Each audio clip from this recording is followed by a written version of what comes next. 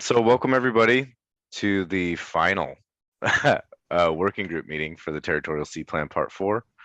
We're just going to kind of jump into things here, and I'm going to, if I can get my PowerPoint to work, jump over here and introduce myself again. I'm Marcus Chatfield. I'm the Undersea Cable Coordinator for the Department of Land Conservation and Development. And we'll just kind of go around and introduce ourselves and then get to work. So go ahead, Andy. Good morning, everyone. I'm Andy Lanier. I'm the Marine Affairs Coordinator for DLCD. Mike Graybill. Good morning, I'm Mike Graybill. I'm the guy with the twitchy video. I represent the South Coast, so I'll be in and out on video. Thank you, Mike. Lene. Hi, I'm Lene Rutledge, and I represent the North Coast as a resident of Tierra del Mar. Thank you, Lene. Delia. Sure. Good morning, I'm Delia Kelly. I'm the Ocean Energy Coordinator with ODFW. Becky Anthony is ODFW's lead, but I think we'll be tag teaming our final input today. Thank you. Joanne. Hi, I'm Joanne Morris of Google, and I'm here today representing the cable industry owners. Thank you, Joanne. Scott. Yeah, good morning, Scott McMullen, representing North Coast Commercial Fishing. Thank you, Scott. Elaine. Good morning, Elaine Albridge, permitting attorney at Davis Strait Tremaine, member at large. Thank you, Elaine. Laurel. Morning, everybody. Laurel Hillman, Oregon Parks and Recreation Department. Thank you, Laurel. Jamie. Jamie Faraday, OPAC, Coastal at Large. Thank you, Jamie. Chris Stein. Good everybody. Good morning, everybody. Chris Stein, Oregon Department of Environmental Quality, and I will be here most of today. Thank you. Thank you. Becky Anthony. Yeah, good morning. Becky Anthony, Oregon Department of Fish and Wildlife. Thank you, Becky. Jason Searman. Good morning, everybody. Jason, Oregon Department of Energy. Missed the last meeting, but just read the helpful summary, so appreciate that. Looking forward to being here. Thank you. Tara. Morning, Tara Brock. I am Vice Chair of OPAC and represent Coastal Conservation, and I'm in the chair of this here working group. I think we got everybody. Is that everybody? My last? Oh, we have Reed. Oh, Reed. Morning, everyone. Reed Burgett, Department of Geology and Mineral Industries. Thanks.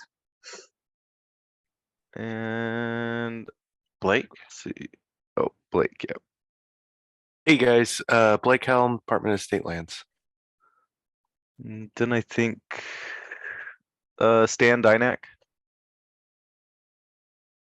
Yeah, hi, good morning, everyone. Representing Microsoft here as the public domain.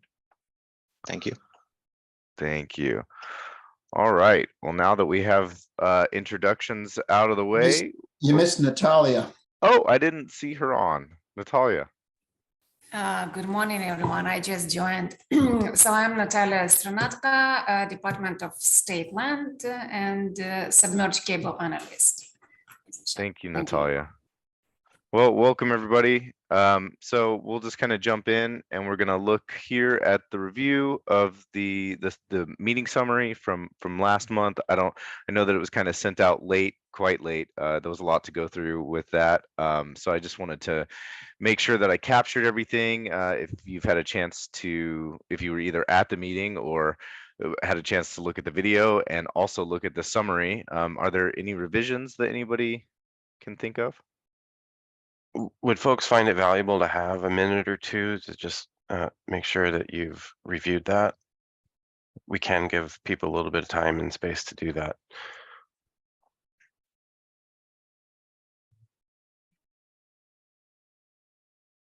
I'm not seeing any raised hands or any comments, so. All right, excellent. So we will move on to the next slide. So the agenda today, today's meeting is going to be a little bit different, as I sent out in an email before. I kind of have interspersed a lot of breaks in here because it's going to be mainly us talking, and hopefully we can move through this and achieve consensus on things. After today, I will not be making substantive changes to the document that we haven't agreed upon as a group today. If there are areas where we have differences in opinion, I ask that the group of folks who have a differing opinion from what is in the document, and if we can't reach consensus here in the group, you present me an alternate option, in alternate verbiage that I can send to OPAC along with the draft as it will stand after today. Andy can talk a little bit more about the type of edits that we will be making other than substantive edits. Yeah, so Marcus asked me to identify and just talk briefly about if we see Scrivener's errors in our document and edits, like what is our ability to make changes about that. And Steve Shipsey, who's our OPAC Department of Justice representative, has informed me, and I've worked with him for long enough to know that he will go through our document and he may make changes that are of that nature. So nothing substantive that would change the meaning of the text, but he might change wording a little, either to be more direct in a sentence structure or to correct any errors. And he reminds us all the time that as the executive branch, we do have the authority to make those changes so long as it does not change the meaning or the intent of the language that has been recommended by the Rule Advisory Committee, which would be OPAC and or its working group. So as we go through our document today, know that I myself have identified a few places where the wording wasn't quite correct from a readability perspective, or there may have been a typo or edit. We will be going through to make those revisions as we finalize the document.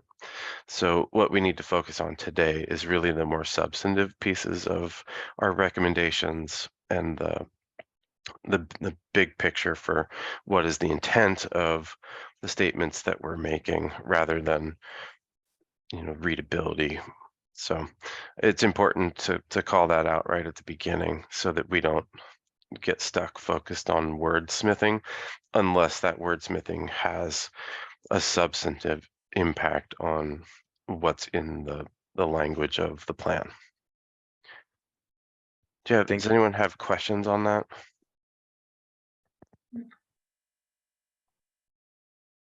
Just to be clear, if we have also identified maybe some typos or things like that, is that okay to provide? I don't want to certainly today point out every typo or something we found, but if we provide that to Marcus after, is that okay? Yes. Absolutely, yes. Okay. Please, that makes my job easier. Excellent. Okay, so thank you very much, Andy, for that. I just wanted to kind of get that out there so that everybody kind of knows, and we're being kind of transparent with the way that we do things. So just we're going to go through a little, this overview. We're going to discuss the memo that the agencies will be sending to OPAC in addition to the draft amendments. And then we'll take a quick break. Then we're going to just kind of jump in to talking about things. Now, today's meeting, there will be probably a lot of jumping back and forth between me having this presentation up as a full screen and me kind of having it shared in a little bit different way, because I will be adding, if there are issues that come up, I will be typing those into the presentation today so that they are captured within the presentation and can be put on the site, and so that I have kind of a record of what we talked about today, so that I make sure to make the necessary changes later. So we'll talk about structure and background and the glossary of terms. policies, implementation requirements. If at any point there's other things that you feel need to be brought up, we can bring those up during basically any of those times. And towards the beginning, after we discuss the memo, we'll talk about kind of if there's any big major things that anybody has found already. So just kind of some dates for upcoming meetings, materials, and review timelines. The materials were provided last Wednesday. We're having our last working group meeting today. Final revisions and the draft and the memo will be sent to OPAC by the 17th, so a week from today. And then the OPAC meeting is on the 23rd.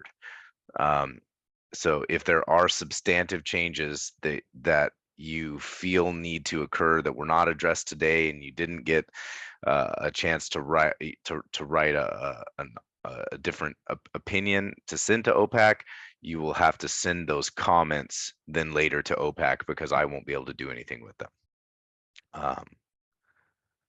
So just to kind of touch briefly, to touch briefly on that memo, and Andy, you can jump in here and talk about it a little bit too. I know we kind of, excuse me, I got a frog in my throat. And I know that we talked with several other agency folks. So if any of you would like to step in and talk about this as well, I'll kind of give a quick kind of brief overview, but if you'd like to add anything, feel free. So the memo consists of these kind of main steps here.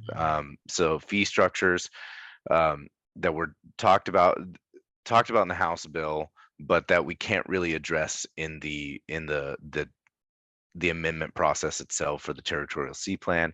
That's kind of the gist of most of these topics, is that either we touched on them in the TSP where we could, but we don't feel like they were, that the TSP or really OPAC is the place to handle them.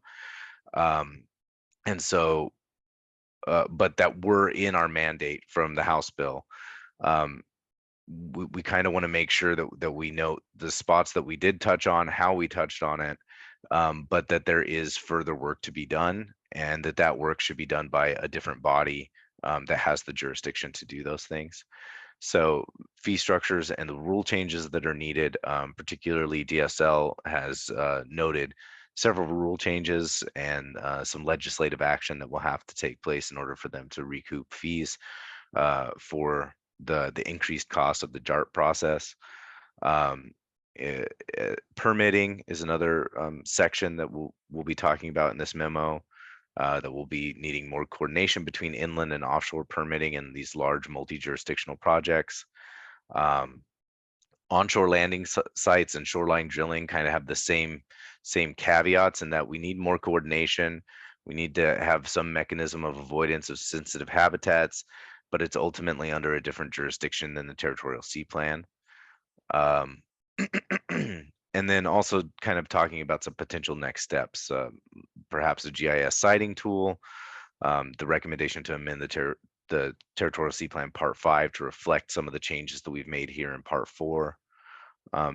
Andy, anyone else from the agencies have anything else to add to this memo? Yeah, thank you, Marcus.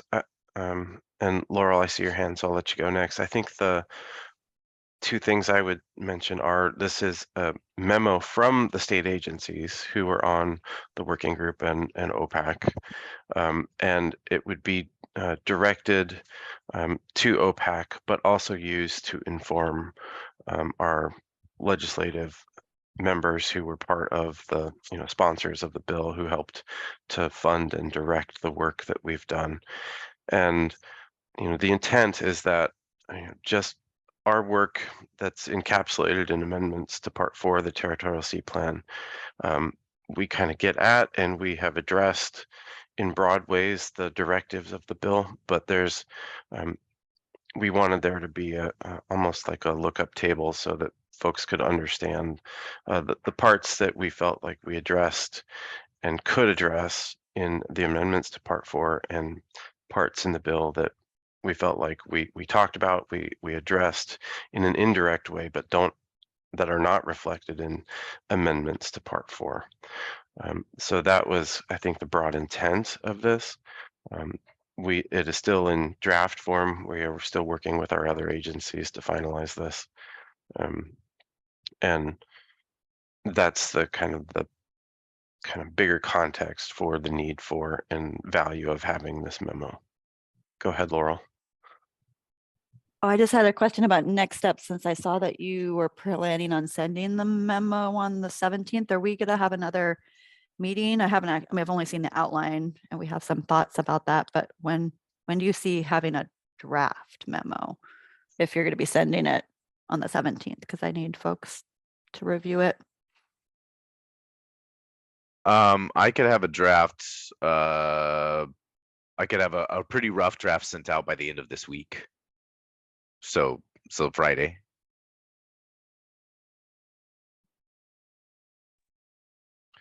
And if we weren't planning on having another chat about it. Oh, you could. I've had multiple chats with folks from different agencies. So if you would like to have a one-on-one with me to tell me your concerns, I'm happy to schedule that anytime that you have available between now and then. I just need to see the actual. I only have the outline. I don't know if there's anything besides the outline, but we have some thoughts on the outline. But once you have an actual draft, yeah, I will send you what I have. Maybe during lunch today, I'll send you what I have, and then after that. Because it's different from the previous draft, but then we can have another meeting, or you can send it via email, whichever is better for you. Elaine, did you have something? Yeah, it was just a quick question in response to something Andy mentioned about summarizing for OPAC how the working groups work related back to the directives of the Senate bill. Where does that fall into this outline? Because I think that's a good idea to show them what was addressed and kind of how for a roadmap. Yeah, the intent is because the draft text amendments to Part 4 are very specific to the work that we've done as a group to update the policies, update the plan, provide additional sections, etc. But there's no, as a part of that, accompanying explanation of how the work kind of met the intent of the legislation. So that was the goal, is to provide some of that context. In the memo? In the memo, yes. Okay. And Scott, we will be making that memo publicly available. It is currently not in a shape that agencies are comfortable sharing it currently. So as soon as that is finalized, and it will need to be, ready to go ahead of OPAC so that it's available for us to share with that group of people, as well as others who are interested. Just a follow up on that, Andy. I think maybe what Scott's getting at is, will the working group have an opportunity to provide comments on the draft memo before it's finalized? I don't think so, and I think that's because this is the agency perspective that we are sharing, okay, and not intending to speak on the working group's behalf. Natalia? Yeah. And just maybe, Andy, can you clarify the process, like what would happen after OPAC? Let's say we submit to the OPAC this draft amendments and memo. And what if, let's say, OPAC will decide that amendments doesn't cover everything that was pointed out in House bill? So can it refer back to the working group to review, or what is the process after that? What potential, let's say, different way of approve and agree on that final version of amendments and memo? Maybe, they will tell that something should go to the amendments, not to be as part of memo. So can you just explain those possibility things? What would happen? Yeah, thank you, Natalia. So the broad structure of this is that, the working group, which, the agencies have pulled together to provide the expertise and the knowledge needed for, that, subject matter expertise, so that we can provide the best recommendations to them as possible. in the circumstance where we don't all have consensus in moving something forward, the task then is to communicate what the differences of opinion were to OPAC and how those differences of opinion would result in modifications or changes to the draft. So that then falls to OPAC to hear, those alternatives and make a decision. I do not believe that there would be a pass back to the working group, to review other topics or substances given short time, in the directives of the bill that, the legislative direction was asked that OPAC make a recommendation by the end of June. So I don't know that there's time for another group to convene and then make additional recommendations or changes about that. So that really does fall to the purview of OPAC. OPAC could act to approve some of the changes and not others, and to have further conversation if they so desire. Really, OPAC has the flexibility as an advisory group to the state,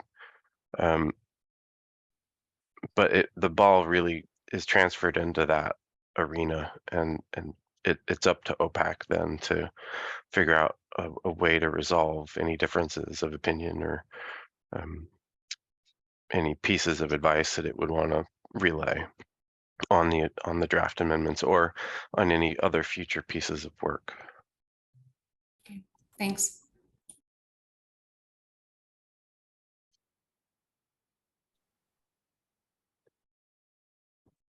Do we have other questions, or any other agency folks want to talk more about kind of their vision for this memo or anything like that? Marcus, we did have Ryan join us. Ryan, you want to introduce yourself?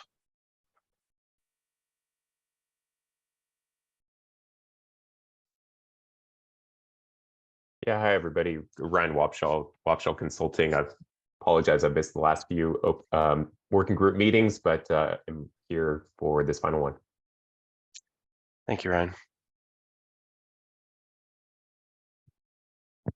All right.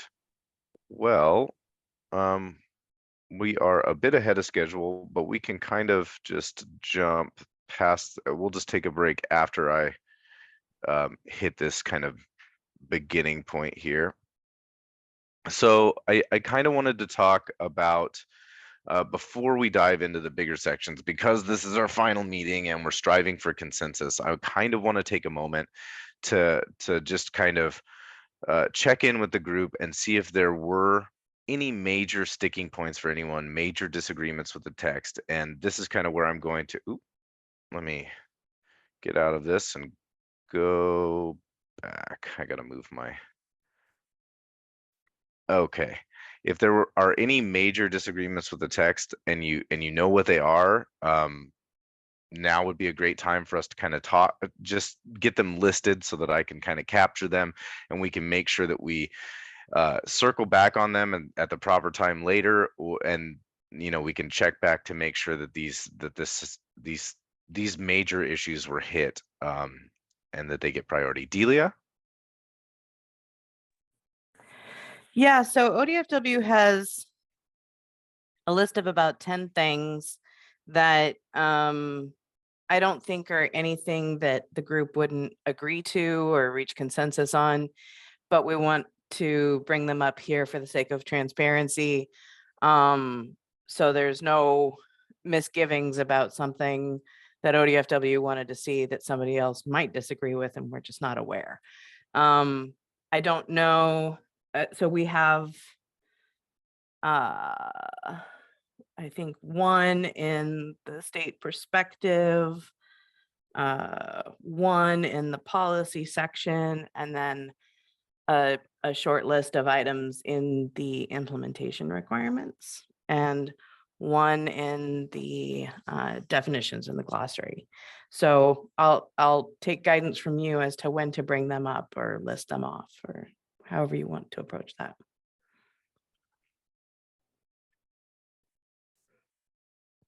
Yeah, so thank you, Delia. I think we're trying to get our arms around the universe of the different issues that we want to handle, or that we're going to need to have substantive discussion about today. So that's, the purpose of this initial kind of putting our cards down on the table with an expectation then of how much time we may need to devote to the different topics that we're going to be discussing today. So thank you, Delia, for a summary of kind of where in the broad documents you're going to have comments. Appreciate that.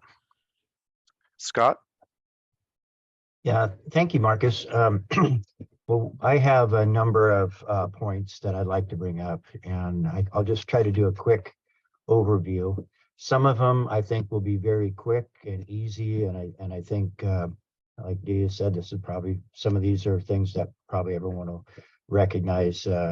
Minor wording change will handle, and others may be a little more challenging. So page 7, bullet 1 at the bottom of the page, where it says that applicants are to engage with tribal governments in a collaborative agreement seeking process, and that tribes are addressed elsewhere, and there's absolutely a requirement in 2603 to coordinate with the tribes. But this is a different step to have this language agreement seeking process. It isn't, it's nowhere else except for on the bottom of page 7, bullet 1. And so I'd like to talk about that at the right time. On page 9, the technical experts that DSL could hire to review an application at the applicant's expense. This is sort of new territory as far as I'm aware, and I think while it may be appropriate in some cases, I think there probably ought to be some sideboards to this, and I think that's reasonable. And so I'd like to discuss some possible word around that. On page 9, 4.3, requires all applicants to complete a resource use inventory and effects evaluation.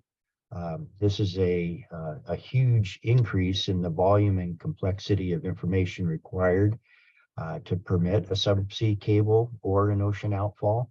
And while as I said before, in some cases it may be appropriate if you have a new use, a novel use that hasn't been seen in Oregon before, say a oil pipeline or a hydrogen pipeline, or maybe offshore energy structures.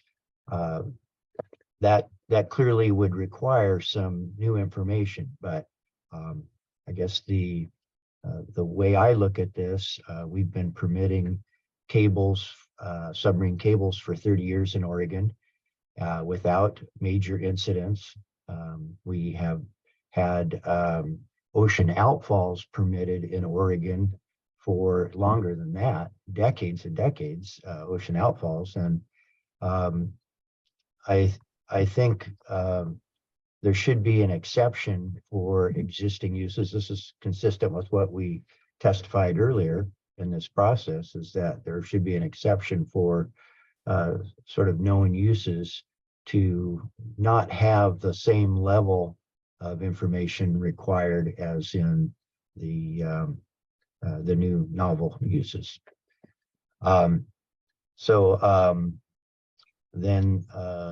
And part of that on page 11 is an exhaustive list of habitat types, benthic and of benthic flora and fauna.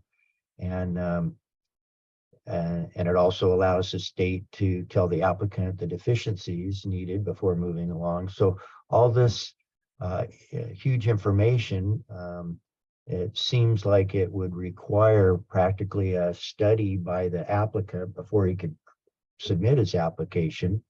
And then there's still the ability of the state after the fact to say, you know, you've given us everything that we asked for, but we now have the ability to ask for more things that weren't on our list.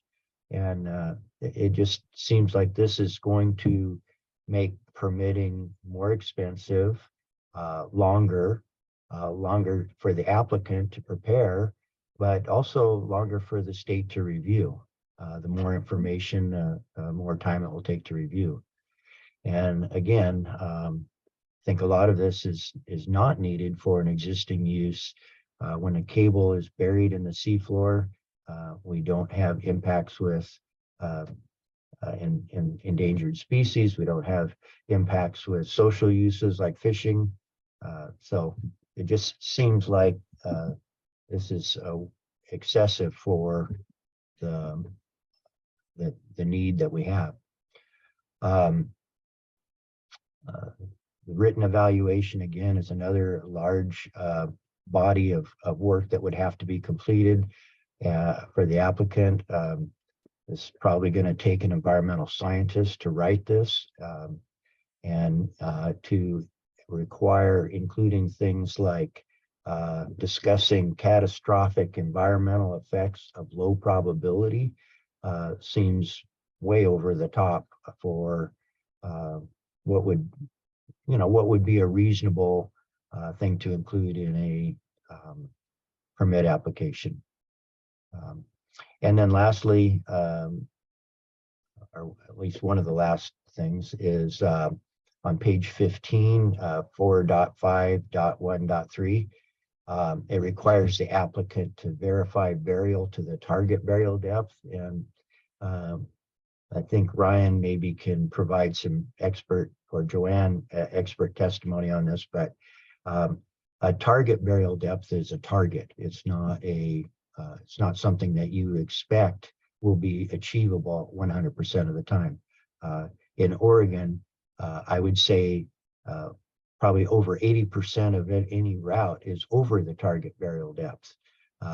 Then there's a portion that's right at target burial depth, and usually some portion is a little bit less than target burial depth, but it's a target. It's the best that is able to be done based on the route. So I just think we need to fix the language there a little bit, because if we were to require in the permitting for an applicant to verify burial to target depth, either we'd not have cables come, or else the target burial depth would be, half a meter or something less, and I don't think that's realistic. So that's a quick summation, Marcus. Thanks. Thank you, Scott. Joanne?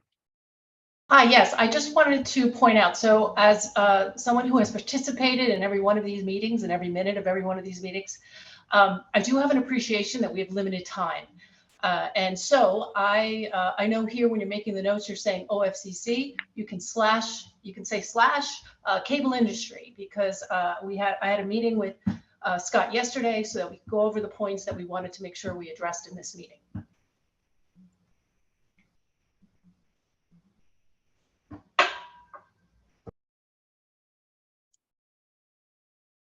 Thank you, Joanne. Yeah, thank you, Joanne. Natalia? Yeah, I just want to make sure that we can discuss also that comments from Renewable Northwest letter that yesterday, Marcus, you sent to us. I'm wondering if somebody who was part of that letter presented here today can explain why it's complicity there and etc. But kind of point they mentioned to issue about joint agency pre-application meeting, and as well resource inventory and effects evaluation. Probably some clarification sentences could be added to those two subsection. Because, yeah, I mean, it's partly I agree, like, and again, Scott raised this question about resource inventory and effect evaluation. When you looked at this outline, the biggest section here is resource inventory and evaluation. And it's automatically create the opinion that this is the main focus compared with the other, let's say, it might be we need to really more explain about pre-application meeting, because from that letter, it's not so complex as it seems. So I just want to make sure that we discuss those comments as well during this meeting today. Thanks. The cue that I had was Tara and then Scott and Joanne again, I think, if those are new hands.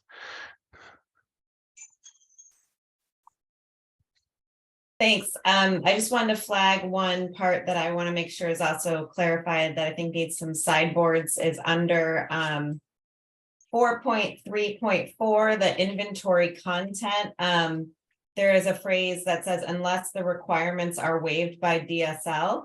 And I just think we might need some sideboards on when we're authorizing DSL to waive requirements of the resource inventory. So, and that might help with some of the other concerns as well, but wanted to flag that as something to discuss. And I also see that Elaine put several points in the chat that wanted to lift those up as well.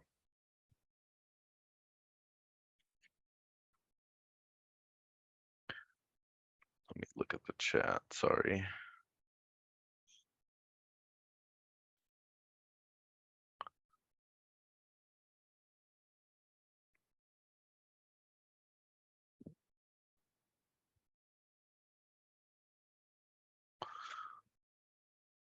Sorry, everyone.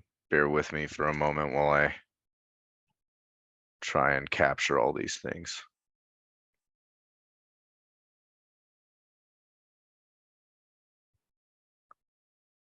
All right. I did capture that. Anyone else have any major points that we should talk about before diving into the next bit? Marcus, I do see Jeff here. For the group's benefit, we did have Jeff Burright, who's our federal coordinations person, the individual who would be implementing federal consistency reviews, at least this year. Hopefully Jeff's not going anywhere, but he's provided us some comments as well from the enforceability perspective for policies and language in the draft that the state coastal program would want to be able to get approved by NOAA relative to the ability to have those as enforceable policies. So we did have a few other suggested potential changes, and those mainly in the policy and implementation sections. And we do have Jeff here today to help walk us through some of those comments as well. Hey, this is Jason at Department of Energy. I read Renewable Northwest letter this morning, and I agree that a couple of those points we should talk about when we get to those areas. So I popped them in the chat. I may have missed, some granularity there, but those were like what popped out to me as their big ones. And I think the cumulative effects one is a good one. Maybe also, I think the resource use and inventory, trying to tie that to maybe other requirements to avoid duplication, clarify kind of the expectations and scope of information that people are imagining for that. Is another good one.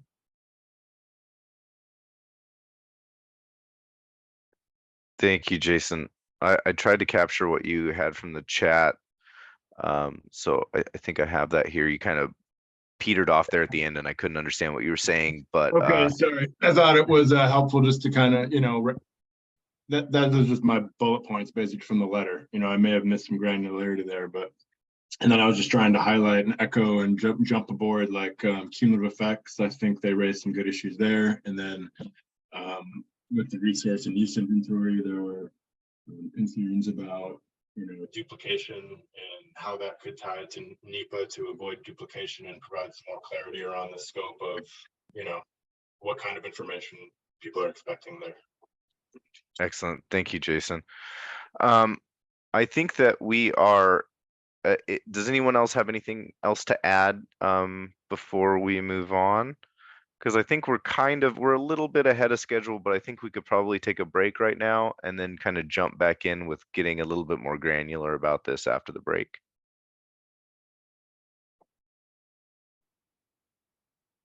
All right.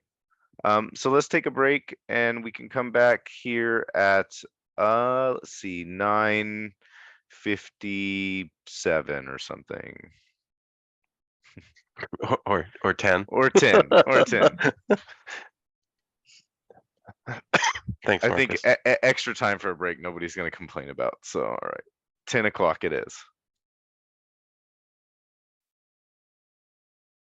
So as you make it back in, just give us a reaction or turn your cameras on or share in the chat so that we know folks are back and we can get started again.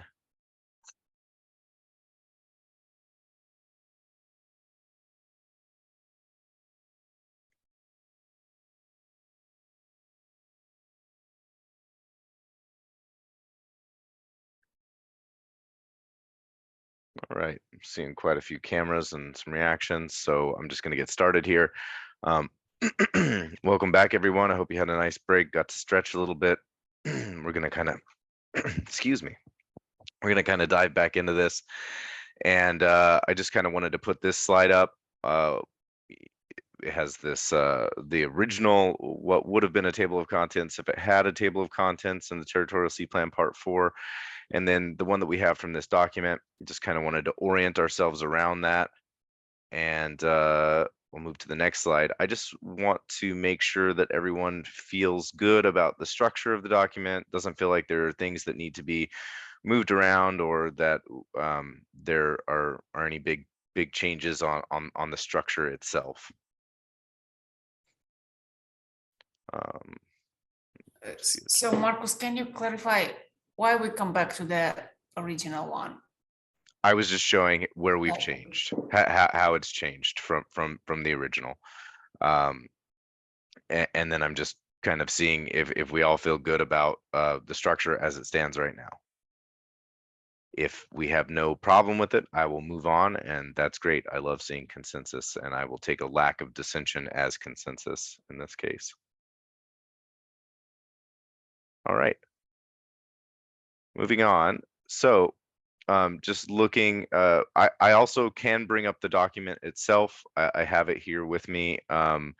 So I just want to see if there are substantive problems in these sections. I know that Scott brought up at least one in one of these sections.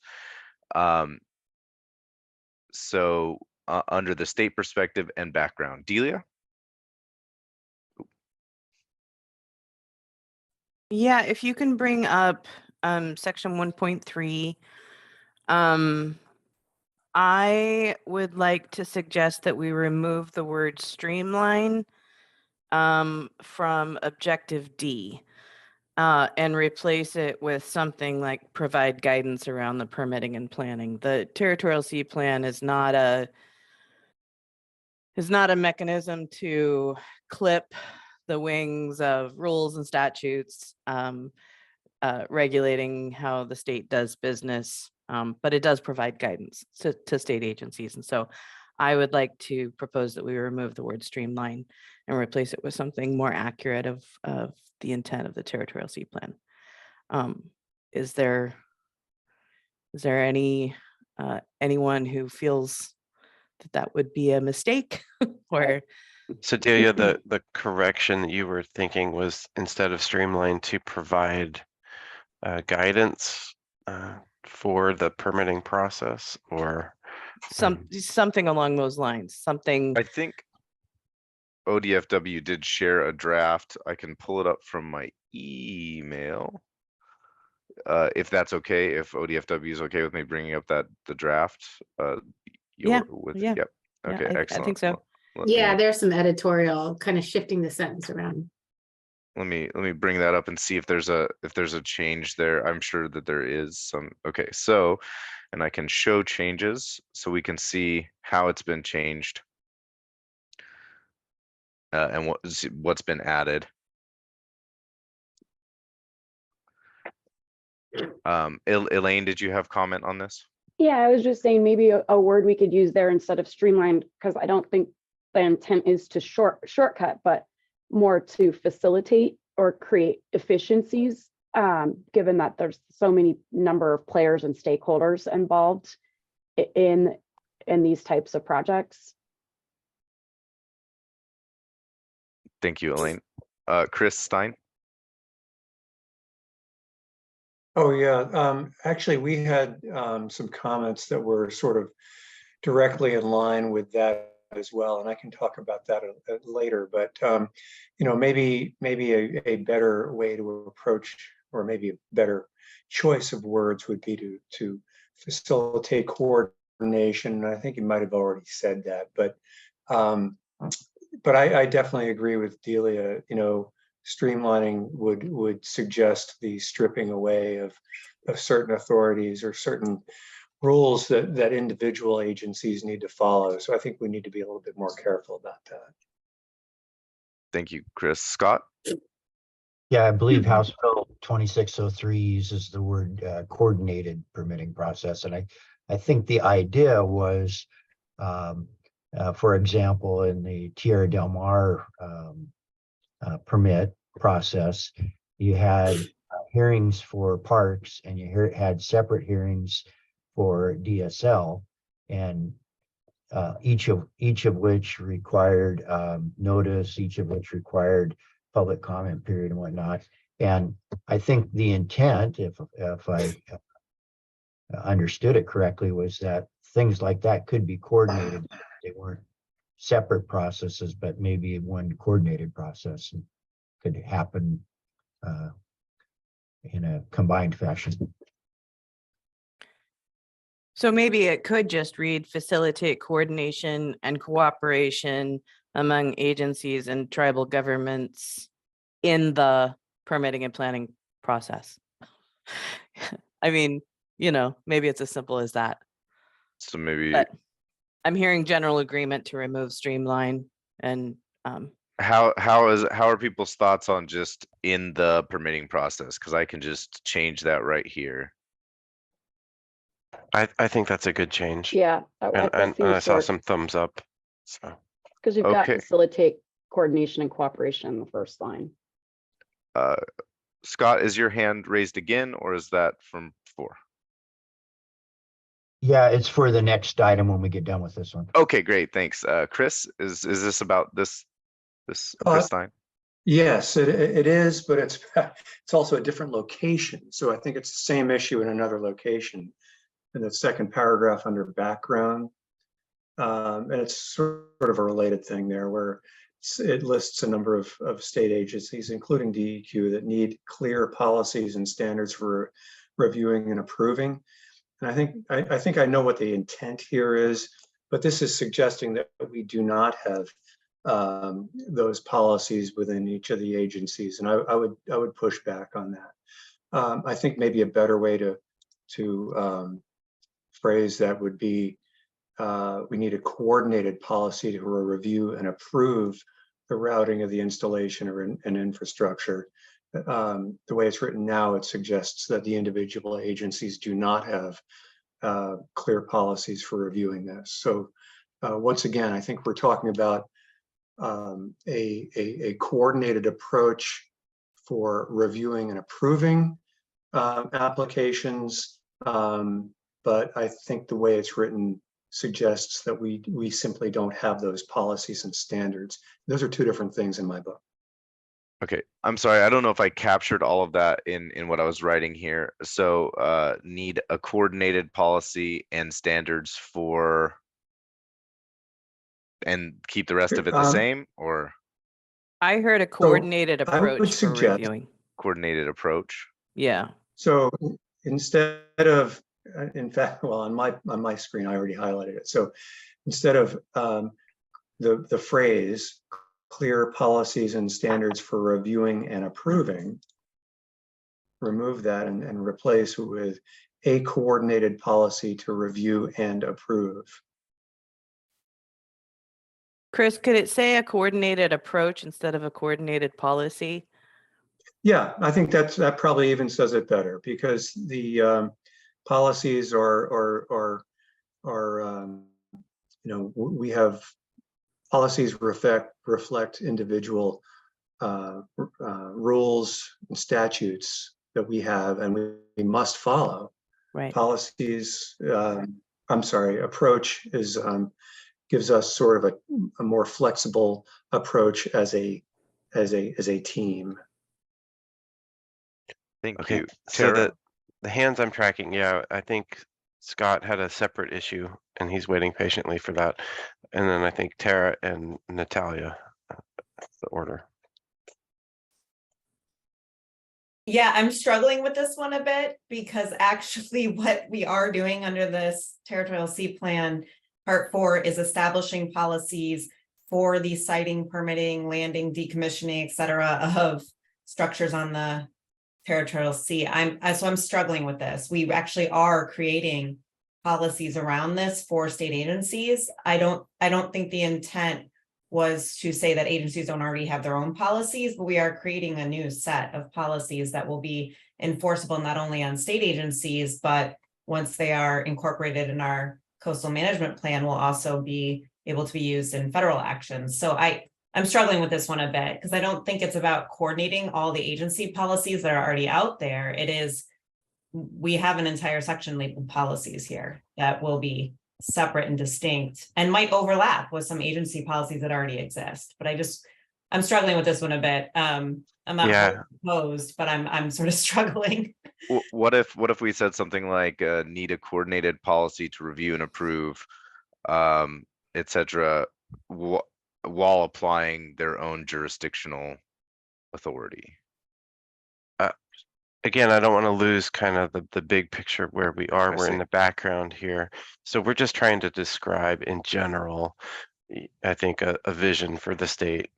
And I do think maybe the word that's tripping people up is need a coordinated approach. I think we want to have a coordinated approach. I think we are pretty well coordinated, and I think the goal of this group was to improve that element of our process that we've come together to help to solve. So,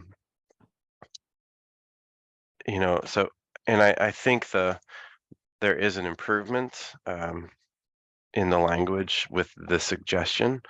So I'm not opposed to making this change. I just don't want to lose sight of the fact that this is a more descriptive section of the plan that's trying to set the stage for the other sections that we've developed and are going to be recommending.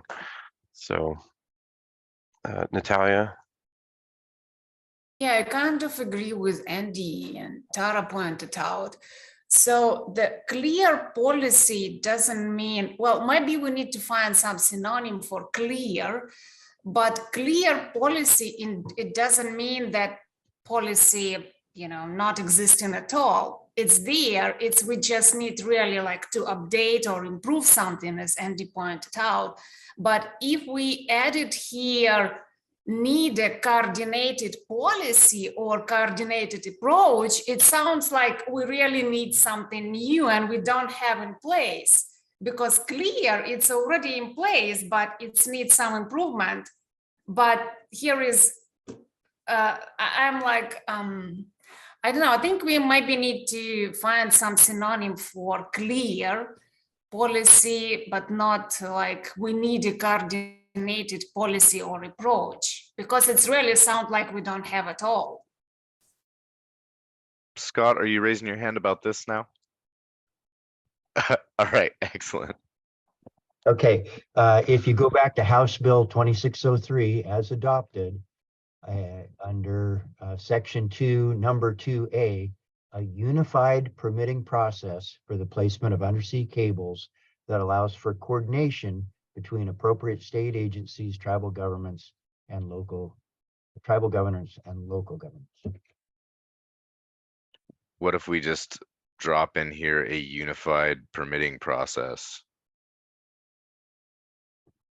I still think though that what we're doing here, the House bill is what was the impetus of this working group. But we are amending Part 4 and we are establishing enforceable policies about the siting and landing of the siting of cables and other infrastructures. So I don't think it's just about the permitting process. I dropped in language from Part 5 that just says state agencies need specific policies. And this is what we're doing. We are creating policies specific to this permitting and siting process. So I just want to, it's not just about the permitting process and coordination. It is also about these enforceable policies, which I view as, integral to our territorial sea plan and coastal zone management programs. So I'll just leave that there. Maybe that helps. It's just that we need more specific policies. I do hear the trouble with the word clear. So we can also maybe think on this one and come back later if it's, maybe someone will have a light bulb moment on a break. Elaine?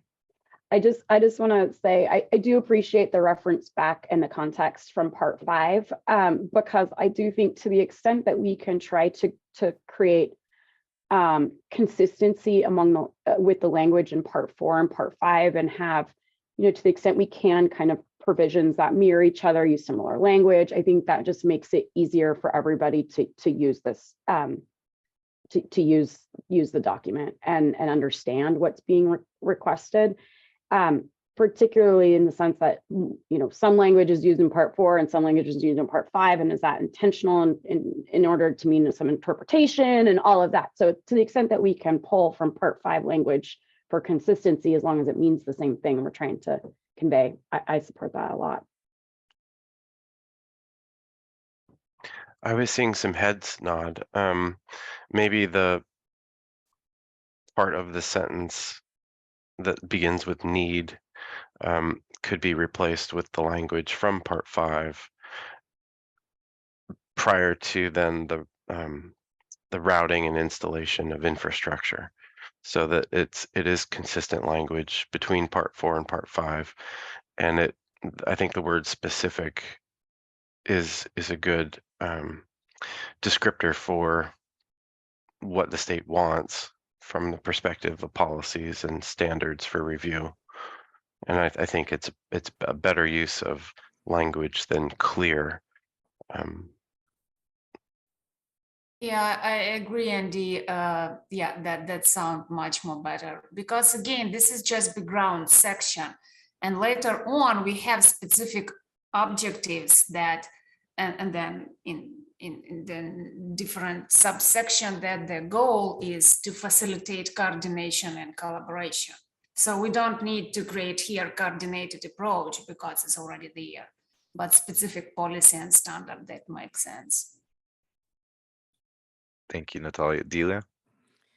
Yeah, I just want to recall from the experience of developing Part 5 that was for a new industry that needed a new coordinated approach.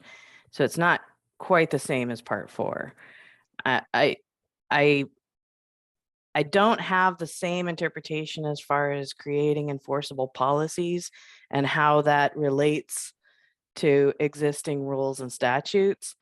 I thought that there was, I was just scanning through the document. I thought that there was something in here in the revisions to Part 4 that specifically said that Part 4 of the Territorial Sea Plan does not supersede removal fill rules, for example, or, all of the laws, the state laws that dictate how the state agencies conduct their business. But I'm not finding it. And so I think,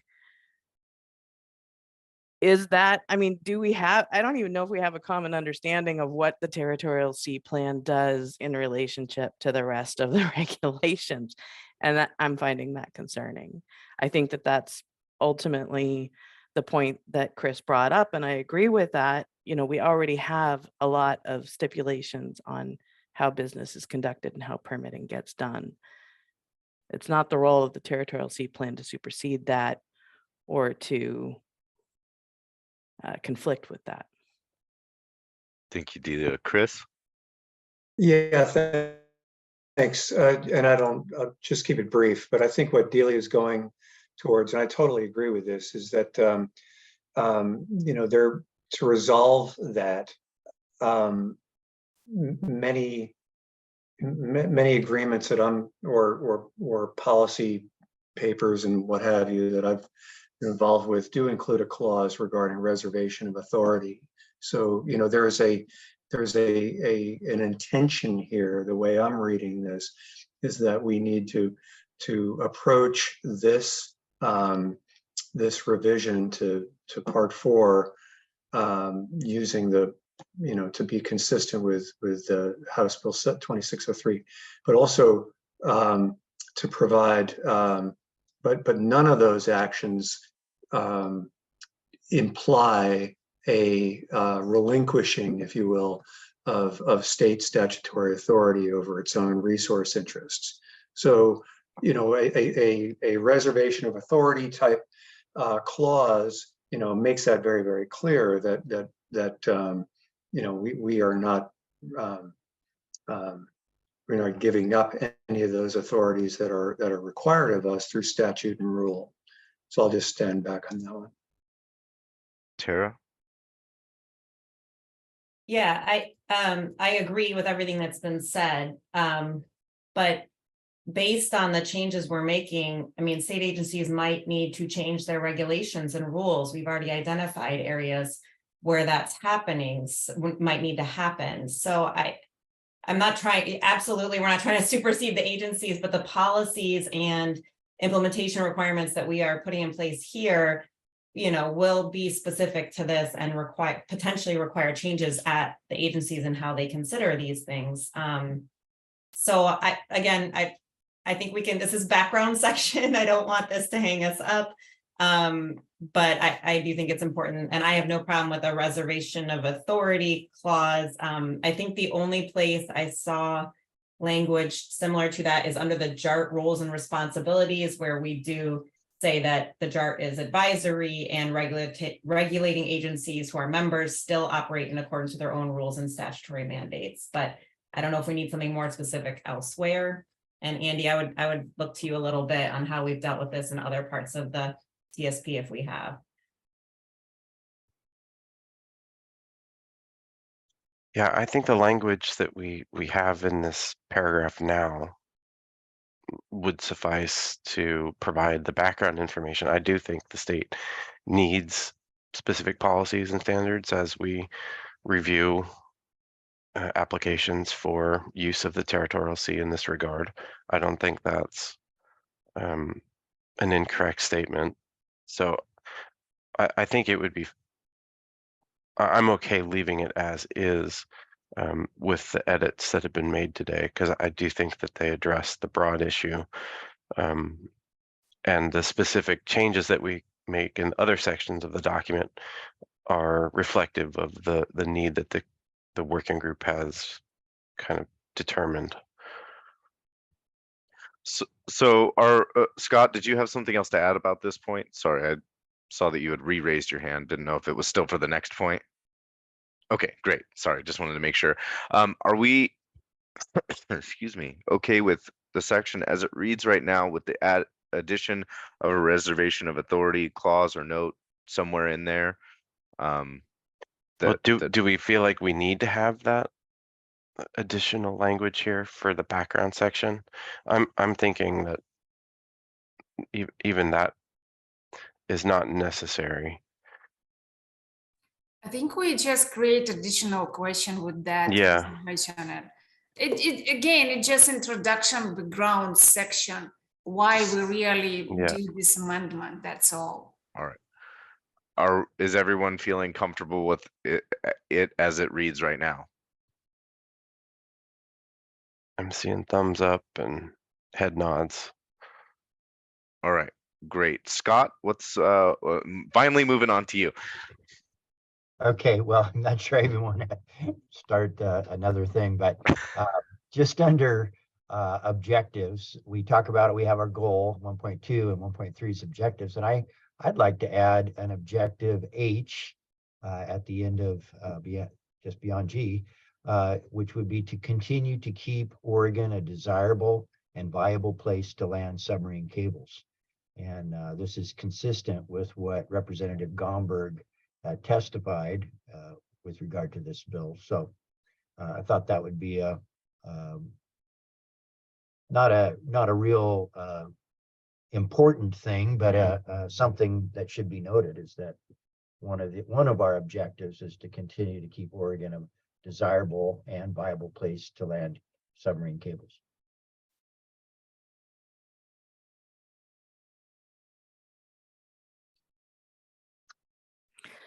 Perfect. Scott, what would you think about adding that to E, which already talks about promoting resilience of infrastructure? Yeah, that could be added to E. I think I'd feel more comfortable about that because my read of the territorial sea plan is that its primary purpose is protection of habitat, marine habitat, per part 1. And so I feel like that's getting away from the territorial sea plan a little bit, but maybe we could add it into E, promote resilience and I don't know, maintain opportunity for landing of submarine cables or something I like don't that. have a problem combining it with E, but it is part of the goal. And when you look at the second half of the goal, it's part of it is to preserve the services provided by the infrastructure for Oregon. And as those of us that attended the tours, particularly the data center in Hillsborough, we saw firsthand the value and heard from the data center superintendent the value of those submarine cables and what they bring to the state of Oregon in terms of economic activity, jobs, all sorts of things. So Yeah, and I don't necessarily see the concept merging with the intent of E, which is, I think, focused on the resiliency aspect. So I do think it's a separate focus, and I don't see this concept anywhere else in the objectives, and it is, as Scott mentioned, in the goal. So I'm comfortable leaving it independent, short, sweet, and as its own objective if the rest of the group feels the same way. thank you. Any, Tara? Sorry, Andy, I just wanted to clarify what you said about you see this in the goal. Do you mean in the current language of our goal from the state perspective? Yes, and I think that's part of the preserve the services provided by the infrastructure for Oregonians. I think I interpret it as that part of the goal. I did too, Andy.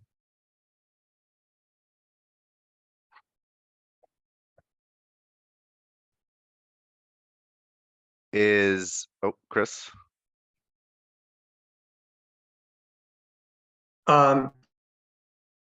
You know what? This is a different point here. So if we've completed the discussion, was there any more discussion on that Scott's suggestion?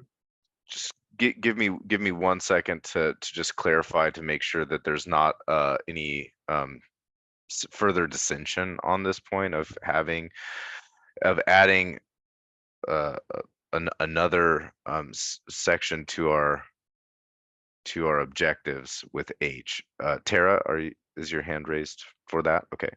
Yes, sorry, because I'm just seeing this now, so thinking through it. I think I'd be more comfortable if this was qualified in some way, like continue to keep Oregon a desirable and viable place to land submarine cables while protecting the marine eco, if there was some other component to this. Isn't one of the first objectives to protect the ecosystem and the habitats? Yeah. So I feel like you know, we're not saying that any of these objectives are kind of in a priority setting here. So I see them all as things that the state is going to strive to meet. And I think that the policies and the framework of goal 19 already states kind of the highest protection of the natural resources is, you know, the foundation of goal 19. So I don't see, you know, H being raised in importance above A. I see them all as something that we strive to meet as a state. So I guess I'm not seeing a need to qualify this if we have an objective specifically for that purpose already.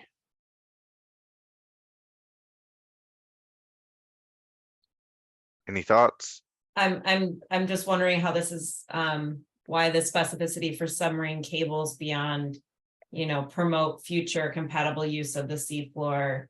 How, I'm just trying to understand. I understand this is important for the cable industry. I'm just, I'm again, haven't thought through this at all. So the G kind of covers this in my mind, that we want to continue to promote future compatible uses, including submarine cables. I just, I don't know. Sorry, Laurel has her hand up. Laurel? Yeah, I mean, the chapter is more than about fiber optic cables too. So it's just calling out one type of thing that's covered by it confusing? I mean, I don't know. It's just one thought I have about it. Blake?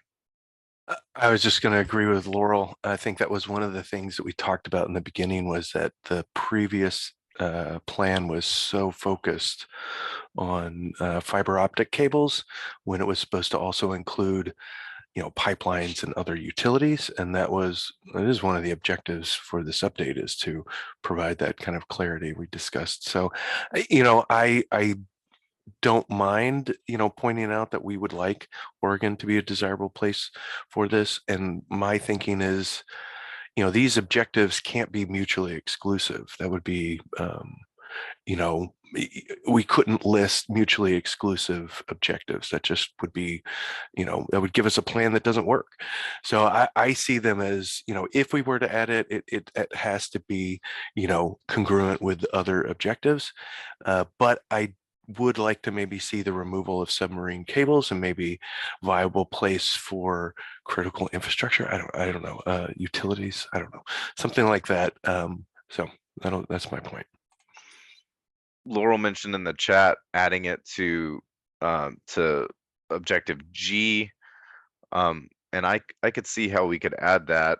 I'd have to think of the wording specifically, but continue current and promote future compatible use of the seafloor between various ocean users to keep Oregon a desirable and viable place for seafloor infrastructure projects. I don't know.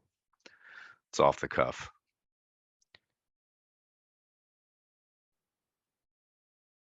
I would support that.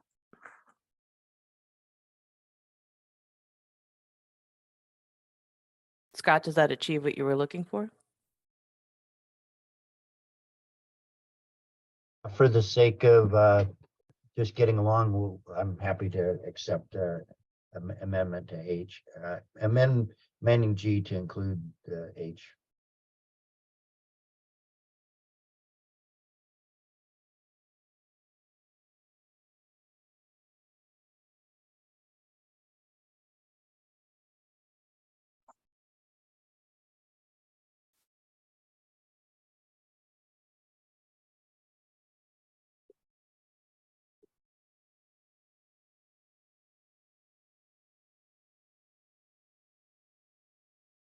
How does that look?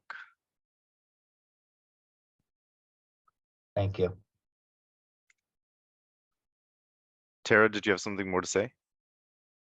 Yeah, I think this just broadened it a lot beyond cables to like all seafloor infrastructure. And I don't know. I have to think about this. I'm sorry. It's very hard to group edit on the fly, I know. But appreciate the comment. I understand where we're trying to go here. But maybe think about it just a little bit more reserve to come back here maybe. Because seafloor infrastructure is very broad, and I don't know that we would all agree that we want to promote certain uses of the seafloor. I just think I need to think about that a little more.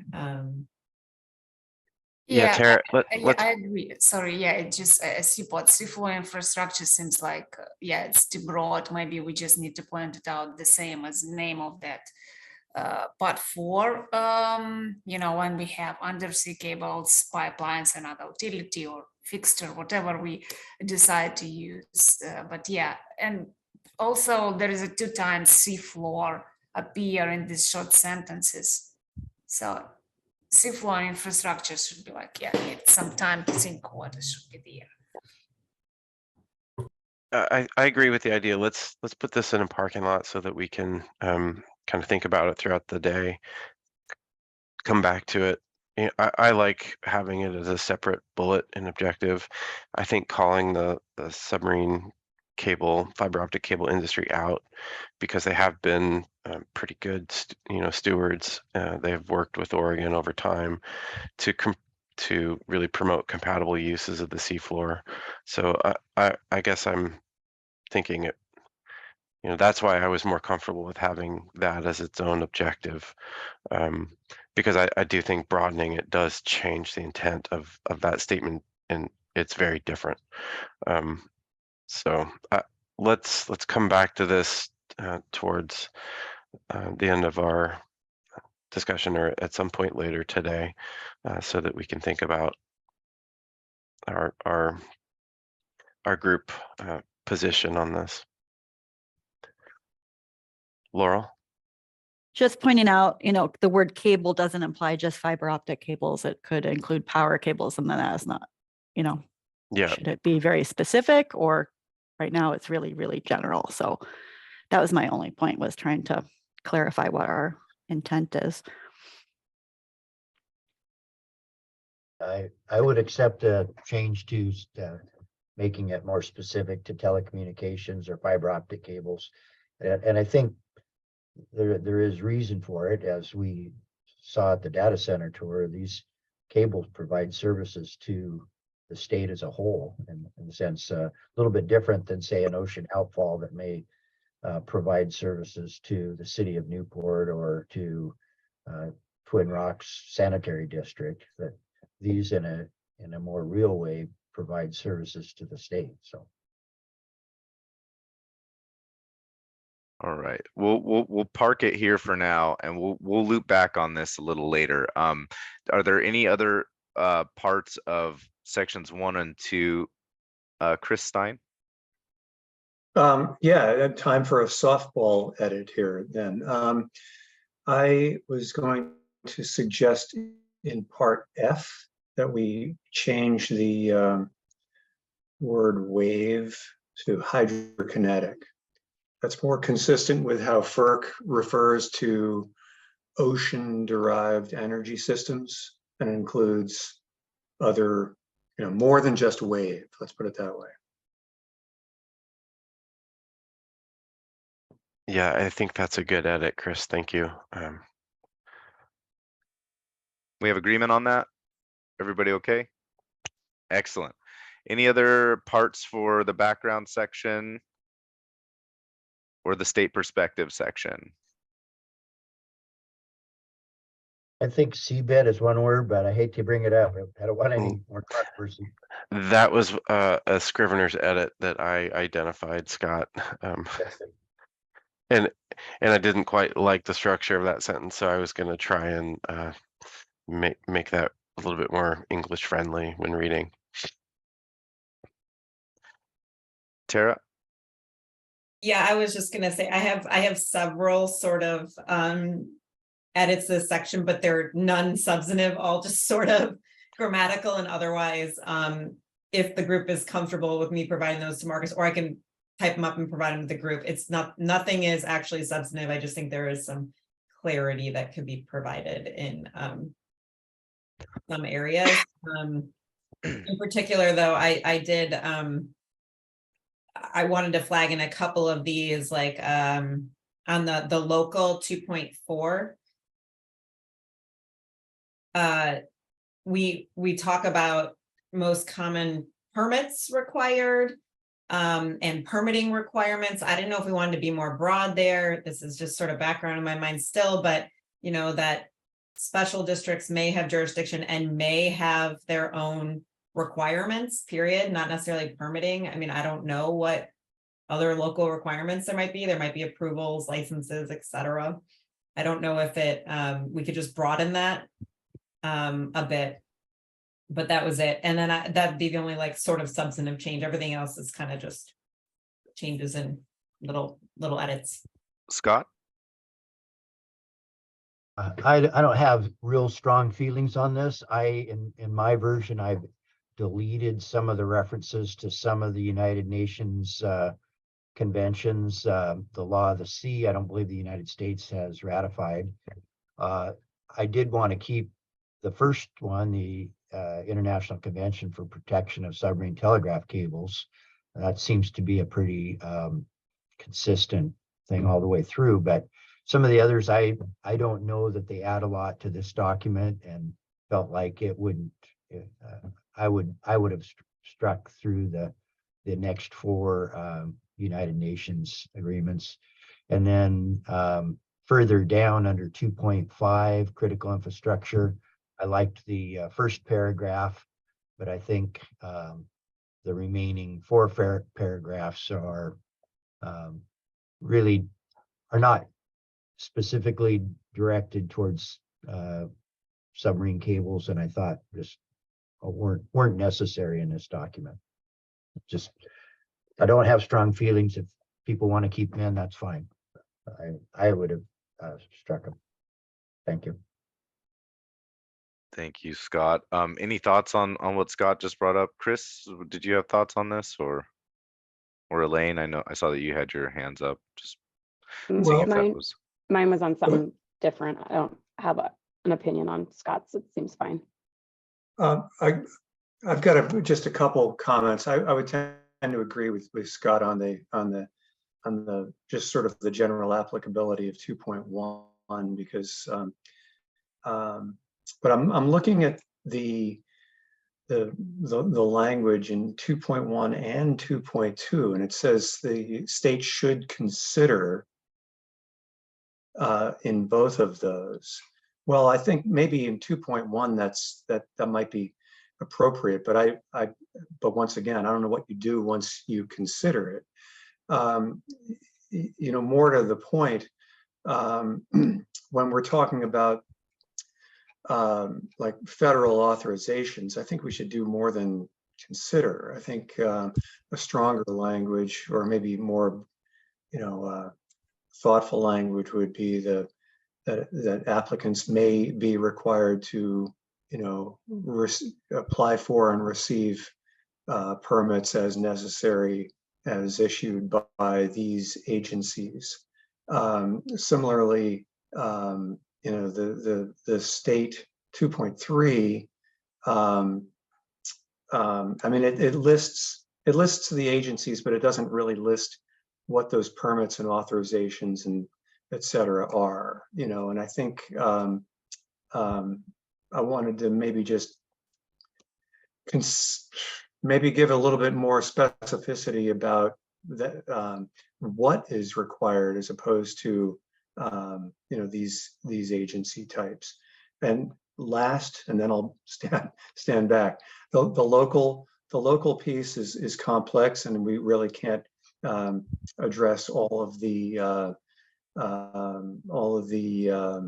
authorizations that might be required for landfall applications when it comes to each of the local communities. But you know, in general, I think those can be sort of couched within a reference to local land use planning codes, because they're all different, and just flagging the need to be consistent with local land use planning ordinances probably says it all. So I'll stand back here. Elaine, is your hand raised for any of those points that Chris made? No, okay. Natalia? No, it is. Sorry. Oh, it is. Sorry. Sorry, I didn't get to them. Yeah, my comment also had to do with the language should consider in 2.1 and 2.2. Just wanting to have a conversation about what we think that means. I think it means that, you know, we're acknowledging that there are international and federal laws that may also apply during the state's review under the TSP. But I think should consider as a question when it comes to what is the obligation then of the state agency to ensure that it's fulfilling that what could be viewed as like a criteria or a standard. So maybe more softer language of recognize or acknowledge or something like that, depending on what the intent is here.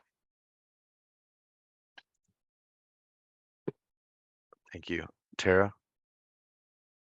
I had also flagged this, but mostly as a grammatical thing, because this currently says that the state, under federal at least, says the state should consider federal agencies, which is like a little weird phrasing. Like I actually had should consider consulting with the federal agencies, which is what the JART purpose of the JART is, sort of. So that was more where I was going with this, not the federal laws, because we don't actually even call out the federal laws. We just call out the agencies in this paragraph. So my read of it was the state should consider consulting with those agencies that might have a role. That was how I was thinking of this phrasing. And then, I mean, consider from my standpoint is pretty much the lowest form of policy language. It's like, you need to consider it, but you don't have to actually analyze it or do it. There's no mandates, but so I'm fine with that language, but if there's something else that would make people more comfortable, I'm okay considering a word change too. I would like to continue this conversation, but we are scheduled for a break. So let's continue this conversation in about 15 minutes. Okay.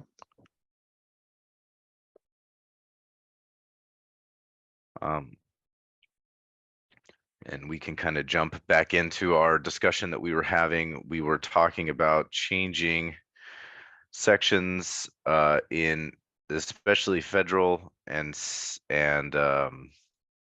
international 2.1 and 2.2. Instead of having the words should consider changing that. I tried to capture that a little bit in the PowerPoint.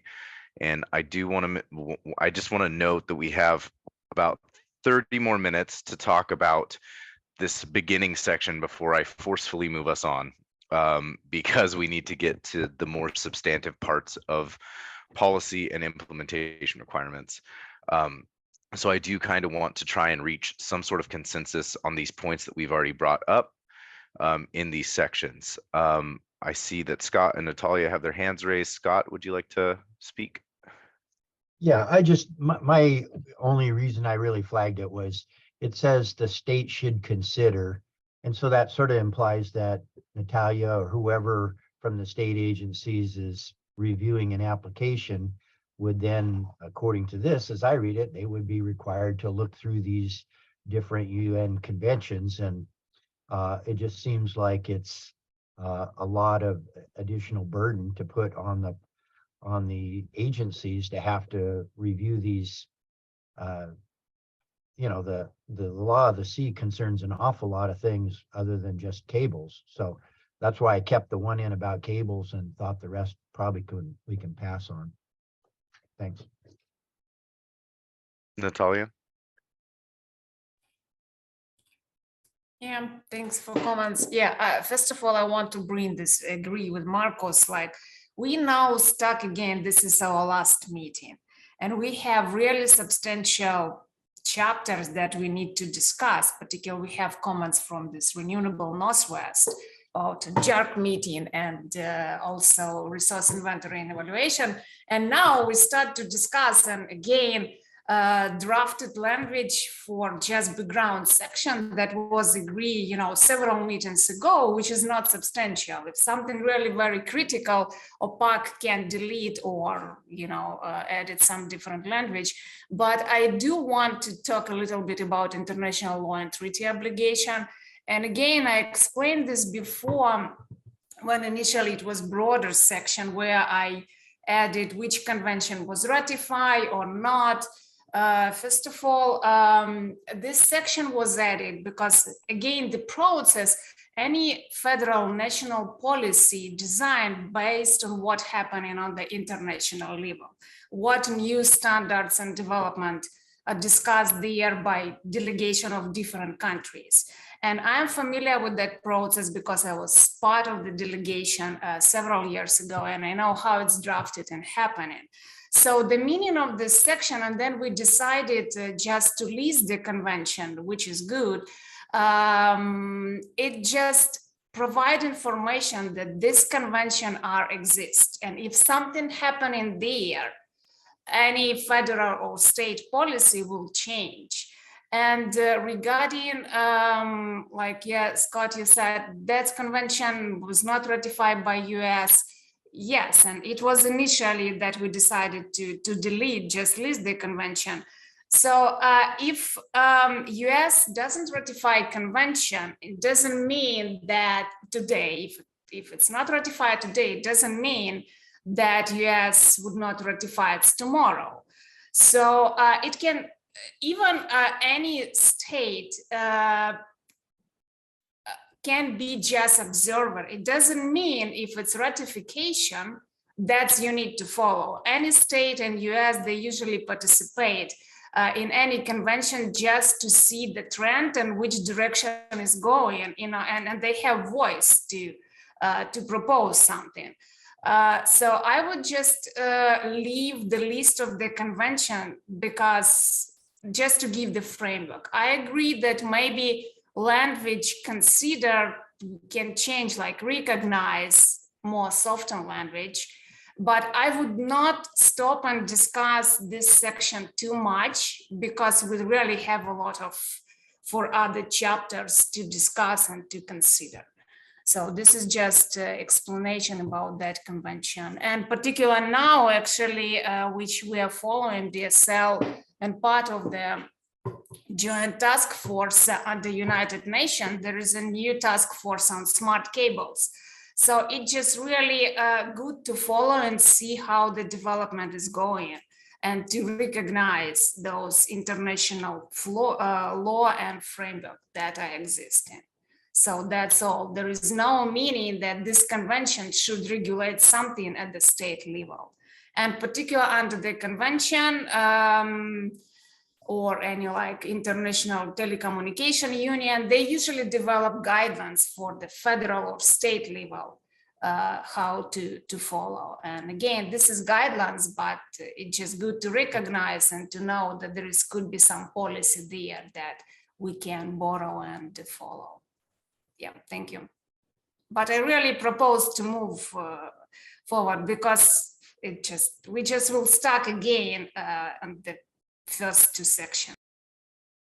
Thank you, Natalia. Scott? I'll concede to Natalia. Go ahead and leave it in.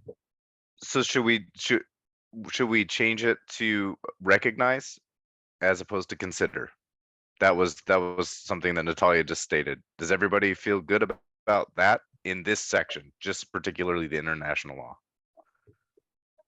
I would just note Mike's comment in the chat that says, perhaps note part 4 is operating in a context of larger international agreements and frameworks. So the state should recognize that, we are operating in, however we want to say that, I guess could also work. But yeah, I think recognize is fine. Way to change it. Excellent. Okay, just to quickly move to the next section. There's been some proposals, some talk about the state changing. The state should consider the following to something different. I just want to focus only on the federal here. What are folks' thoughts on that? I would like to get this somehow figured out.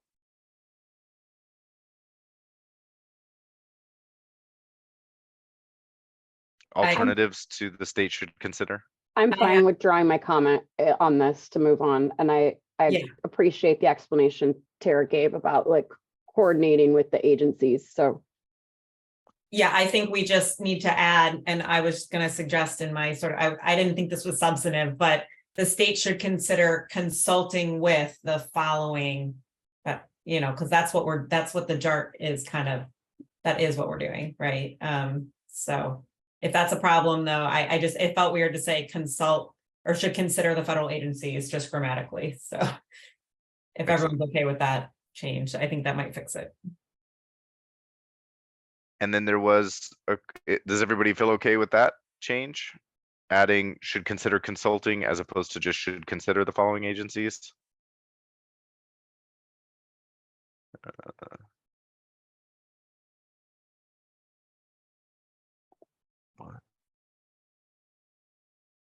I saw just a bunch of thumbs up, Marcus. I didn't see Okay. any hands raised. Or I was just trying to see what was talked about in chat, but that's a new topic. Okay, great. So we will keep that. And then there was some talk in the local section, and then there was talk in the state section of potentially listing out permits. I didn't want to get into that. This was my reason behind it, is that there are different permit certifications, determinations, and easements, and it's kind of a list. And I didn't want to list them out specifically here because of the number of them, but I can do that if that is the will of the group. Blake? I was just going to say, for DSL's part, we're happy to, if people want to list out, we're happy to provide all the permits that we would require for a typical project or that may be required. Thank you, Blake. Delia? Marcus, I would support your approach of not listing them. I don't think we need to get into that level of detail.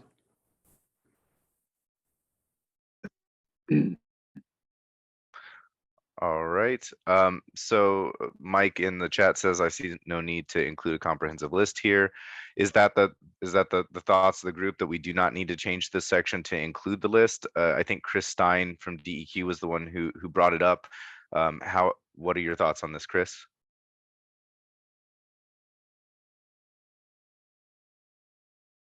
Go ahead, Chris. Oh, I'm sorry, I was on mute. Yeah. I don't think this section it's needed to itemize and maybe provide a comprehensive list of all state permits necessary, for cable installations. I don't think that's really necessarily the point. I think I will consider some language and send it to you, but I do think that we should, it says seafloor development within territorial sea may require permits.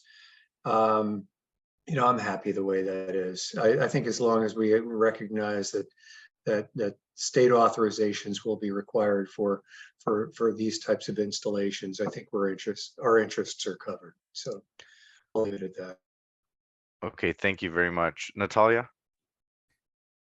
Yeah, just quickly, I agree with Tara when she was talking about like other requirements.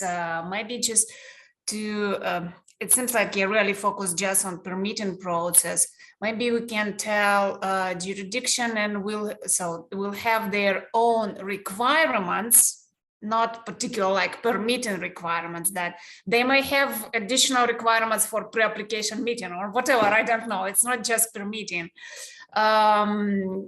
Just their own requirements, and then it may include but not limited conditional use permits, development permits, or other something like that, so that we are not just focusing on permits and we don't need to list all permits that the local jurisdiction may require. This is just so it's. Oh, you're speaking local now. Sorry, I was because sorry, we were talking about local. No, we were talking about state, but that's okay. Oh, sorry. But no, it's all right. I got really confused for a second there, but so maybe changing it to just having it to where it says their own requirements in local. And it may include but not limited those permits or other requirements.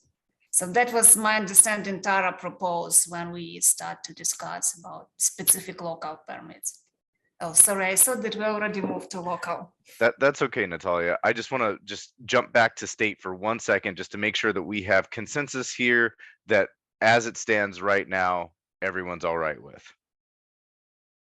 with maybe some changes. Chris had talked about potentially sending in some changes. Sorry, I'm reading in chat. I don't know. I was just providing my red line of the local to Natalia's point. That's all. Okay, excellent. I'm not seeing any other kind of dissent for the state section. So we will move on to local, and I will, so I don't know if everybody can look in the chat and see what Tara has suggested, if there are any thoughts on that. Yeah, I can just quickly say, it says that similar to above with state, that they may require permits, like local jurisdictions may have jurisdiction and may have their own requirements and might not be permits. So just deleting permitting. And then the most common approvals required include, and then, conditional use permits, or just to be a little more broad. That's it. I don't really think it's that substantive, just that not all local jurisdictions will have requirements probably. So, although probably most do. I think those are good changes.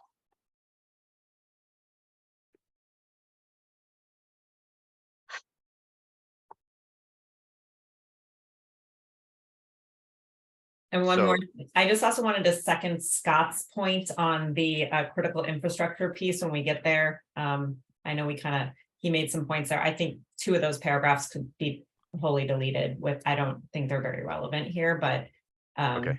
Yeah. So how are we feeling about, I'm sitting on my thing, sorry. How are we feeling about the local section as has been changed as Tara had sent it in? Do we feel okay with this, everyone?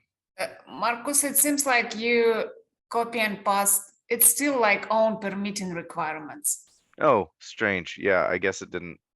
Yeah, it just didn't paste correctly. Yeah. Yeah. Thank you for catching that. The correct version would be the one that Tara provided in the chat. Yeah. Okay, excellent. So moving on to the critical infrastructure. And delete will may have without will. Oh, thank you. So moving on to critical infrastructure. So the kind of what's on the table right now is to keep the first paragraph and deleting the rest. I think that maybe keeping the last paragraph might be pertinent because it does specifically highlight the Cascadia subduction zone. And I think that that's pretty pertinent to us here, but I don't think that the other ones are necessary specifically. Folks, thoughts on removing those central 3 paragraphs from this? Andy? I certainly did not see the need to have the paragraph that begins in April 2019. I think the rest were good context and could be left. I do agree the last paragraph is important as it does highlight the risks in our region from subduction zone earthquake. So I had highlighted at least one paragraph to delete out of there. I would be open to considering others as well. Okay. Blake, thank you, Andy. Yeah, I was just gonna say, I think, yeah, if we were to remove one, I think I agree with Andy. The paragraph beginning in April, we could remove that, but I feel like the other paragraphs do provide good context for, critical infrastructure and why it's important. Does it mean that we remove Appendix B as well? Well, only if because it was a list of those critical functions. Yeah, I mean, I don't necessarily see that we would have to keep that if we're taking this out. Yeah, I would agree with that, Natalia. I don't think if we're not keeping these critical functions listed in the document anywhere, it wouldn't make sense to keep that appendix.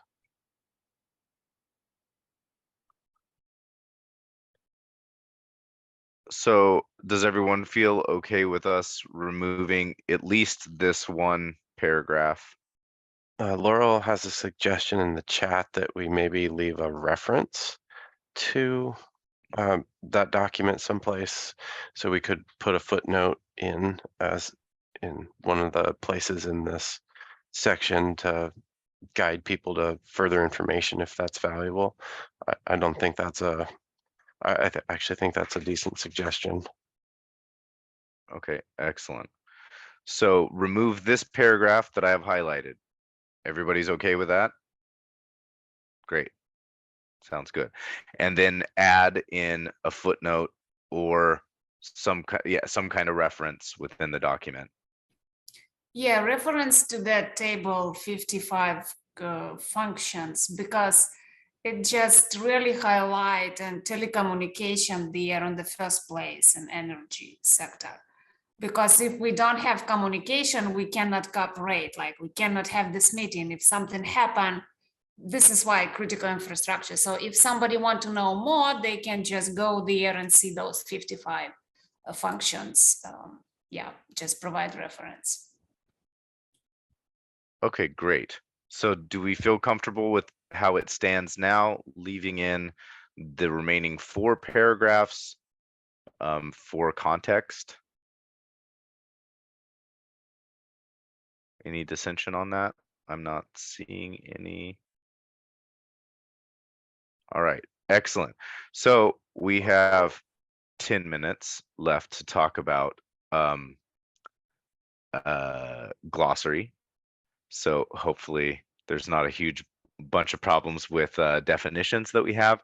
Delia did bring something up in chat a bit up here, and I need to kind of scroll up to find that. So Do you want me to talk to that, Marcus? absolutely, that would be great. Thank you. So I wanted to bring it up now because we're covering the glossary of terms. It really relates to a section in the implementation section, calling for in the inventory, calling for the applicant to delineate all of the critical marine habitats within the project area. And I have some problems with the way that critical marine habitat is currently defined. My understanding is that parts of that definition come from an older definition in the territorial sea plan. So I don't know if we create a new definition, does that conflict with the old definition? I'm not sure, but I proposed in the chat a new definition that simplifies some of the language that is kind of dated. The old definition includes special areas used for feeding, mating, breeding, spawning, nurseries, foraging, all kinds of stuff. And so I just simplified that to necessary for the survival of animal and plant species listed as threatened, endangered, or sensitive. And then I think it was Tara at a previous meeting had suggested adding essential fish habitat and HAPCs, which are habitat areas of particular concern. And so that is added in the current definition, and I endorse that. I think we should keep essential fish habitat, which does encompass HAPCs. And then areas designated by Part 3 as rocky habitat conservation areas. That makes sense to me.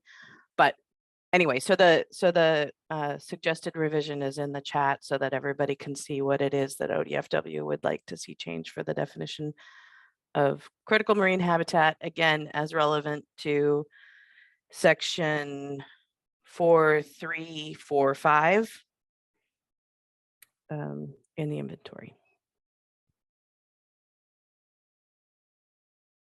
Scott? Yeah, thank you. We have a concern with the inclusion of the term essential fish habitat. Not because we're trying to lay cables over anything critical or any rocky habitat or anything like that. Quite the contrary. Cable owners are abhorrent to going over rocky areas. But not all essential fish habitat is a rocky structure. And I guess the easiest example to explain why this shouldn't be in there is from the Canadian border to the Mexican border. There's a boundary line, and which is the inshore boundary of the seaward of 700 fathom essential fish habitat area. That goes from approximately 700 fathoms, which is outside of where most of us fish, and it goes out to, I believe it's 3,300 meters water depth. I can't remember exactly. But anyway, there's a giant EFH area that goes from the Canadian border to the Mexican border. And if you can't allow a cable to go through that essential fish habitat, you will have no cables. You'd have no cables that could come from other countries into the US. And all cables from within the US going to other US cities, like we have some cables that go from Oregon down to Los Angeles and Oregon to Alaska and whatnot, but cables would have to go through nearshore waters to avoid the seaward to 700 fathom EFH area. So it's just plain unworkable. There's other EFH areas that were, I can think of one very specifically. I was involved at the time.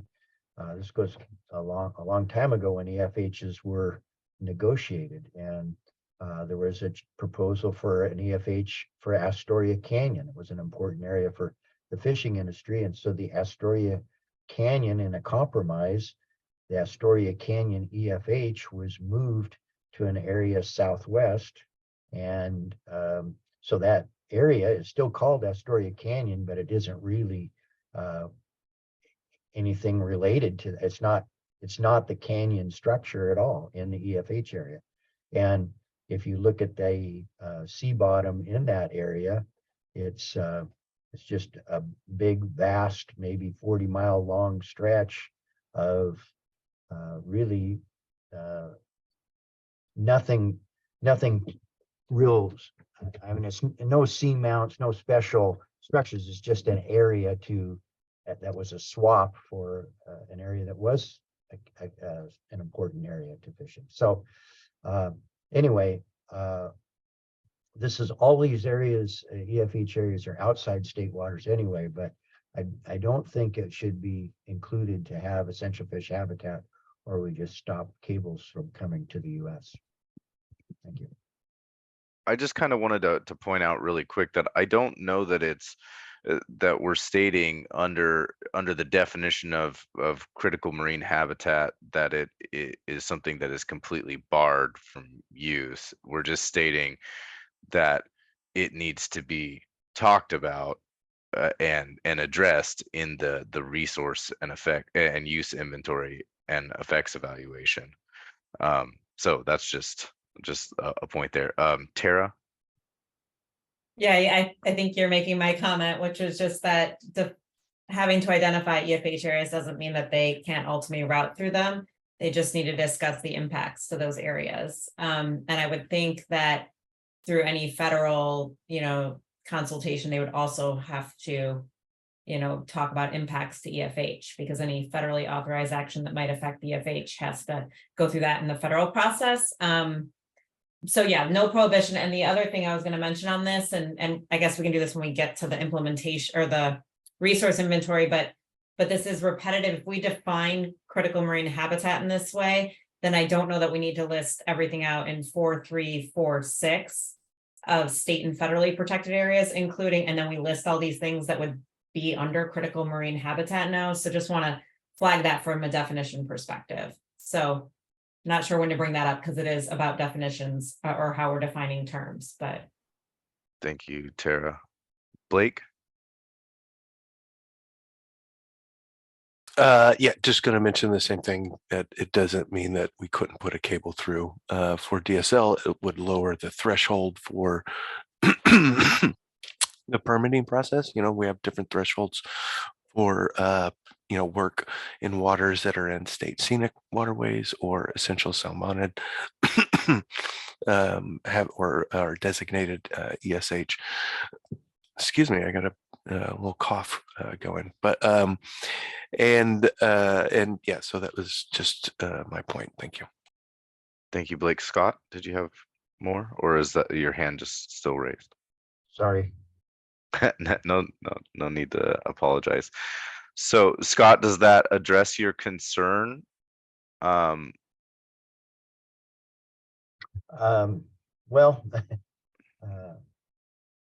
I'm just going to pause for now. I don't think I'll make a comment. I'll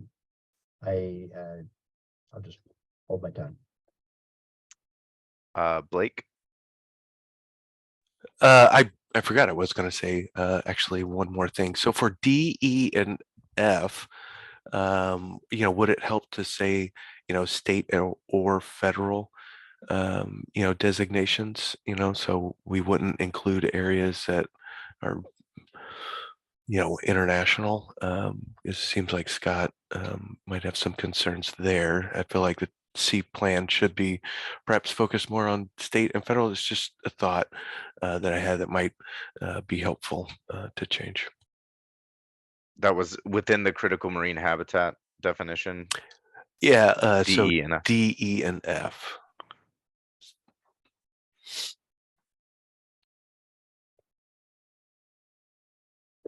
So maybe just saying within the territorial sea? I think his point was to put state or federal areas State or designate. okay. Yeah, so to put those two as a prefix to. That is correct. Yeah, sorry if that was confusing. What if we Similar. added? Oh, sorry. Go ahead. Sorry, what if we just added? I think the intent is that this is a definition for the territorial sea plan, so it should just reference areas within the territorial sea.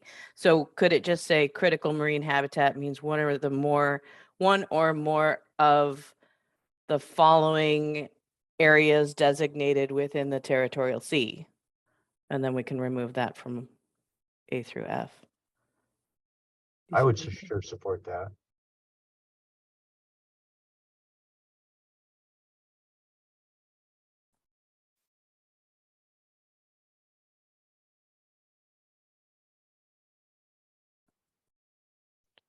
And then we can remove this designated as on all of these, and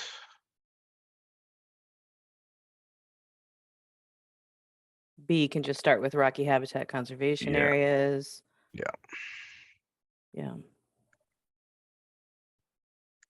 Blake, I think you had more to say and I cut you off. Apologize. It was likely not terribly important, but thank you. I appreciate that.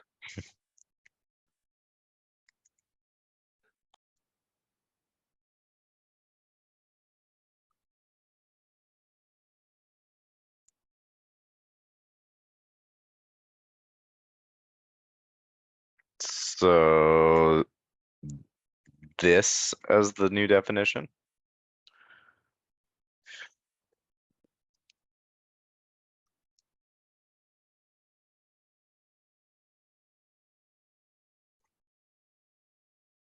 We're feeling good on that? I'm not seeing anything in the chat or any dissension. So I'm going to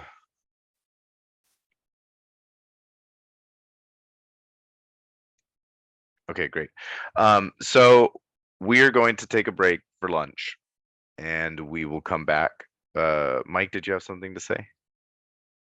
Yeah, I was just, are we talking about definitions within definitions? I think we all know what essential fish habitat is, but if someone's looking up a definition, should it say essential fish habitat as defined by, or do we just?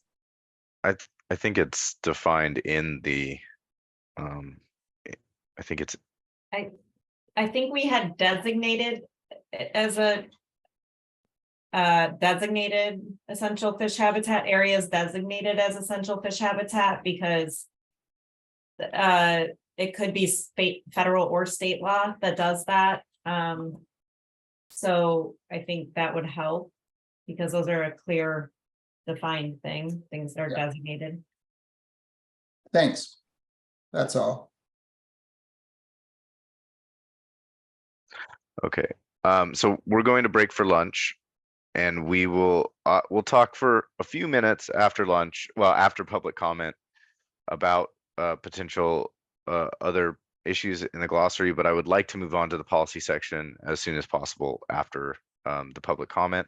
So we will reconvene here at 12:30, and I hope you guys enjoy your lunch.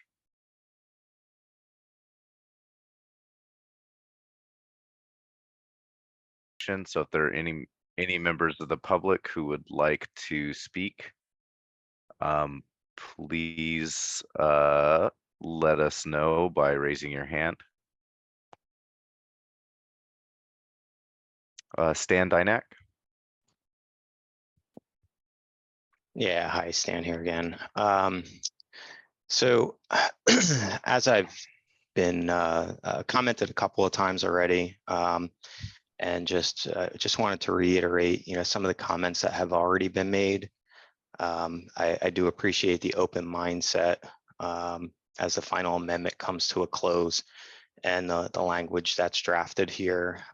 Just a reminder that historically, submarine telecom cables have really not shown any significant impact, and the focus really should be drawn to novel situations. I mean, the impact on heavy conditions on submarine telecom cables could really be a setback in local and global communities. It could affect even, the economies in the future as well. The technology of these cables coming in and the advancement, really is heavily reliant on the future, and how we advance in whole as in general as a nation and in the world. And that they are just a necessity today. So I appreciate all the work that everyone's doing here, and hopefully that the final comments and submarine cables, telecom cables are not heavily impacted, and we can continue to land and advance. So thank you. Thank you, Stan. Are there any other members of the public who would like to speak at this time?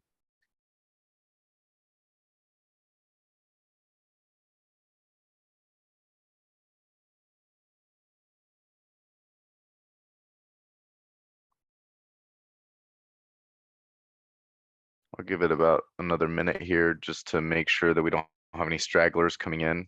And then if we don't have any other public comment, we can move on and talk about the policy section. Well, maybe hit a little bit more of the previous section and then hit policy.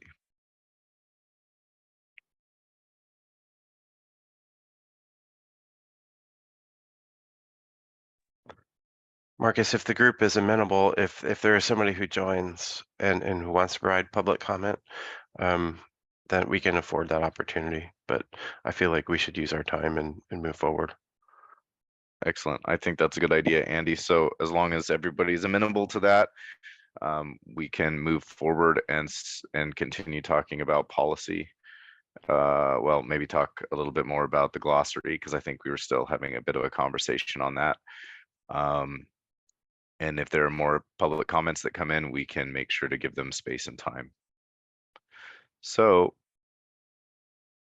let me actually get out of this part and go back to where we were talking about in the glossary. I think that we finished kind of talking about critical marine habitat, and we agreed on this as the new definition. So I just wanted to give everyone a moment to let me know if there are any other definitions in the glossary that you think need to have changes made to them. Tara?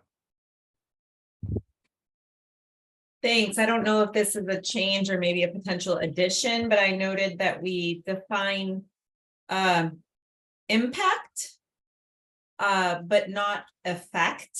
And throughout the document on the effects analysis, we tend to use the word effect as opposed to impact. I'm not sure. I'm not sure if we need to define that or maybe change our usage throughout.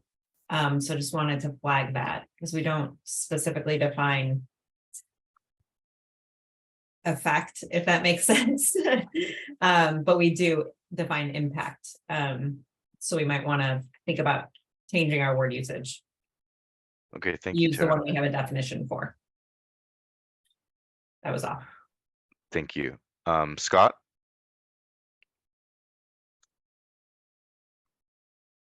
Still on mute, Scott. Sorry. Sorry about that. I think I have a couple, but let me just give you the first one right off. Trying to get to it here. It in the very first one, affixed, I thought it was interesting that full burial is not listed, and that's probably the most common way that cables are installed is with full burial. So I thought my recommendation is that we just add examples include but are not limited to full burial, comma, partial burial, etc.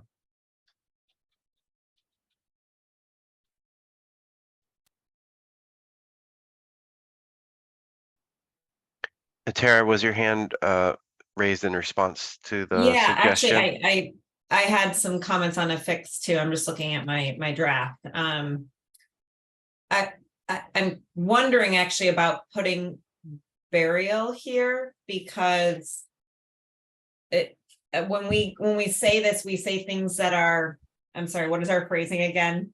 Affixed to, buried under the territorial sea plan. So we seem to define those like we seem to think of those as different things throughout the draft, and then now we're defining affixed as burial, but then we also define like burial as its own thing. So I'm just trying to understand how these all interplay together. I don't know that I think of affixed as burial. Actually, I think of affixed more as actually like affixing, like anchoring in place.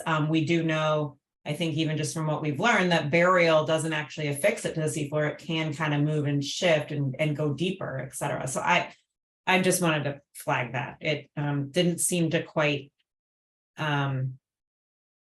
make sense there.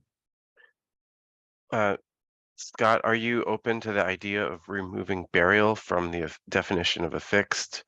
And I guess the complementary suggestion I might have is to reference that burial could either be partial or full in the definition of burial.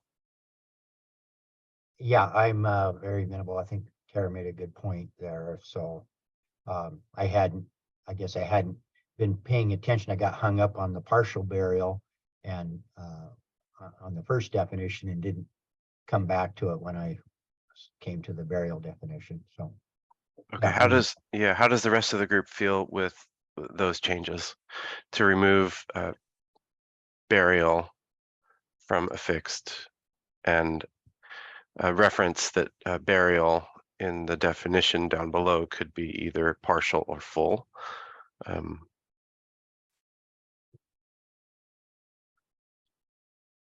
Delia, did you have a comment? These are good points, and we should definitely get this sorted out. When ODFW is using Part 4 for cable installation, we're looking for the mechanism to achieve burial to the maximum extent practicable. And so I'm a little nervous that if we change the definition of burial to include partial burial, then we're referring to the part that's buried and not the part that's not buried. So I think that the current definition is the affix okay. Yeah. is trying to refer to the part that's not buried. Well, let's separate my suggestion then. So let's just remove burial from affixed. If we're comfortable with that, then I think maybe Scott's concern goes away. And Scott, do you see a need to change burial as defined? No, I think burial as defined is perfect. Okay. That's consistent, and I can just assure you, Delia, that the intent of a cable owner and a cable installer is to get as much burial everywhere. In fact, Right, the understood. owner of a cable puts a representative on the ship to make sure that the ship does everything possible to get the maximum burial. And likewise, the OFCC puts reps on the vessel to make sure that the maximum possible burial is achieved. So it's not like absent burial definition or requirement, Right. it would not happen, because regardless, I mean, they were burying cables before there was a burial requirement at the state. That was just, it was industry practice, because it's what provides the best protection for a very expensive asset. Thank you, Scott. Tara? Yeah, since we're on this definition, I also had flagged the use of permanently attaching the rocky substrate as one of the examples. I mean, now that we're taking out burial, maybe we just take out the whole second sentence to just say a fixed means to attach the seafloor in a permanent way, period. If that's okay. I didn't feel the need to call out attaching to rocky substrate in particular, since that's something we are actually trying to avoid in most circumstances. But Yeah, I would be comfortable with that change. Scott, do you have any concern with that? No. Okay. Can you drop what you just said in the chat so that I can capture it and throw it on this PowerPoint, Tara? It would just be deleting the second sentence in the Oh, definition, deleting the second. Marcus. Okay, Like, we don't thank need you. to provide examples if the definition is to attach to the seafloor in a permanent way.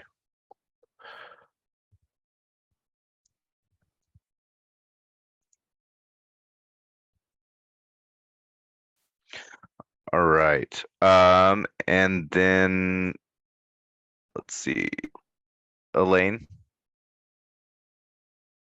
Are we sticking with the definitions, but it does relate back to the policy section in the definition of development action and infrastructure.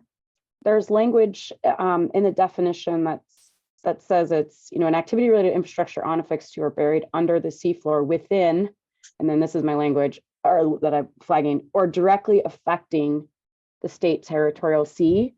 So that language is used in development action definition and infrastructure definition, and then it's also used in the kind of the introduction to section 3 for policy. So I just want to make sure we have a discussion about what does that mean? Jeff, you had flagged this in your comments. Would you like to talk about your portion of that from federal consistency? Sorry, you caught me there. Quickly, where is this? Oh, we're talking about where under development action and infrastructure, as well as in the policy section, we talk about actions or infrastructure within or directly affecting the territorial sea. And you had mentioned something about the word directly being there because indirect effects and cumulative effects can be there was something in your Thank you. Yeah. So federal consistency, the threshold trigger to allow a federal consistency review requires that there be a reasonably anticipated or reasonably foreseeable effect to a coastal use or resource. And that effect can be indirect, in space and time, or cumulative.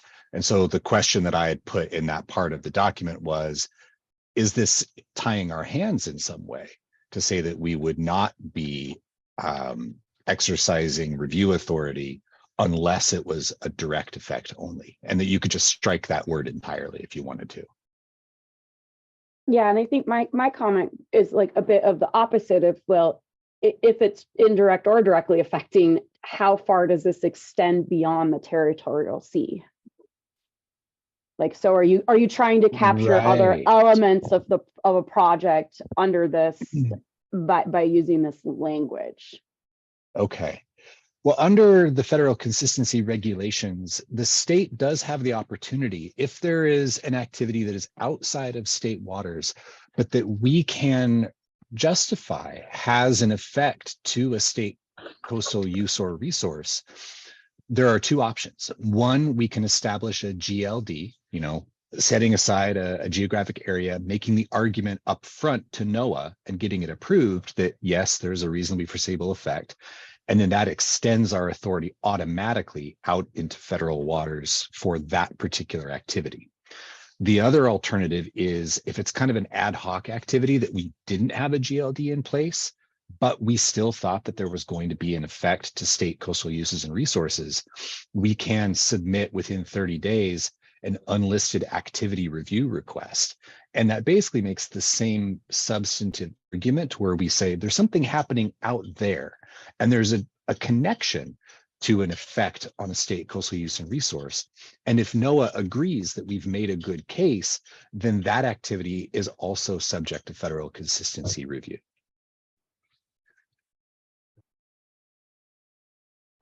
So I think the upshot of that is I don't think the word direct needs to be in the definition,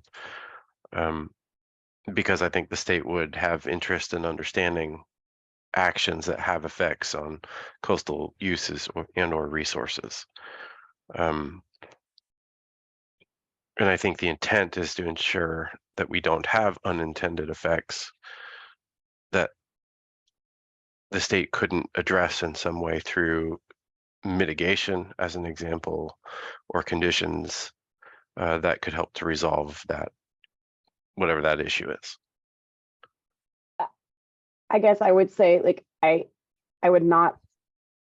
My question is more about how does this broaden the jurisdiction or the ability to review aspects of projects outside of the territorial sea. I think directly is important, but I get both sides of the argument. So I'm not agreeing. Just for consensus purposes, I wouldn't agree to removing directly.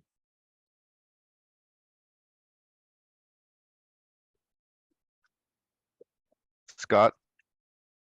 I was going to the next comment. Okay, so just making sure you didn't have anything on this. Andy, did you have something? Well, I'm wondering whether or not having direct in there changes the authority of the state regardless of the language being there. If it has a reasonably foreseeable effect on a coastal resource or use, I don't think it matters if it's direct or indirect, because we would then be able to apply federal consistency to it. Is that correct, Jeff? Well, yes, it is. But if you put in your policies as your very top line that all of the policies that come after only apply when there is a direct effect, then you might be cutting off the applicability of Section 3 to projects that have an indirect effect, or projects that are in the GLD, for example, if it's an offshore energy project, is the concern that I have. And I think that from my perspective, you could simply say, let me pull up the language here, an applicant for a project or development action affecting the Oregon Territorial Sea shall design and cite those projects, to mitigate their effects. And it still becomes incumbent on the state to justify or to establish that there is an effect on the territorial sea, either because it's in the territorial sea or because we have gone through the process with NOAA to make that connection. So your suggestion is to just change the wording to where it doesn't say within the territorial sea and directly affects, it just says affects the territorial sea. Yeah, and you could say within or affecting, either way. I guess within or affecting is the broadest.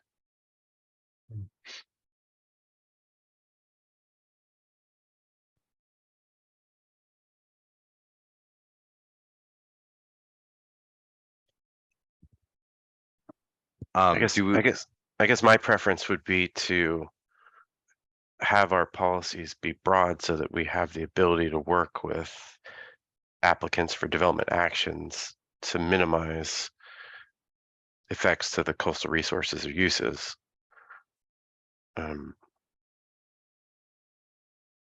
So that was going to be a change that we brought forward. Elaine, thank you for bringing it up, because I think it was one that we were going to want to discuss in the policies section anyways. I'm curious to get the pulse of the rest of the group. You know, as the draft currently stands, it does have directly affecting the territorial sea. And as Jeff explained, that could end up limiting the state's ability to review actions for its impacts. Do we want to keep the broader approach here or leave the language as is? I concur with broadening it and removing the word directly from the definitions and from the policy section. And I think to Elaine's point, this would not broaden the state's authority in any way that we already have, right? And in fact, we'd be limiting it by including this. So, you know, this is how this would work in another context. Generally, anyway, anything affecting the territorial sea. Comments from Blake and Natalia are to agree with removing directly from the definition. Anyone who is opposed to removing the word directly from the definition and from the policy section, and maybe reframing it as Jeff had stated.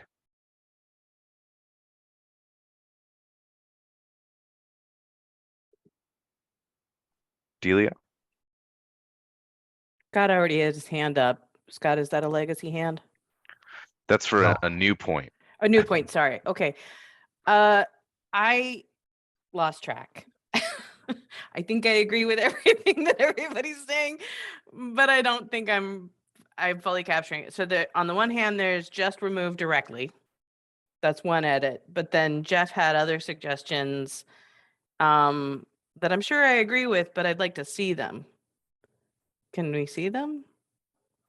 Well, I think his other suggestion was to, and this was for language in the policy section, specifically the sentence that begins, an applicant or for a project or development action, and it currently says within or directly affecting the Oregon Territorial Sea shall, and then there's a colon, and it lists a number of items down below. The suggested revision is to remove directly, leaving that statement, development action within or affecting the Oregon Territorial Sea, as it maintains the state's broad authority to look at uses and or resources. So we're just talking about removing directly in two places. Correct. Okay, I'm on board. Jeff has added three some places. to the Three chat. places, I think. Sorry, 3 places to remove it. Yeah. Okay. Jeff's added it to the chat, so a couple of different, two separate changes that could potentially occur, and I guess it's whether we have consensus on that. Tara, did you have something related to this?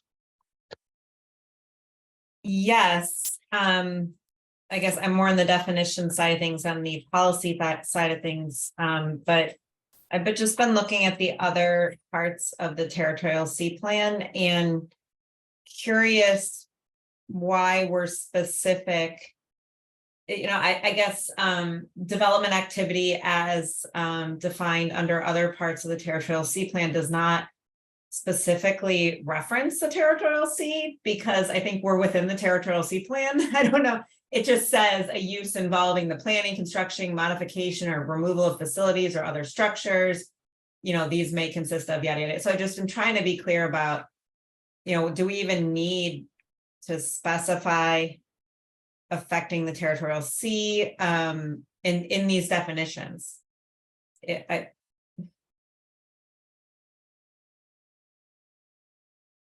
That's all.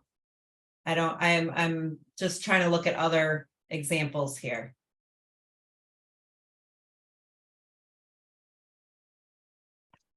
Any thoughts on that? We could just remove that to stay consistent with other parts of the territorial sea plan.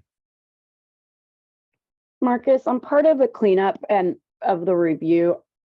Are you going to look at like the consistency across sections on the definitions? Because I guess we're kind of looking at this narrowing. Tara's point brings up the fact of like, are we creating inconsistencies throughout the plan based on how we're revising or proposing these definitions for part 4? I do plan to look at other things, but you know, some of the definitions have been very specific to this part of the territorial sea plan, and we can have our own definitions of things that relate to this, you know, to our section. You know, there's multiple definitions as we saw when deciding which ones to choose from when it comes to looking at statewide planning goal language or other parts of the territorial sea or other Oregon definitions. Okay. So I guess right now, the question that was raised by Tara is, do we just remove the parts that say within the territorial sea or and affects the territory or directly affects the territorial sea, that whole section of those two definitions under development action and infrastructure, and just leave it without that? That's kind of what we're talking about right now.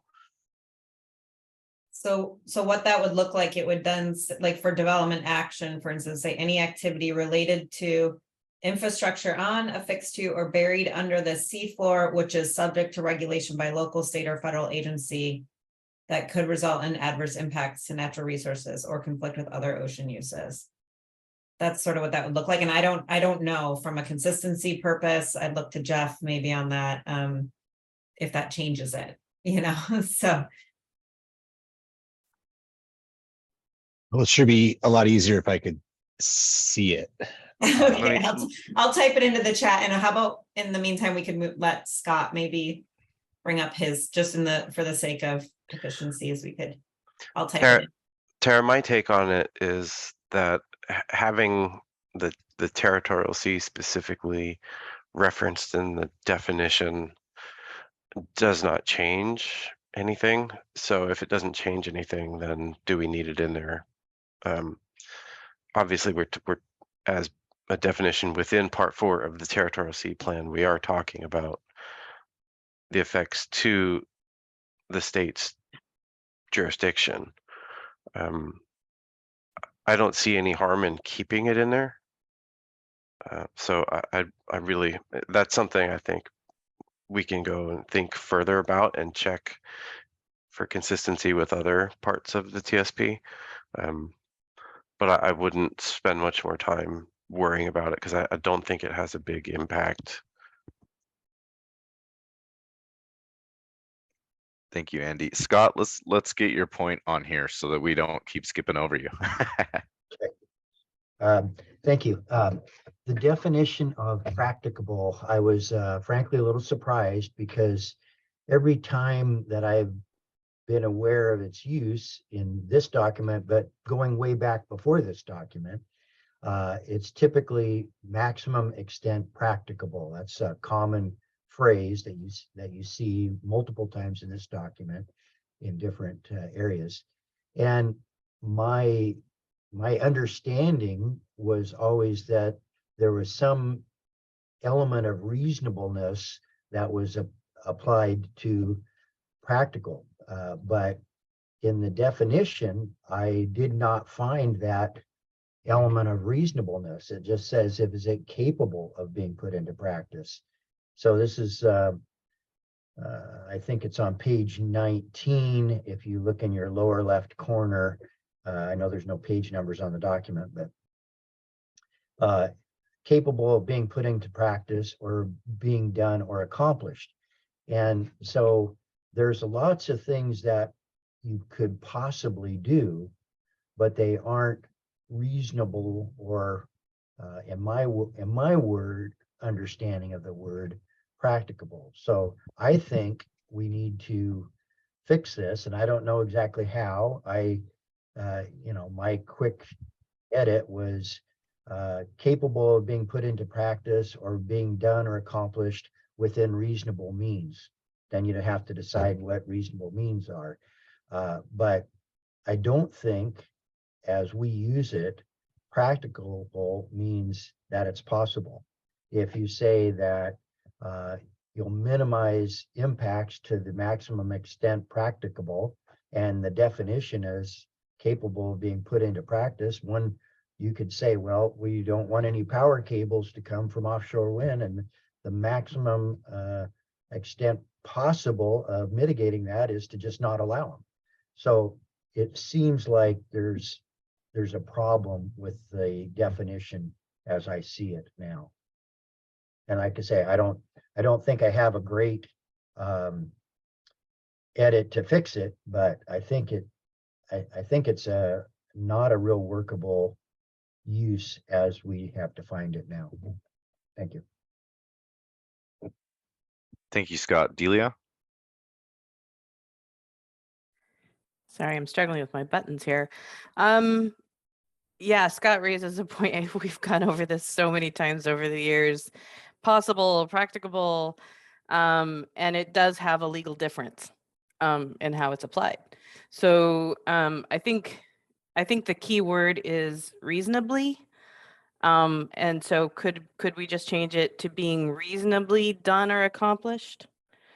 Usually we use either the words reasonably or feasibly, which also have different applications.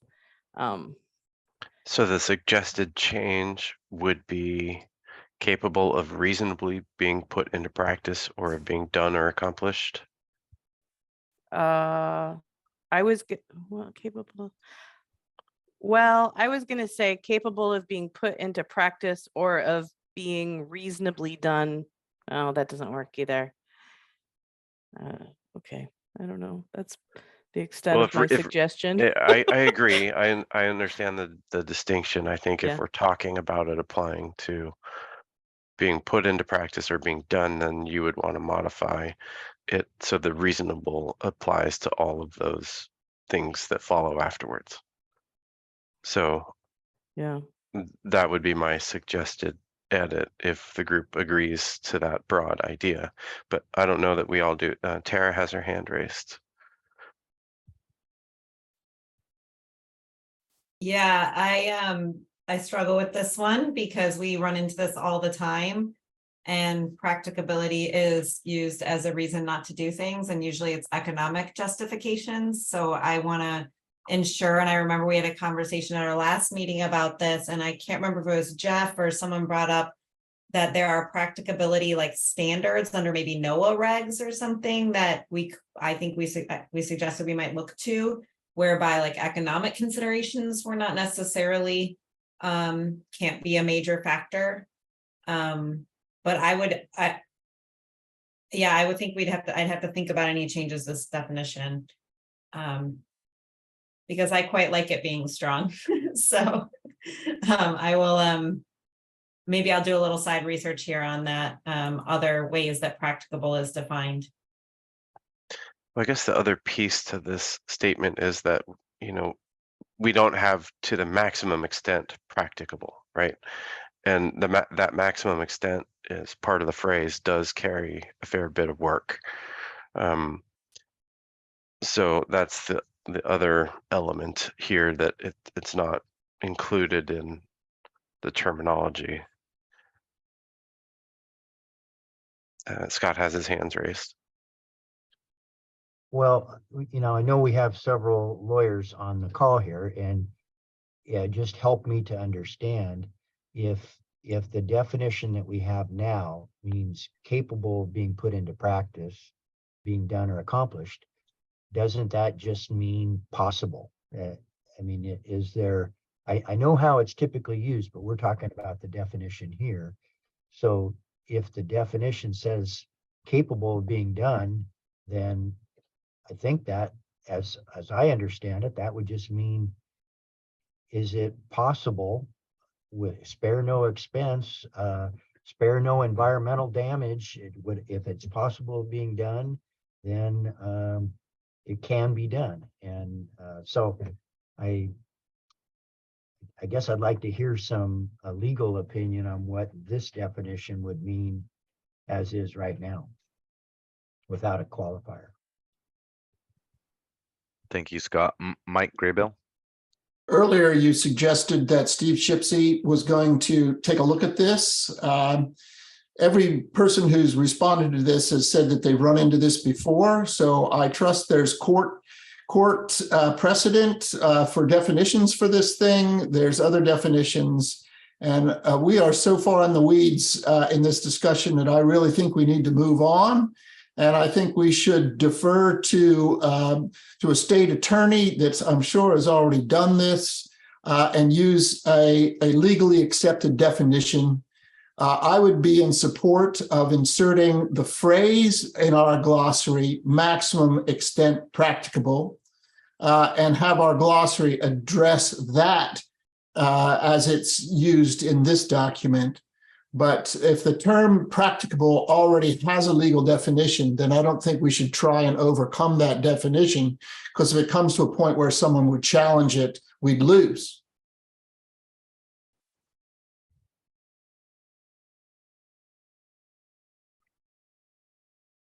So certainly Steve will be reviewing this, draft amendment prior to the commission making any action on it. What I heard was maybe a way, or through this issue for us, is to say maximum extent practicable in the glossary here, and to actually add the reasonable element to the definition. But I also hear that we have discomfort with that for some who have wrangled on this issue before in other circumstances, or the terminology in other circumstances. I think in previous discussions we have identified that that we want reason to be a part of the thinking as we apply this part of the territorial sea plan.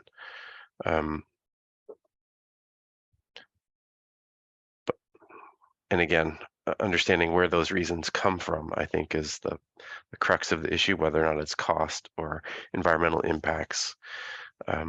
Those are the kind of two ends of the balance scale as I see them.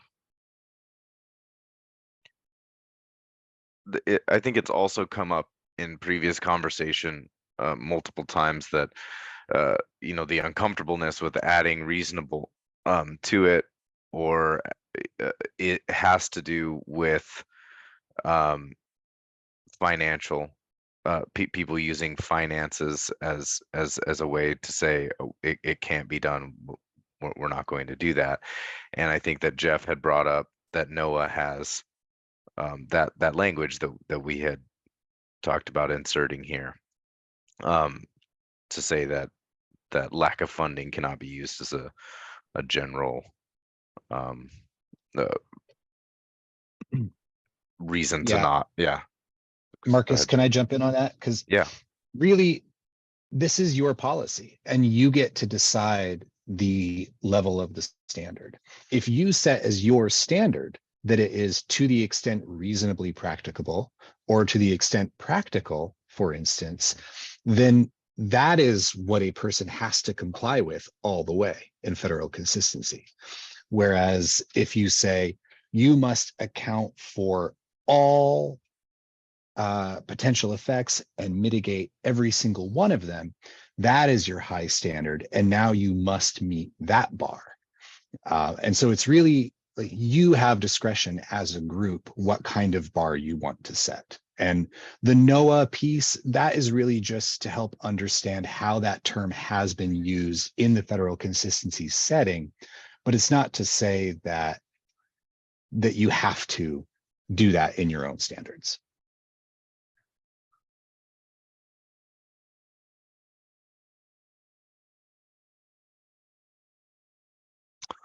Thank you, Jeff. Natalia? Okay.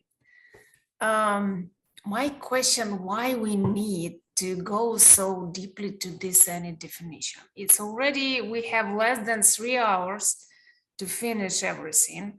And there is so many paragraphs that is much more substantial.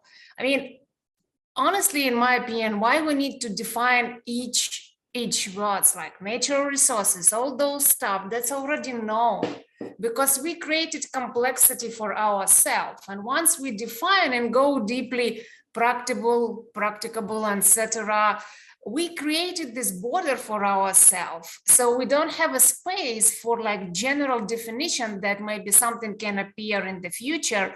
And we define like these natural resources, air, water, and land. It's not just air, water, and land. It could be oil and gas. It could be sun and wind.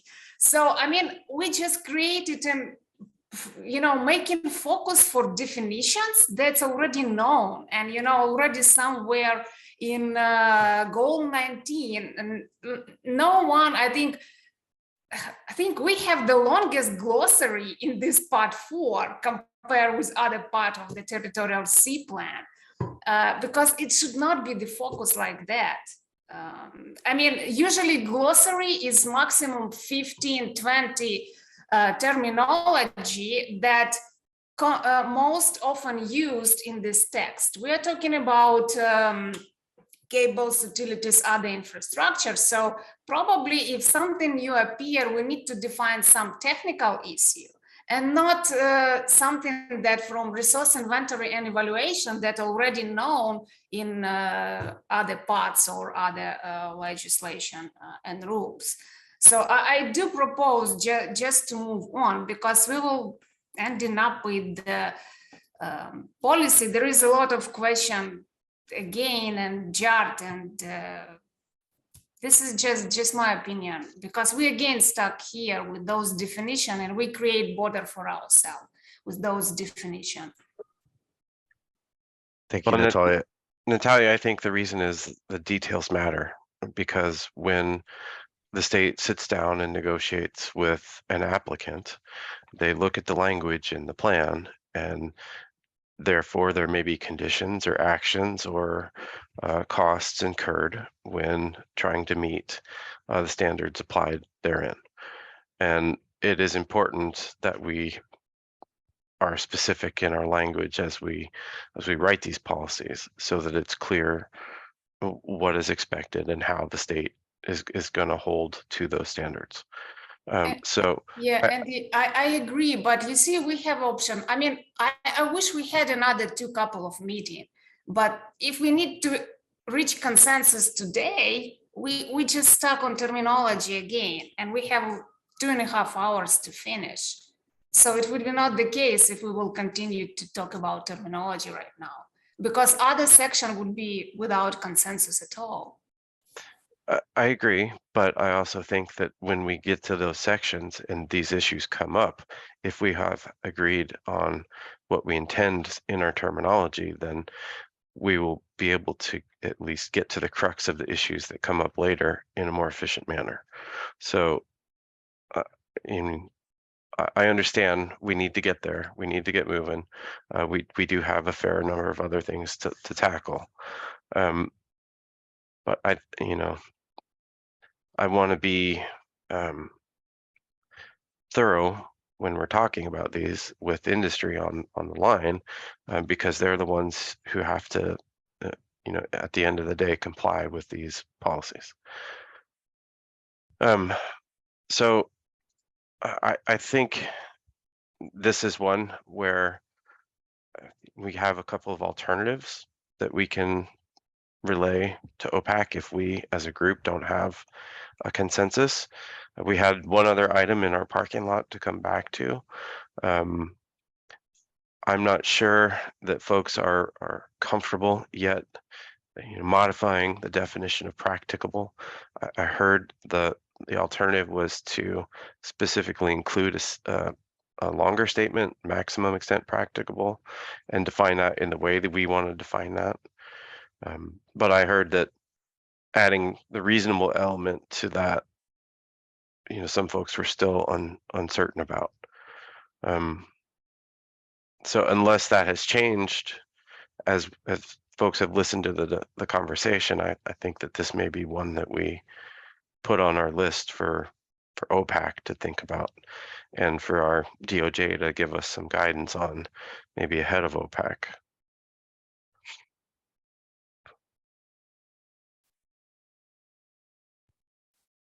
I support the suggestion of following Steve's DOJ input. Okay. Okay. What was the other thing in our parking lot, Andy? You had mentioned. Sorry. Oh, that was from earlier in I believe the it day. was adding the additional objective on Yeah, G on the cable. desirable and viable Yep. for submarine cables. Or I think we changed the language, but Yeah. Oh, I'm going too far back and I'm trying to find it.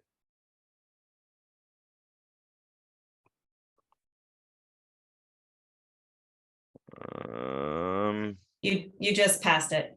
Yep. Here. Yeah. Yes, sorry. So let's revisit that real quickly. So, do we keep the point that that Scott brought up? Do we add that into G? This new language? Because there was some issue about having it call out seafloor infrastructure, and there were some calls to have it a separate point calling out telecommunications cables, or to have it just say telecommunications cables in this section. I'm supportive of it saying and being specific to telecommunications cables. So having all of this read the same way, and then just replacing the end portion of it with telecommunications cables. No, I think that this, I was supportive of having a separate item because I did not want to conflate the ideas of other compatible uses with this other statement, which I believe was intended to recognize the value of the telecommunications industry specifically to the state of Oregon. And having that separate objective identified that. So is there any dissent at this point in keeping G as it was before, adding H to call out specifically telecommunications cables and not just undersea cables? I'd support that. That meets my objective. I think the folks who were dissenting earlier, Tara, did you have any thoughts on that? I hadn't thought through it more. I would actually like to hear from state agencies on, what that means in implementing the policies of I know state agencies are now going to be looking at fee structures and other things after this plan. Does that, or how does that affect state agencies thinking around that piece? Things like that. I guess I'm like desirable and viable. Again, I think it's sort of subjective, and what does that mean? And I'm just struggling a little bit with this one. I guess the thing to keep in mind still for everyone is that this is in the section that is before policies. So this is just contextual.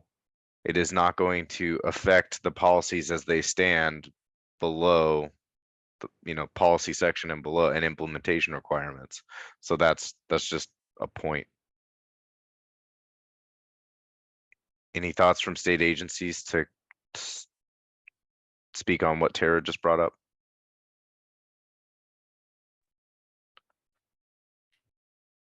From DSL's perspective, I don't see adding that as an objective, as changing, our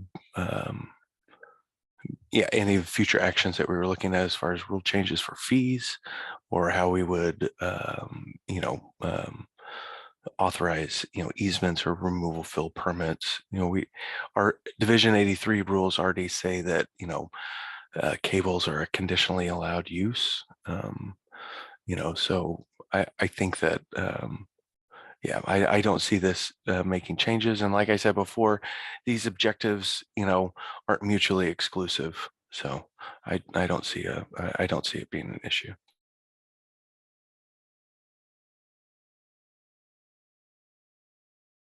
Any other state agencies want to weigh in?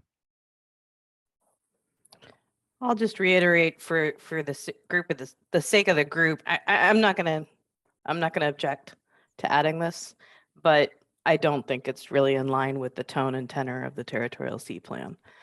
So that's my perspective. But if the regulatory agencies don't feel that it will change anything in terms of what the state needs to get out of this policy, then I'm not going to object to it.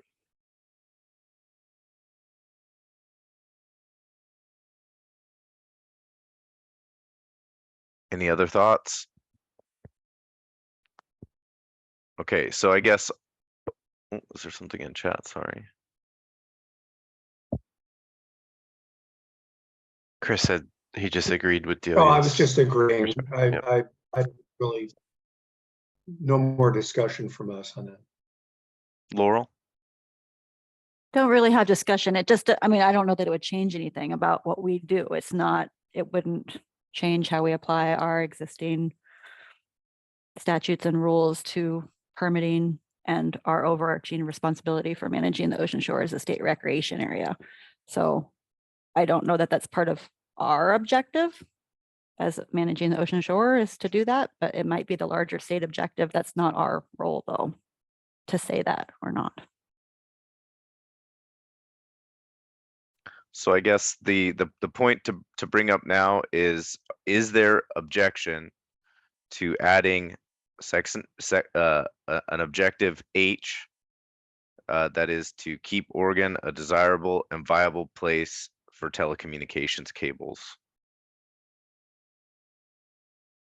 I would like to reserve the right to change the language. Can we, but I would like to move on also. I would like to reword this if possible.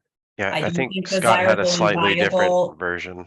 Yeah, I don't think desirable and viable necessarily work here. I want to think about this. I hear the point. I understand Scott's point.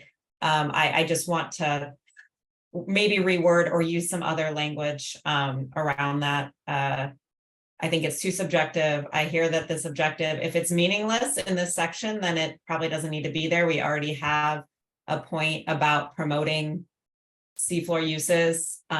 So I would just like some more time to think about this, and I promise to try to type something up in our break. Is that okay for now?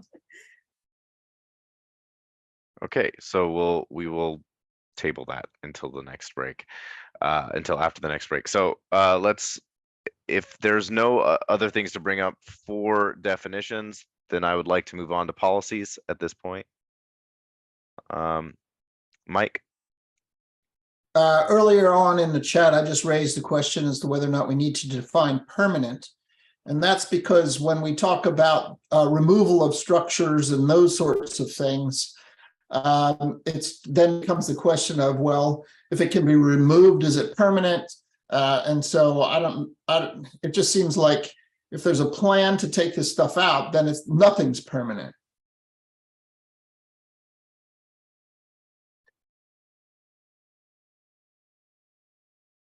Any thoughts on that from the group? And I'm certainly not going to hold up the group, but I'm just flagging it as well, okay, if it's permanently affixed to the bottom, what does permanent mean? Yeah, I'm trying to think about part 3, and I think we had a reference to disturbance that would have a permanent effect, and I think that that was defined as a longer than 2-year time frame. But I would want to go back and check. Let me just poll the group though on whether or not we want to have a definition of permanent, and then we as an agency can go and find the appropriate language to put there. Delia, I saw your hand go up. I'm reluctant to define that one because this part 4 applies to different development types. Mm-hmm. And I think that we need to have the flexibility to interpret it as appropriate for what we're being asked to review. I do understand Mike's point though, and this happens to me over and over and over when I'm using various parts of the territorial sea plan. What does that mean? What does that mean? And at some point we just kind of have to lop it off and do a case by case determination as a state. So I think that this is one, just because there's different development types covered by part 4. That's my input.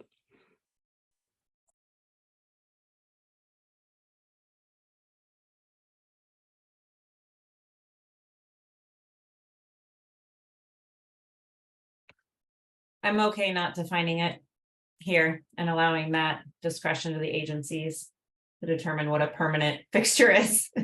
I did put in the chat, just so everyone has it, in part 3, it's not a temporary, we're defining temporary impacts to rocky habitats, which, as Andy said, was 24 months. So I don't know if that really works here in the same way, but just so folks have that reference. All right.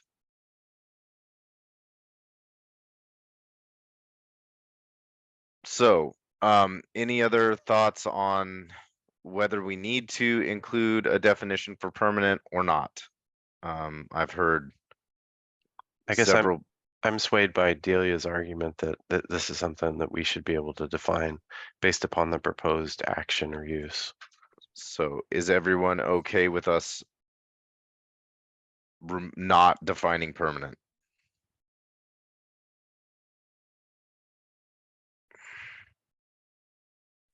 Yes, let's move on. Excellent. That sounds great.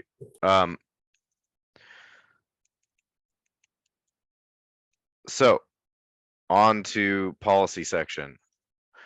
Are there any substantive problems with the policy section that people have identified? I can bring that up so that we can look at it.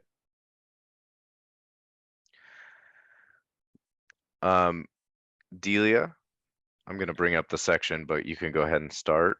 Sure. I just have one on section 3 in the mitigation hierarchy that I wanted to bring up with the group, but hopefully it'll be a easy pass.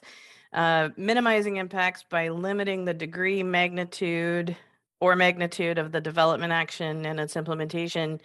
I'd like to add timing to that because in the marine realm, that's the key to, like, for example, limitations on the timing of a particular activity relative to species migration or something like that. So I would like to add so that it reads minimizing impacts by limiting the degree, magnitude, or timing of the development action and its implementation to number 2. All right, let me.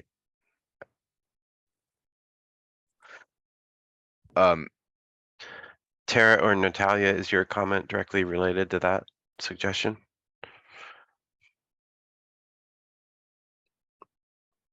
Oh, my comments relate to policy. Okay, well, hold that thought then. Tara? Yeah. Yep, no, I'm just in the Okay. same section, but not specific to that, supportive of that change. Scott? Yeah, I could support that, although I also had another suggested edit. And I thought we should be avoiding negative impacts. Not all impacts are negative.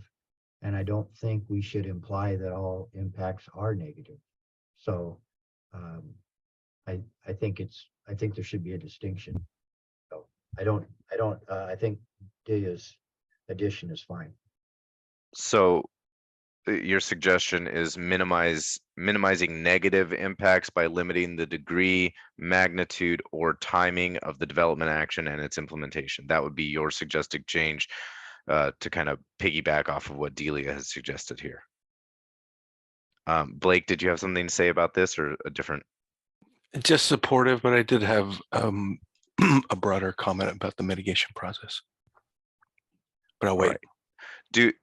Is the group in agreement of changing this to minimizing negative impacts?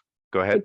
Was it a kind of a suggested global change? So it's avoiding the negative impacts, minimizing the negative impacts, compensating for the negative impacts for consistency. I was going to bring up the same point. If we're going to change it to negative impacts here, we'd need to make the same changes throughout, because we reference, impacts, and would be confusing negative and positive. So if we want to make sure we're avoiding negative impacts, then we'd have to make that clear throughout. So I think we have to read all of these points relative to the above paragraph, which indicates that these are all actions that are associated with maintain and protect, the effects to, and then there's a laundry list of things up above. So we can't read these independent of that piece up above, which sets out the broad course. This section? Down a little. This section right here. Yeah. Jeff makes a good point in the chat that adverse effects are specifically cited above. Yes, and so we don't necessarily need to say negative here. Yes, an impact is defined in our glossary as positive or negative effects. So just wanted to be clear about that. But I think because we say adverse effects above, again, we don't define effects. So I don't know if we want to say, from adverse impacts that may be caused by said development. I don't know if that, again, this was my point about using the terms we've defined. I don't know if.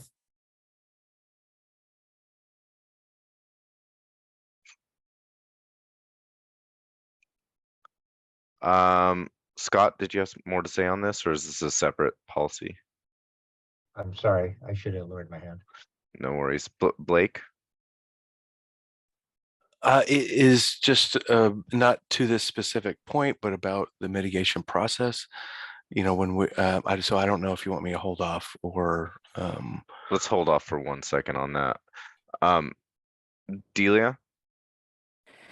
Yeah, so if I'm tracking correctly, I think that using this language in here comes from the ODFW habitat mitigation policy. And it's pretty much verbatim of what's in our policy. But our policy also defines impact as an adverse effect from development. And so since this document is defining impact as positive, that's where the problem's coming in.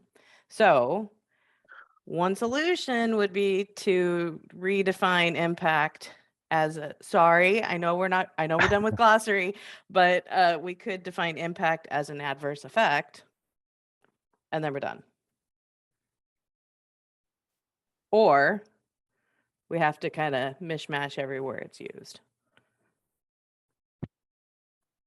At this point, that's pretty standard practice, is to an impact, it means an adverse effect. Okay, so if you're talking about, sorry, I did not mean to cut you off there, Delia. that's fine. I'm trying to be as brief as possible. That's all right. So I just want to make sure that we get to just one thing really quickly before we move on. Is everybody in agreement of adding timing, as Delia originally proposed, to this?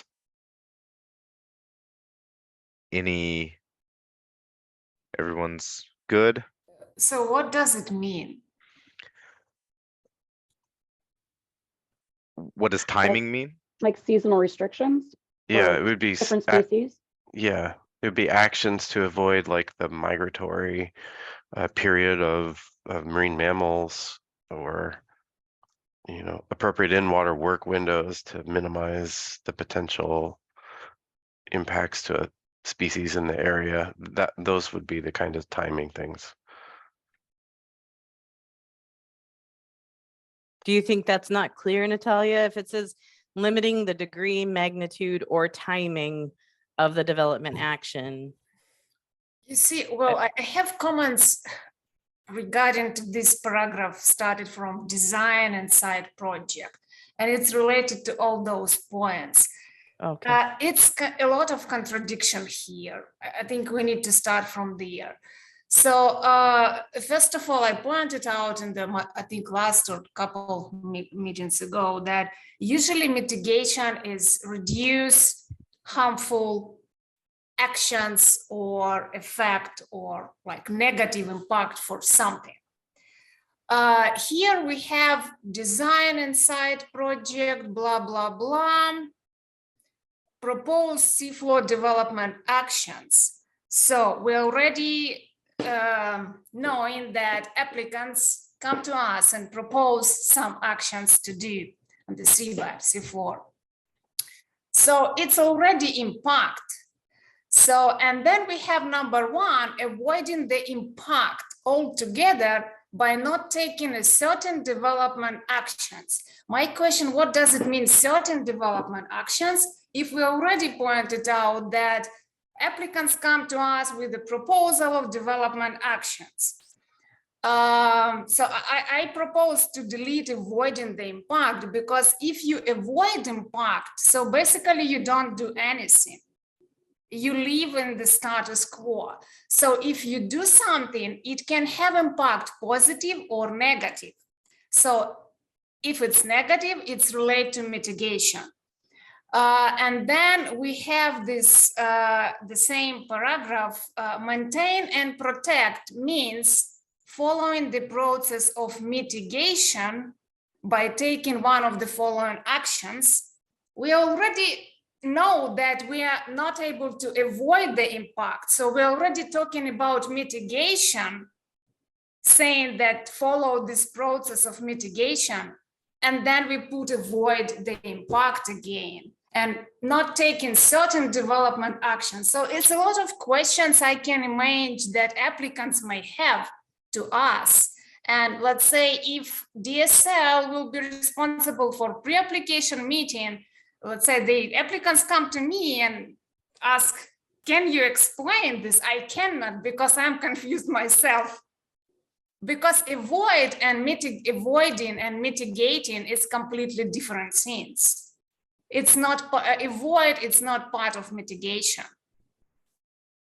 So I think we need to start from that language to be clear what actions we consider here and what is certain development actions to avoid, if we already said that applicants proposed seafloor development actions. So this is just confusing really for me with this language. Could we just delete of mitigation after process in that first paragraph? That it's just maintain and protect means following the process, the following process by taking one or more of the following actions.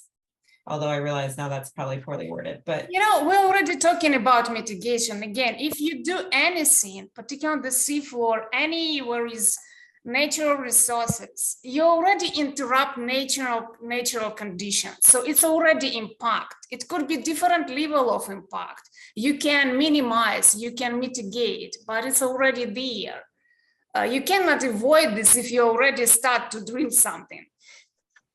well, I think the point could be that agencies would not approve a project because of the impacts. You would avoid that altogether by not approving it. And then I actually had a comment on this piece as well, because I think you're right, that it's avoiding impacts altogether could also be redesigning the project to avoid a specific impact.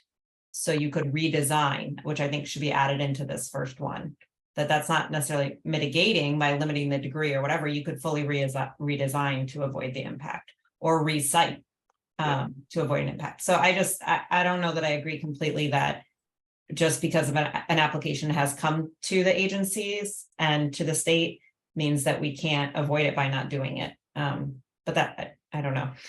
I actually looked at Delia because this is coming from ODFW's Well, I think this is like certain development actions or part of that actions. Give me an example. I don't understand this, honestly. Well, if the Avoid, development action is this entire thing, not doing part of it might be rerouting it, you know, or resiting the landing site or something. That is not, you know, that's not taking a certain part of that development action. I mean, yeah, but in the context, if we already said in the beginning, propose development actions, and then we say not taking a certain development actions or part of that action without explanation. So can I speak to this? I completely understand and strongly relate to your confusion, Natalia. So this is based on our policy, which was written for land-based projects. In the ocean, when we talk about not taking a certain development action, it usually means relocating it to an area where it won't have that impact. So there's a certain amount of interpretation that's involved here. And I'm okay with it as written. I'm not okay with removing avoidance because that is our key mechanism to address the conflicts between development, natural resources, ocean users, etc.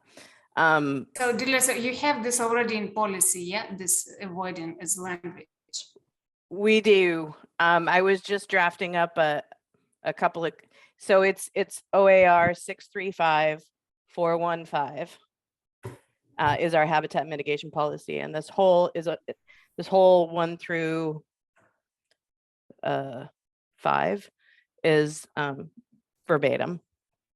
and if you recall, this is based on a conversation that we had for the definition of mitigation that we agreed upon, because this is a definition already used in that's already within Oregon statute. So that's why we chose this as the definition, because it encompassed all the things that we were already talking about as the definition of mitigation. And I just want to add, I liked Tara's suggestion to remove of mitigation because I think that what that says is it gets back to the main auspice of part 4, which is to maintain and protect habitat.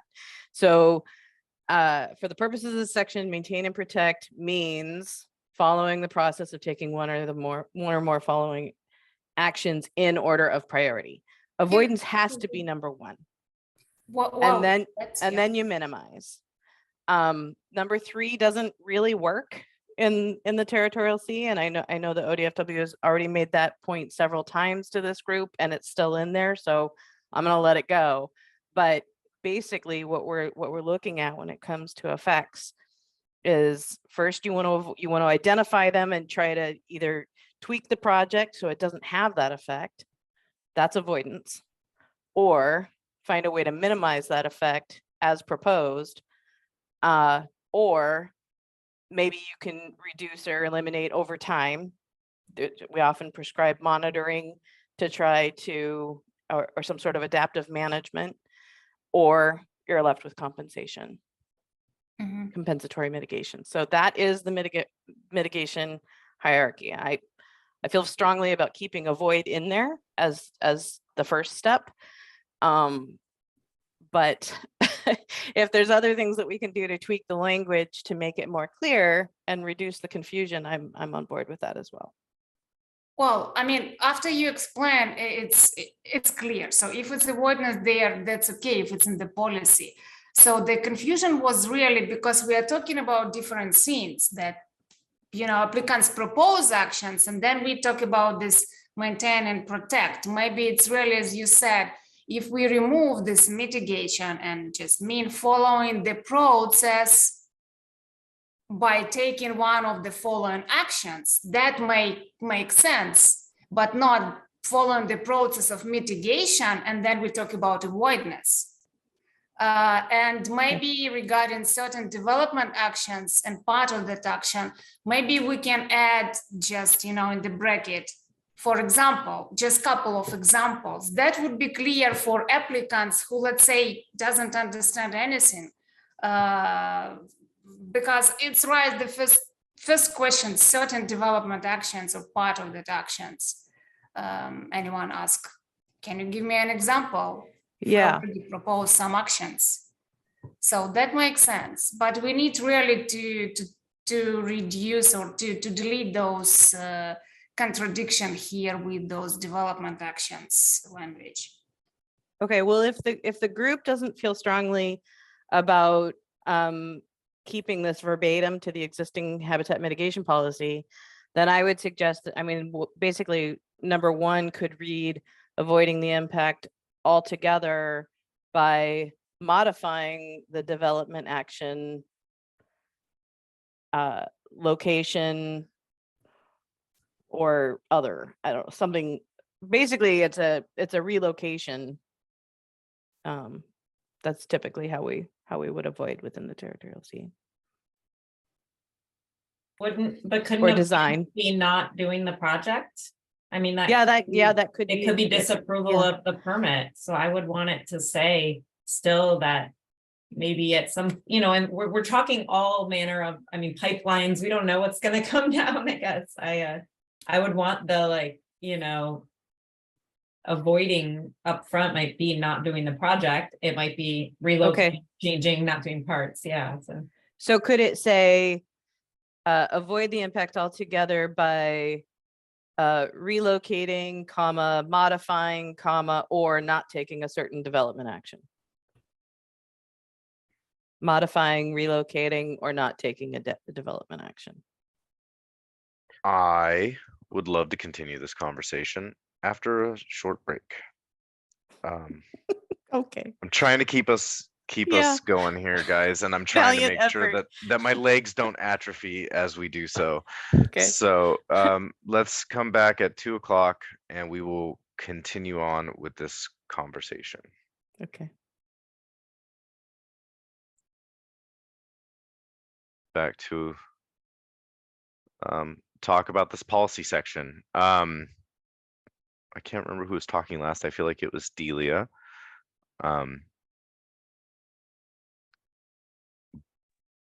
But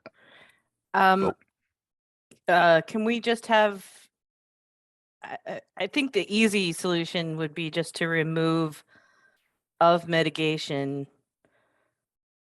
there, if nobody objects to it. But I see Blake's hand has been up since before the break. And maybe others have more to say about this, but I'm in agreement. I don't think that of mitigation in that sentence does any real work.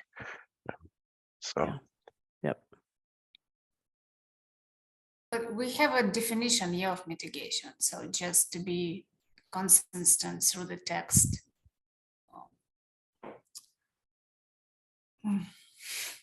You see, honestly, I think the problem that what we try to do, we try to look at the other policy and see definition of impact and mitigations there. And we copy that. Each policy has slightly different definition, like EPA, they talk about cumulative impact, and they include neutral, positive, and negative effect. They talk about, yes, environmental adverse effect. There is a definition separately. So we cannot just copy from one policy, because we really need to think about what we are talking about. We are talking about cables, utility, whatever other fixed infrastructure. So we need to think about how this definition apply to our current part 4 and this particular infrastructure, and not just copy from other policy, because they may relate to completely different area. So, and it's up to us how we adjust that definition that not scare applicants. Wow, like there is so many strict requirements now we have. If it looks at the text from the first sight, it looks like, yes, it's like strict requirements, but it's not actually. It's not a purpose what we try to do. It's just a matter of language. And I think we really need to think about what infrastructure we are talking and what kind of impact and effect could be, in our case, territorial sea and continental shelf, because we cannot just apply to territorial sea. If you drill something in continental shelf, it's indirectly will affect territorial sea because it's, you know, ocean circulation and everything, waves and, you know, fish, and they affect it indirectly. We don't see this, but they affect it. Natalia, I don't get the sense that the rest of the group has a problem with the rest of this this framework. I feel like we're pretty darn close to consensus on this piece. Am I wrong there, group? Well, my feeling that, you know, we just copy from some other policy. What is mitigation? What is the impact? Like I see Blake comments, we usually don't consider positive as an impact. In some cases, it could be in other policies. So we need to be clear what we really consider here. Is it positive, negative, or cumulative, or no impact at all, and not just copy from other policy, because it would be confusion in the future. So I see two things that, you know, I've heard suggested that I think will potentially get us over the hump on this one. One is removing the of mitigation that Marcus has highlighted in the document. And the other is actually in the terminology and defining impact as an adverse effect. And in that way, you would then not have to wonder about impact in the text, whether or not it's a positive or a negative. And I think if we do those things, this framework seems to meet the bill. I agree. Thumbs up. Sounds good. Marcus, I think maybe we got this one done. Andy, I am not trying to be a wet blanket here, but I did have one thing that I wanted to add. Sure. And that was about the phrase taking one or more of the following actions. You know, mitigation in the removal fill process, that's what it is. It's a process. So it's not about taking one or another or two, or, you know, you're not, the applicant isn't deciding which of these actions do I want to avoid it? Do I want to minimize it? You know, do I want to rectify it? Do I want to reduce it, or do I want to compensate for it? It is a process that's followed in an order, and the first is avoidance, then minimization, then rectifying, then reduction, then compensation. And that's the process that the removal fill, when they're going through that removal fill permit, that's what they'll have to follow, is taking those steps, not deciding, well, we're just going to minimize. Because the way that this language is, the applicant takes one or more, sounds like their decision, of those following activities. So I think there would be some conflict here between existing statute, which is in Division 85, and what that mitigation process is, and, you know, what we've laid out here, which is the applicant takes one or more of those actions. That's my point. I guess the way I was reading this is that in any large project, there may be elements that you get to a different level in the hierarchy on. And that's why the statement up at the beginning would say, in one, you may be able to avoid by moving it. In another, you might have to be at a different level in the hierarchy. And I think that's, at least as I was reading this, you know, that provides the flexibility so that it's not only the first one. You're following the process for each element in a project, trying to minimize the effects to coastal resources uses in the most efficient means possible. But it is in order of priority. Yeah. So your first screen is what can we avoid? either by relocating or blah, blah, blah, however we want to do it. And then what can't be avoided should be minimized. And then what can't be minimized should be rectified. So that's the order of priority, I think, gets at Blake's point in terms of the way that we implement the mitigation hierarchy throughout the state. It is always in order of priority. Number 1 first, number 5 last. Got it. I was, reading it as, the applicant could do one or more of the following. And it was not discretionary entirely, but that, if they preferred rectifying rather than minimizing, that was, their option. But, that explanation resolves, the issue that I was bringing up. So happy to move on. Thank you, Blake. Tara?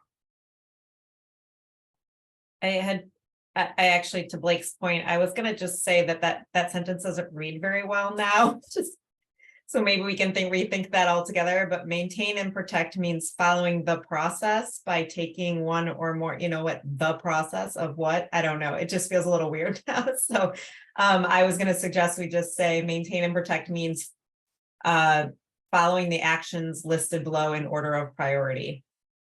I don't know. Maybe that doesn't work, but and then I also had another comment on number 3. Not sure if we're there yet. If we've wrapped up. Let's separate those two into the first suggestion, which is I think modifying the sentence so it reads better. And I didn't see any qualms or problems with the change that you made. So it would be, for purposes of this section, maintain and protect means taking one or more of the following actions listed in order. No, just saying means delete following the process by taking one or more of, and so it means following the actions. Okay. So delete following to following, because we don't need that twice. Yep. Adding the actions listed below in order of priority. Does that work? And maybe address the comment about one or more. Okay, it just felt a little, it didn't make sense to me. If there's any objections to that, happy to hear them. Is everyone okay with this change as it's stated here? And then number 3, sorry, rectifying the impact by repairing, rehabilitating, yada, yada, the affected environment. We have it qualified as when the infrastructure is decommissioned, but really we're talking, what if you're implementing the, at any point in the project, we want you to rectify the impact. So just deleting when the infrastructure is decommissioned, just to be clear that it applies to all parts of the project. And that was it on this section for me. Delia? So I have problems with the whole number 3 and the marine environment, because the reality is we don't have options. We don't have good options for restoring seafloor habitat. And so I know that the group has already had a lot of discussion about this, so I was just going to leave it alone.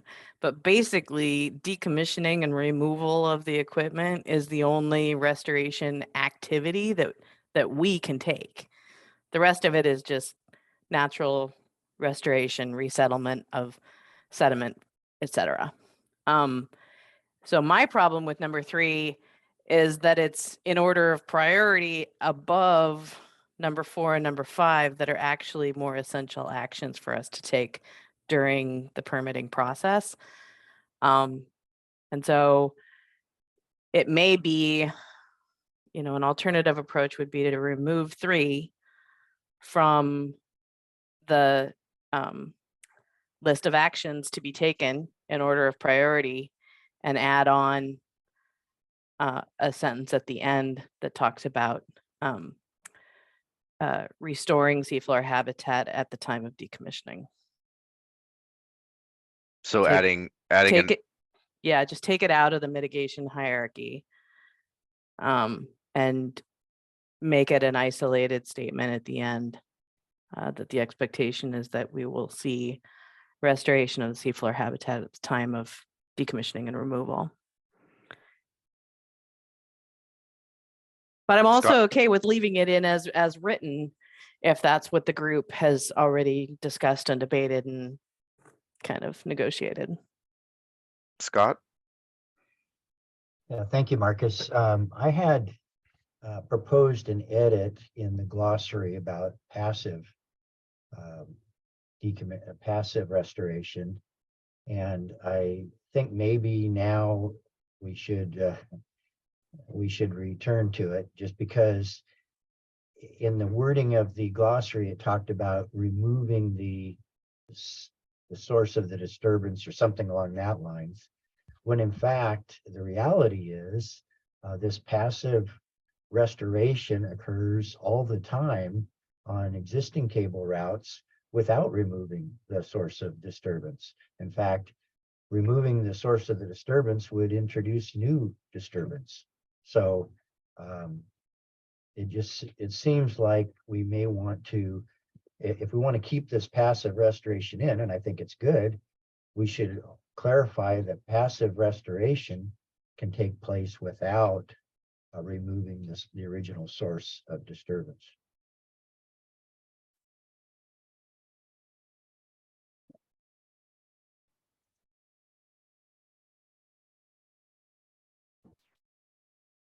Yeah, Tara, your hand is raised. Is this on the same issue? Not on the passive restoration piece, but on number 3, I guess. Okay, well, let's go back to Delia's broad comment.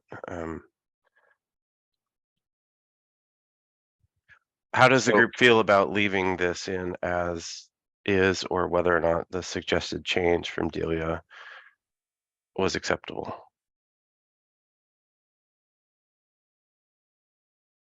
Again, I just don't know that the only time we're looking to rectify an impact is during decommissioning, but I hear Delia that might be the only time that it's possible to do so. So I'm not sure what to do with that. But if in the future it becomes possible to do so, don't we want applicants to do that? That's why I'm hesitant to remove this one. Yeah. Someone comes up with some really cool thing. I don't want to Sure. Yeah. from doing that. And I guess like the agencies that you'll be reviewing this, right, for whether or not they've done so or whether it's practicable to do so.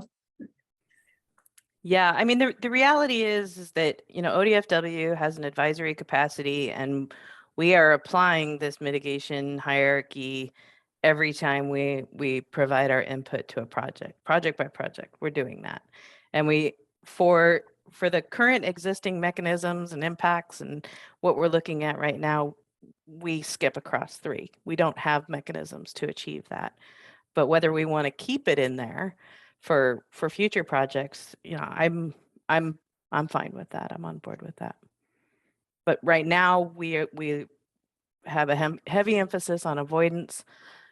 Then we want to minimize, and then we want to reduce over time, and then we want to compensate. Mike Grable. I thought this was going to be easy today, but I would agree that at the moment we don't have in-kind mitigation, but I could certainly see that more than one program has attempted to build artificial reefs and do that kind of thing by sinking ships or whatever else to make fish habitat as a form of compensation or compensatory mitigation. So I don't know if it's necessary. I thought we were done, but I don't know if it's necessary to differentiate in-kind versus out-of-kind mitigation. But to Delia's credit, I'm sure she's thinking of in-kind mitigation, and I would agree that at the moment we have very limited options for in-kind mitigation of the sort that would be necessary for pipelines and the kinds of activities that are going on in Section 4 here. But we shouldn't lose track of the fact that if we don't specify, then someone would say, well, how about if we sink a ship here and that'll make more fish? ODFW would oppose that. That's our statewide response to that. Well, So- fully understood, but if it's not spelled out, then Yeah. why go there? You know, it, But Mike, wouldn't that be number Yeah. 5, not number 3?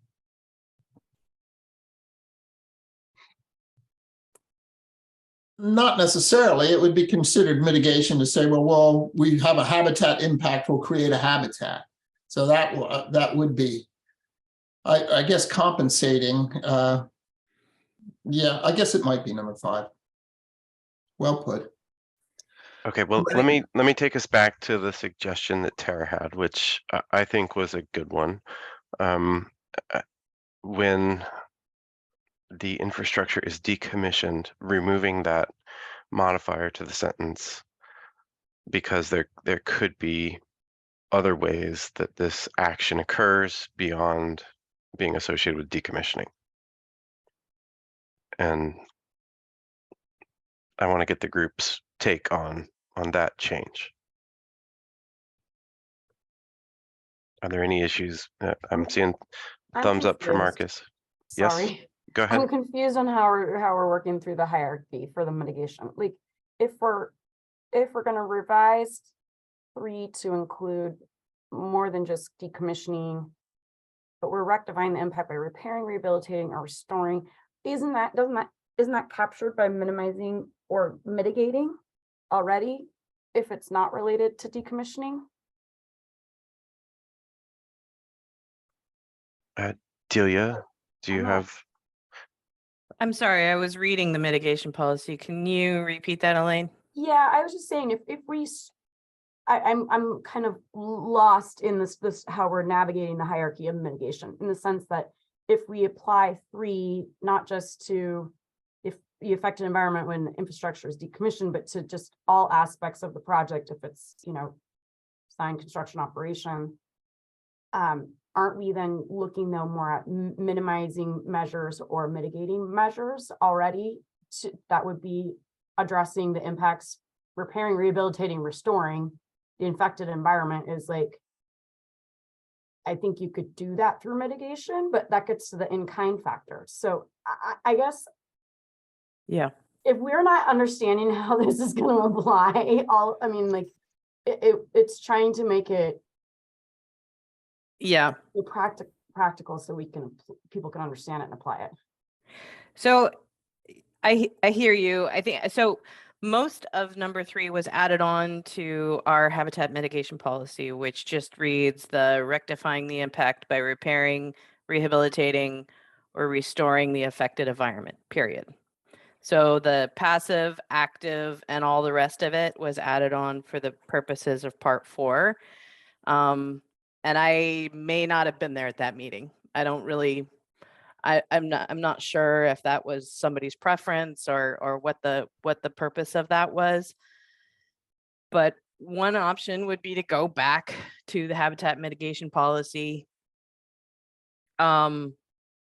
which is a more limited. It doesn't specify decommissioning or not decommissioning. It doesn't specify active or passive.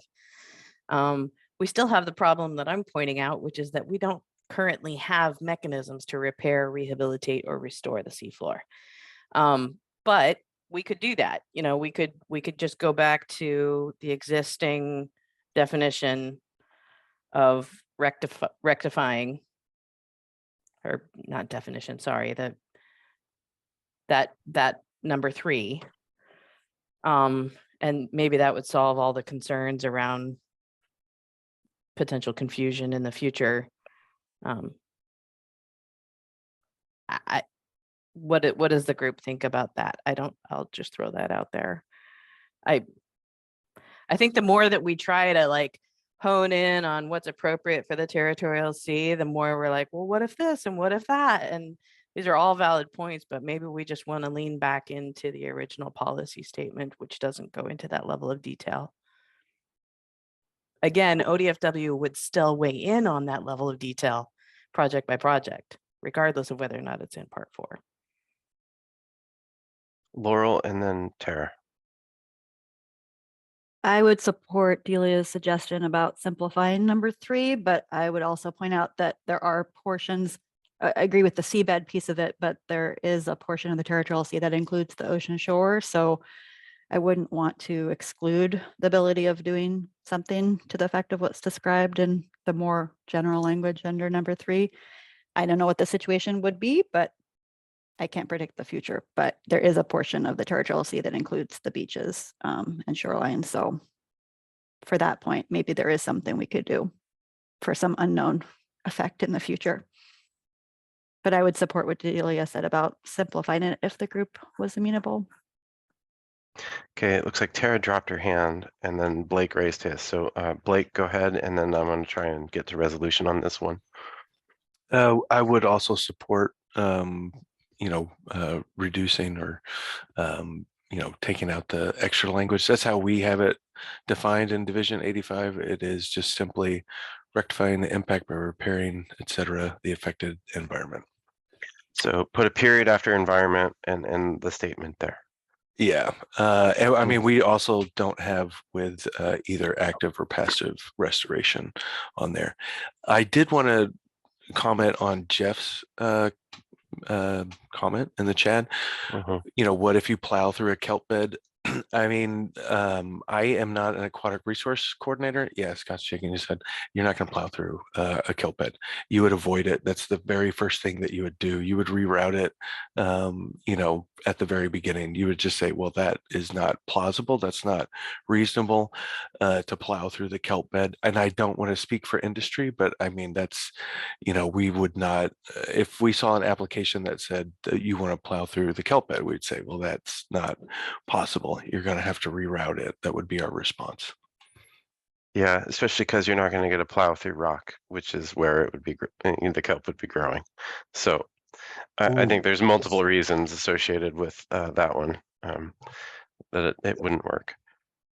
So this kind of brings up an interesting question. I'm sorry, because you're trying to move on, but to my mind, this hierarchy is all about how you get to yes. But what you just suggested is if you don't avoid, then it's a no, and you don't let people keep going down the other steps of the ladder. Is that how you see it as well? Or option to go down the next rung of the ladder to say, well, you're not supposed to go through the rocky substrate in the kelp. That's number one in priority. But if it's not practicable to avoid, then there is an option that you could potentially go the next rung down. I think I see what you're saying, Jeff, but it is practical to avoid it. And that's what we found is that, I mean, Scott, maybe you can speak to it more, but it hasn't been an issue to avoid the rocky shores. So. Yeah, and if we ever get to the implementation requirements of the plan, that's part of why I think we wanted to specify those things to be identified during the inventory. Okay, yeah. My question is really just like, is there a way that this results in no? Or does this if they refuse to avoid? If they said, no, we want to plow through this kelp bed, then we'd be like, okay, no. But that would be a really weird game of chicken. I mean, if they just, that would be what would happen. It's kind of, I mean, I'm not trying to minimize or make fun of this or whatever, but it's funny on our end because it just wouldn't happen. You wouldn't see an applicant say, well, I want to plow through this kelp bed. We would say, well, your plan is going to impact this resource. First step is to reroute. And if upon rerouting, they're like, well, we're in the realm of hypotheticals. So I really don't want to try to play this thought experiment. But in my experience and, in all past applications, it's avoidance. And then, we would see a rerouting. And it's almost always, right? It's almost always a combination of these. You avoid first, and then whatever you can't avoid, then you try to minimize and whatever, so you work your way down to get to a yes that has worked its way through the hierarchy. Chris Stein. Yeah, and I've kind of avoided this one intentionally here. DEQ does not regulate habitat per se. We regulate water quality, and I just wanted to make clear that remedying a situation through restoration or rectifying an impact or whatever term we're using, does also involve impacts in and of itself. So, I appreciate the discussion, but I think there's, well, 2 points. Number one, we're not real, or at least I'm not clear on what the end point of rectifying an impact. What is our goal? Is it restoring it to a pre-development situation, or is it restoring it to a situation in which the substrate that was disturbed now provides equivalent function, form and function for to support habitat that was there prior to the disturbance. I'll leave that to the resource experts on the call, but I think maybe more to the point, and maybe more as a practical perspective here, you need a backstop.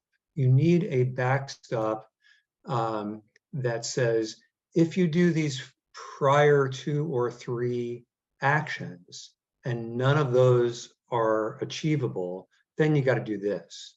So, I fully concur and agree with the discussion that the initial best course is to avoid. The next best recourse is to minimize. And then if none of those things work, then we're faced with restoring or remedying a situation. But I would suggest that in this case, we're not, at least again, not clear to me what that restoration objective is. Are we restoring form and function, or are we restoring it to a pre-development situation? So that's the question for the group. My answer would be the form and function. Soft sediment habitats, if left alone, will equilibrate back to a pre-disturbance function and ecosystem. And that would be what I would hope we would get to. And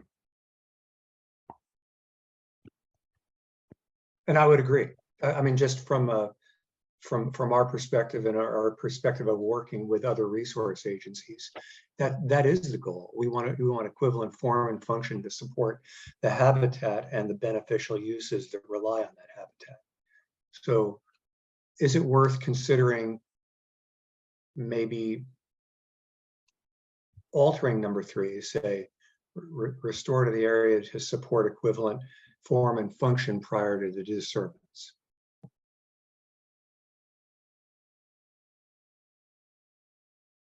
I just want to note that we have a definition of restore in our glossary, and that would be the place to define what we mean by that term here.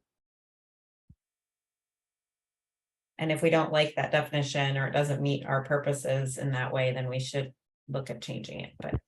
And Scott offered some change on that, I think, already. Thank you. Scott? I just wanted to thank you, Tara, and I agree that we can fix it pretty easily in the definition of restoration. And I have suggested an edit to passive restoration, which is allowing natural processes, sequence, and timing to occur in an ecosystem, and then deleting the current wording after removing a source of disturbance, because that's not necessary. What happens in real life in the ocean is when we go to inspect a submarine cable, much of the time you cannot find the cable on the seabed, except with it's essentially a giant metal detector that triangulates the depth of burial. So it's a big great grid thing that extends in front of a ROV submarine, and it triangulates the metallic signature coming from the cable under the mud, because from the surface you can't see anything. Now that isn't always the case, but this passive restoration is what happens in real life on the grounds off of Oregon every day of the year. It's constantly, the current's constantly moving on the seafloor, sediments filling in, trenches are slowly filling up. If they're real soft area, they heal or return to their original condition almost immediately. Other areas, if it's stiff clay, it takes longer, but it is occurring all the time. Thank you, Scott. So the suggestion you have, Scott, eliminates the last part of the sentence, which kind of talks about returning to functional and sustainable use. I think if I'm guessing, the part of the sentence that causes you umbrage is removing the source of disturbance. I'd like to leave the last part of that definition in, and I think if we just take the part of the sentence that says after removing a source of disturbance out, that's what I would prefer. Yeah, I'm very supportive of that, Andy. And whether you take it out or don't take it out, it will return. It's just a matter of, if you take it out, it'll take a little longer because you'll have to the disturbance that's created when you remove it will have to be right. So I'm fine with that change, Andy. So we have two kind of related changes on the board right now. And let's talk about the first one being going back to the original definition or original verbiage of section 3 of this, the actions listed, just changing it to what I have highlighted here from what it was previously. Is that acceptable by everyone in the group? Yes. Okay. What you great. have highlighted? Yes. Okay. And then the second thing is what Andy and Scott were just talking about, changing the definition of passive restoration to just delete the after removal of the source of disturbance from that. Do we have any dissension from that? Or is everybody on board with removing that part of it? And I would just point out that this doesn't mean that they won't, that we wouldn't recover a cable. It just means that it could be either be removing a source or not removing the source. Passive restoration does take place either way. Can I ask my question? Yes. I just want to ask those of you who have been more directly involved in this, decommissioning is already addressed elsewhere, even if it's not specifically highlighted in the restoration definition, it is addressed elsewhere in part 4, right? Correct. Yes. Okay, then I'm okay with it. Excellent. Awesome. And we can move on. Does anyone else have anything in the policy section? Scott, is that a legacy hand raise or the hand being there? Or a new one, I think. New one. All right, Scott, and then Tara, and then Laurel.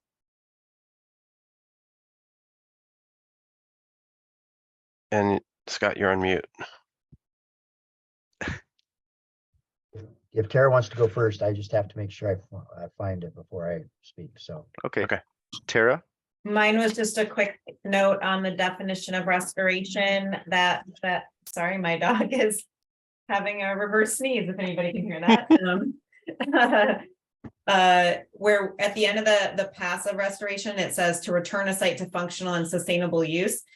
Can we add that to the end of active restoration too, which involves, removing infrastructure, et cetera, to return a site to functional and sustainable use? Or is that a phrase that should just be put up into the definition of restore? I'm sorry. I'm sorry if I'm now calling back glossary. But that seems important, as was just discussed. I think Chris brought up too, that that's what we mean by restoration, and make sure that that's clear for active or passive restoration. That's it. All right, so here this to return a site to, so just adding that onto active restoration. Yeah, here. And then I think deleting, we all agree to delete the phrase below that Scott suggested. Yes. Deleting and, okay. Thanks. Yeah, I'm okay with that. I think that if you're specifically adding in definitions for active and passive, you want to be specific about the outcome you're seeking. Is everyone okay with that change to the definition of active restoration?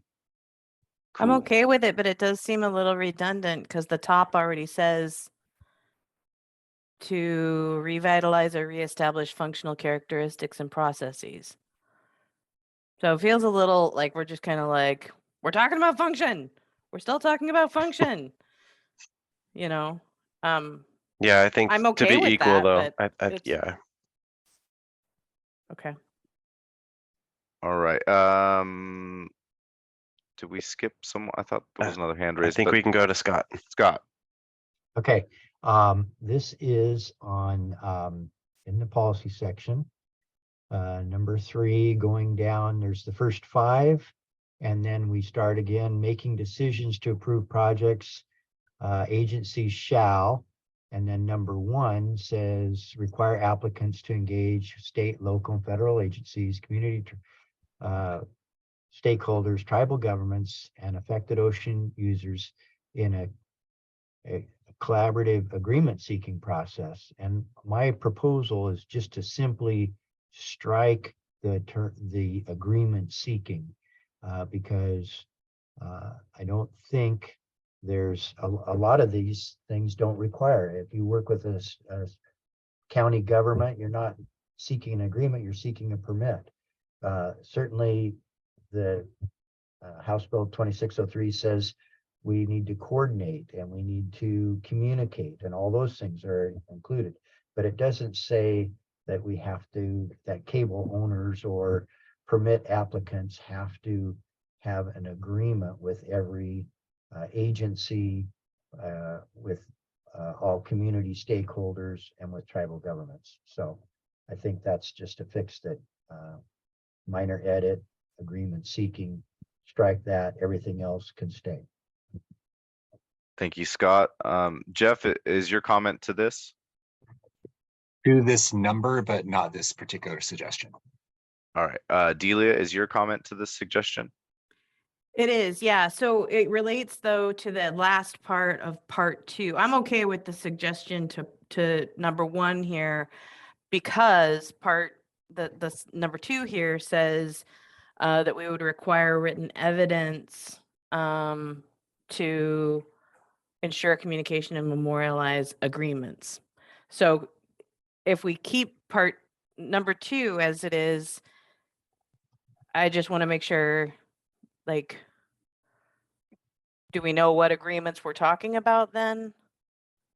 If we remove agreements in number 1, I think it's okay. I think but I just wanted to point that out. I think sub 2 was specifically affected ocean users.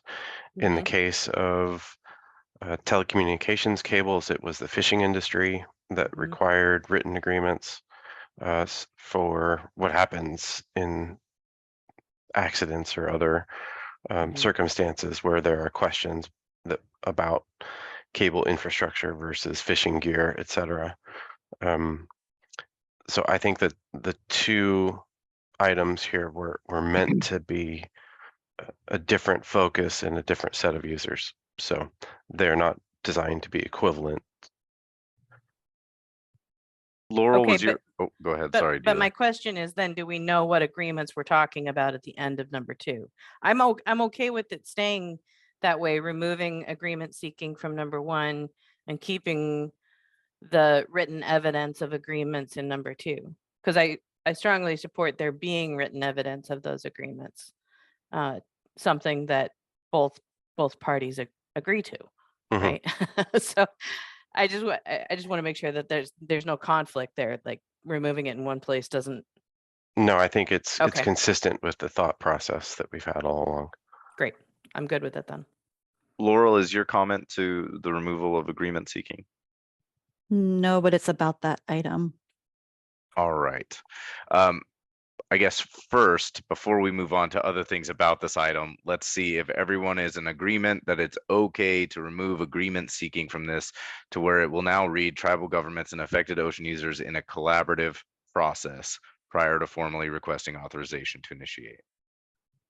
Is everyone okay with that change? Yep, I'm seeing yeses.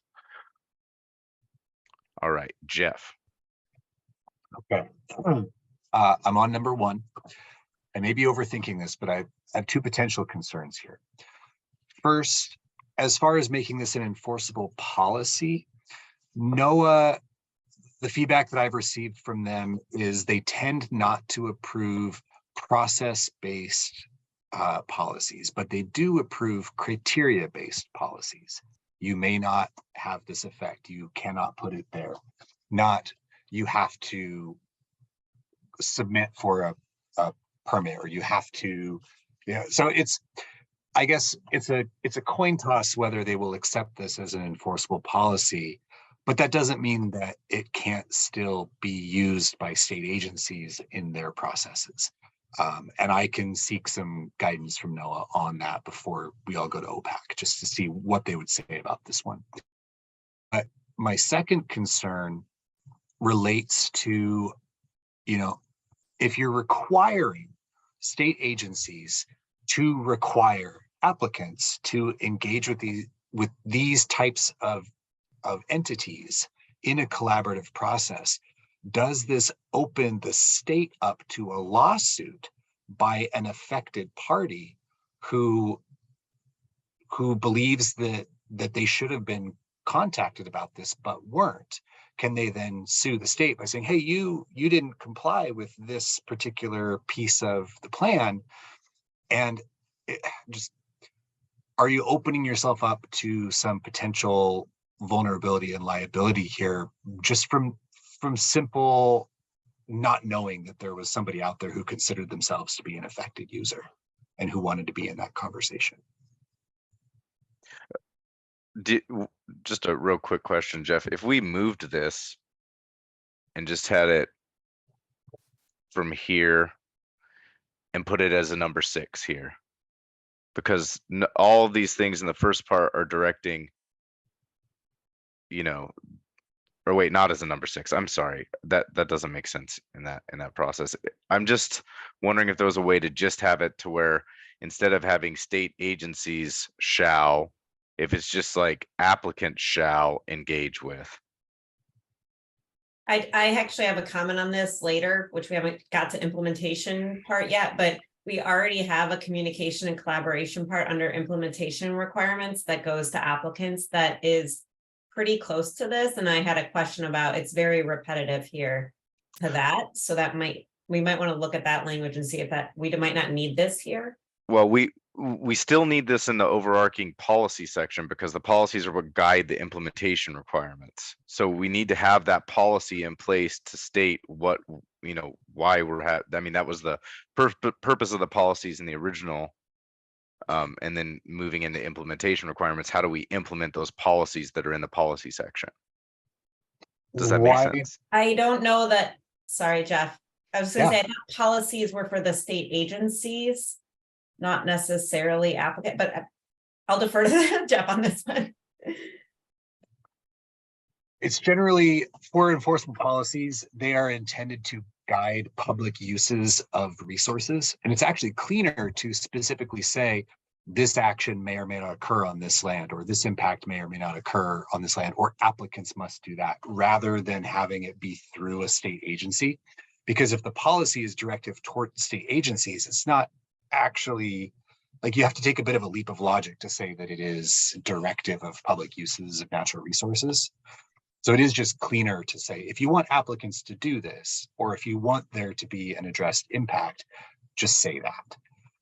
So if we just change this portion right here to say applicant shall, and then just take off this first part that says and then just have it start with engage, and the second part have it be like engage in direct communication.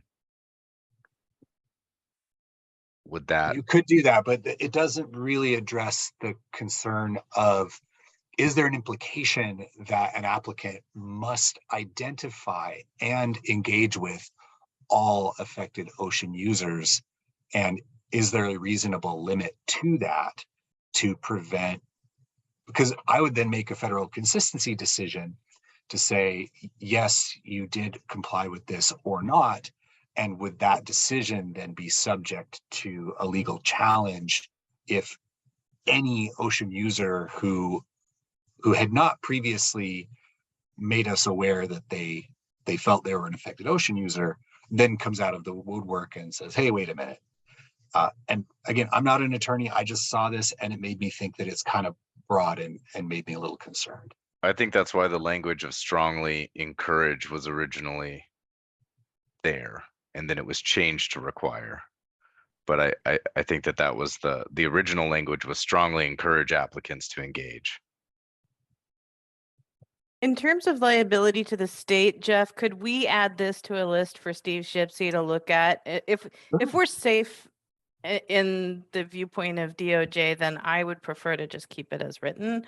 But you raise a really good point and something that we want to make sure we're protected from. I think that's what his screen and filter will be used to apply, like holistically.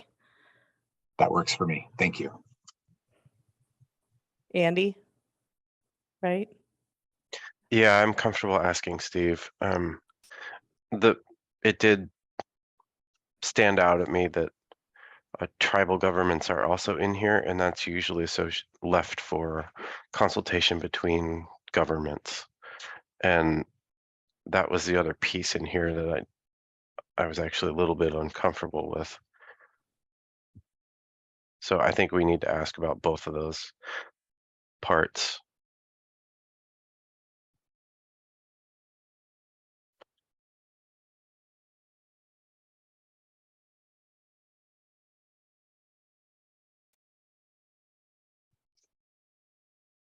Laurel?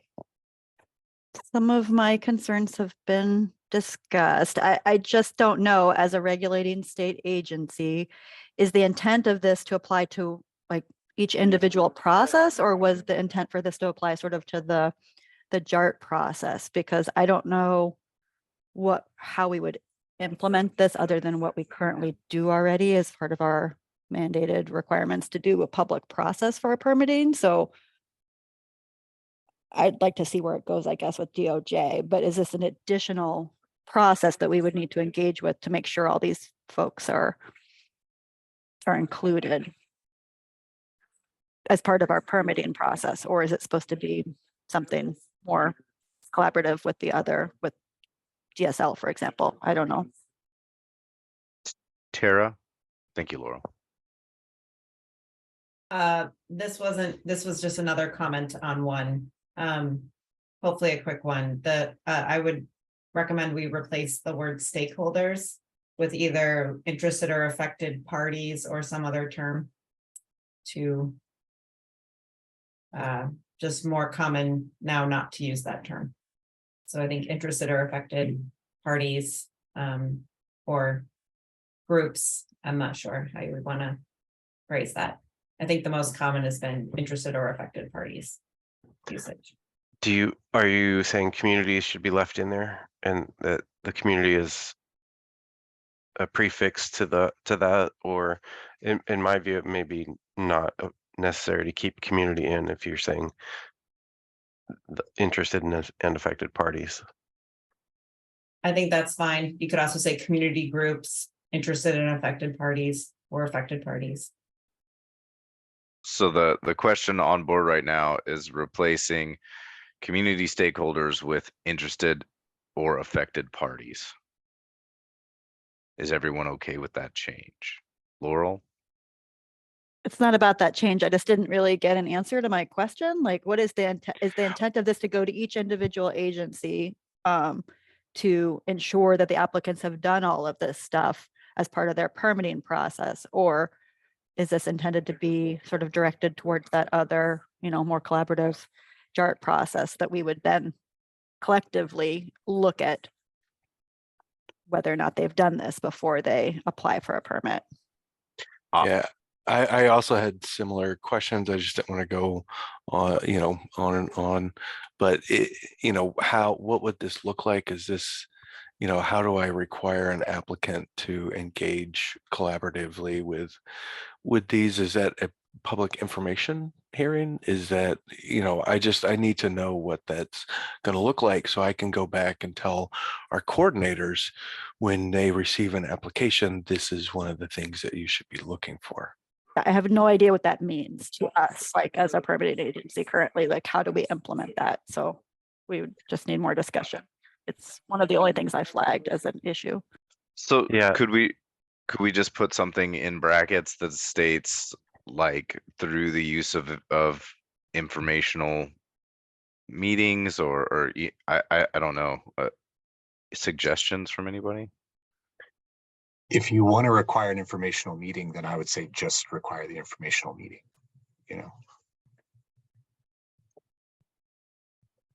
I think this is a statement that is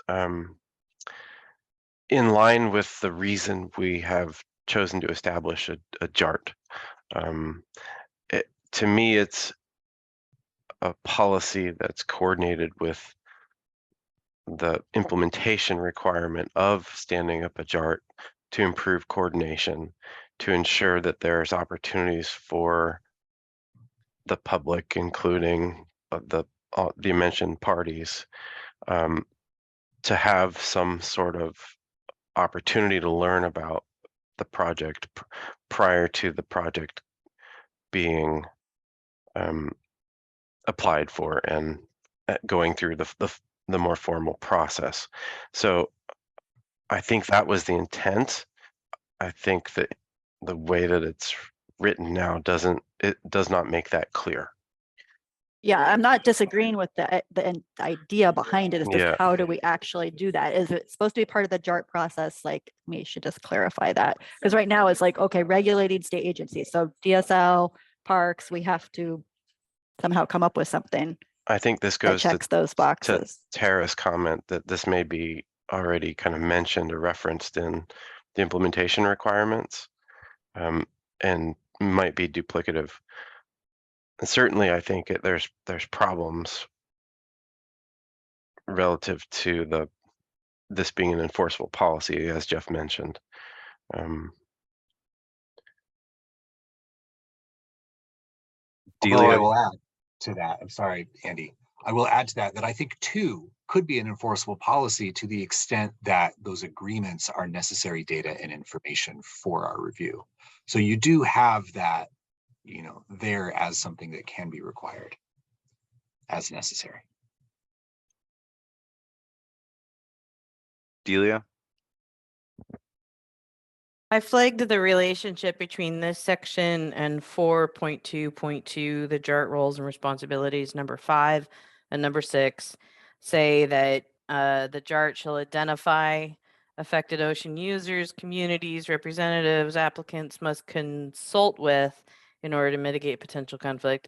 And 6, the JART shall act as a representative of affected stakeholders. That seems like a direct conflict of interest, and it seems that was left over. I'm sorry. That should not have been in that that went out to you.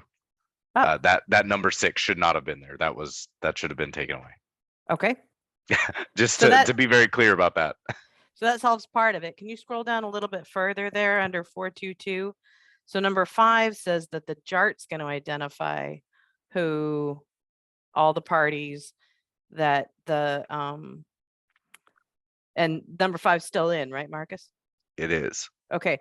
So this says that the JART identifies who you got to talk to, and then the policy section says that the state agencies are going to require you to talk to all of these entities. And so I think I was thinking, from my perspective, it makes more sense for that to be a requirement from the state agencies, the regulatory agencies. But then again, I don't represent a regulatory agency. So maybe I think I'm hearing DSL and parks say that is poorly defined, the process by which they would do that. I thought that it was defined within this part, 4.2.1, right here, where the agencies were invited, and then after the agencies identify as you know, the agencies are invited, they form the JART, and then when talking with the applicant, they identify where, you know, the other jurisdictions that are going to be involved. But see, that doesn't make sense to me, because in section 3, it says that before you apply for a permit, you have to But talk to all these groups. The JART happens before you apply for a permit. The JART happens when you request a pre-application meeting. I'm super confused. Okay. And the Yeah. policy section 3 is when making decisions to approve projects. So that's like the final approval stage. You want to make sure that they've done all the things, that they've done the consulting and agreement seeking processes, or no longer agreement seeking, collaborative processes. Right. So it's like that's like the final, not during the permit or the application process.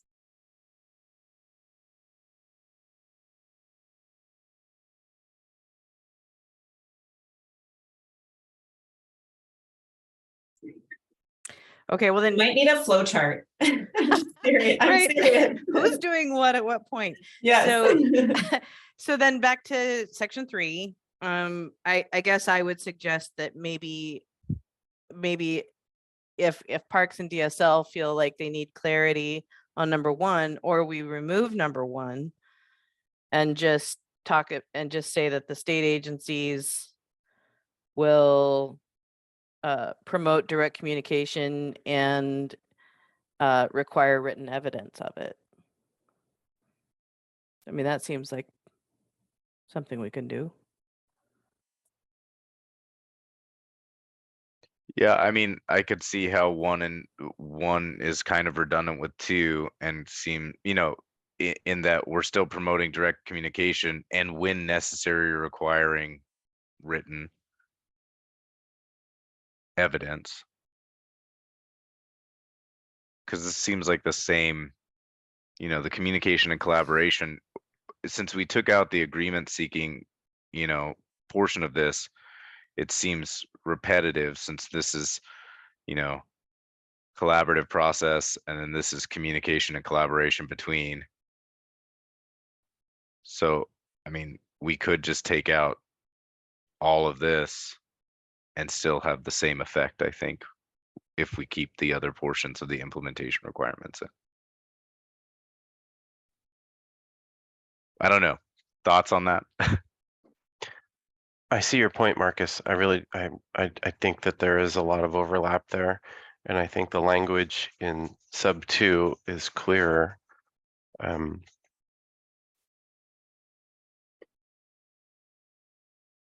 So I could see removing sub 1 altogether and letting the implementation requirements be the kind of specific how we're going to go through this process and how it's going to happen in association with the joint agency review team and the broader kind of stakeholder involvement piece.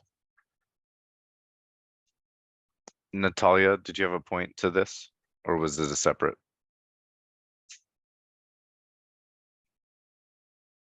You're on mute. Yeah, to this, I don't remember which version it was, but I think it was just very simple sentence in the beginning that regulating state agency encourage, well, you know, I'm confused as well, encourage applicants to engage in collaboration with different stakeholders. And we took that from the example of OFCC agreement. So we discussed that we cannot require, because it's volunteer, if applicants want to enter in written or oral agreement with the other stakeholders to make it easy, the collaboration and process. So it was just a couple of sentences. I don't remember which version it was, but maybe we just need to do this simple as it was, encourage and not require, because this is actually not related to JART, my understanding. It just make the coordination and collaboration process much more easy. But it's not required for JART, for those agreements and agreements. So they decide what type of agreement they want. So maybe we can just hold then, Marcus, and you can sync later because you're like overwhelmed with like. Oh no, sorry. It's not that. Sorry. No, I'm just trying to get some kind of resolution here as to what we should do, because we very much need to move on to the implementation requirements, because we have about 45 minutes left. And that's with us skipping the break that just happened in the past 15 minutes. So we need to figure out what we're going to do here so that we can move on to implementation requirements. So at this point, I am just asking, do we remove this entire section 1? Is everyone okay with that? If we do not do that, we will leave it as is. And I will check with DOJ about the tribal government and the liability portions of it that were brought up earlier. I vote to remove it. I think it's okay to remove. Tara? I'm okay with removing it as long as we expand part 2 to say that promote direct communication and collaboration between the applicant and maybe interested and affected parties and coastal communities. I'm not sure yet what the I don't even know that we need to promote direct communication and collaboration with federal agencies. Like, I don't know if that's something that in the top one. I also am not sure on the tribal government piece. That is a state to, I think that is a government to government. I don't know. So, but I just wanted to, if we could expand that part, I'm fine with deleting that one. And I think it's obviously here a problem. So, or not clear what it really would entail. All right. So your suggestion is to add in Interested and affected parties here. No. What? I think it would say between the applicant and interested and affected ocean users and coastal communities. No, interested and affected parties and coastal communities, because I don't know that it's always an ocean. It might not be an ocean user. I'm not sure. So I think just interested and affected parties and coastal communities. I just worry that ocean users limits that to. Do we have to? Or others, and I just want to make sure we're clear that it is broader than that. Do we have to call out coastal communities if we're deleting ocean users? If wouldn't they fall under interested and affected parties? I'm okay with changing that to parties as long as 422 part 5 also changes it to that.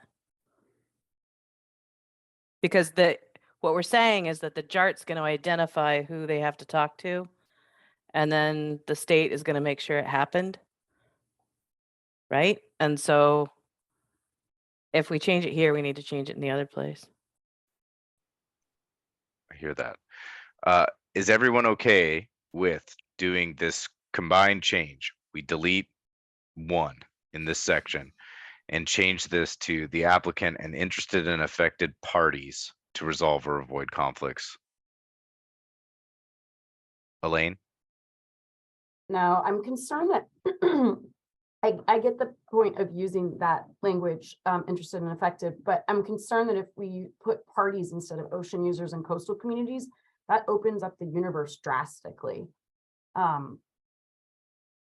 And so, I mean, that could be almost anybody, whether they live in Oregon or not, or have any impact associated with the proposed action. So I think that's problematic without some more bookends on it.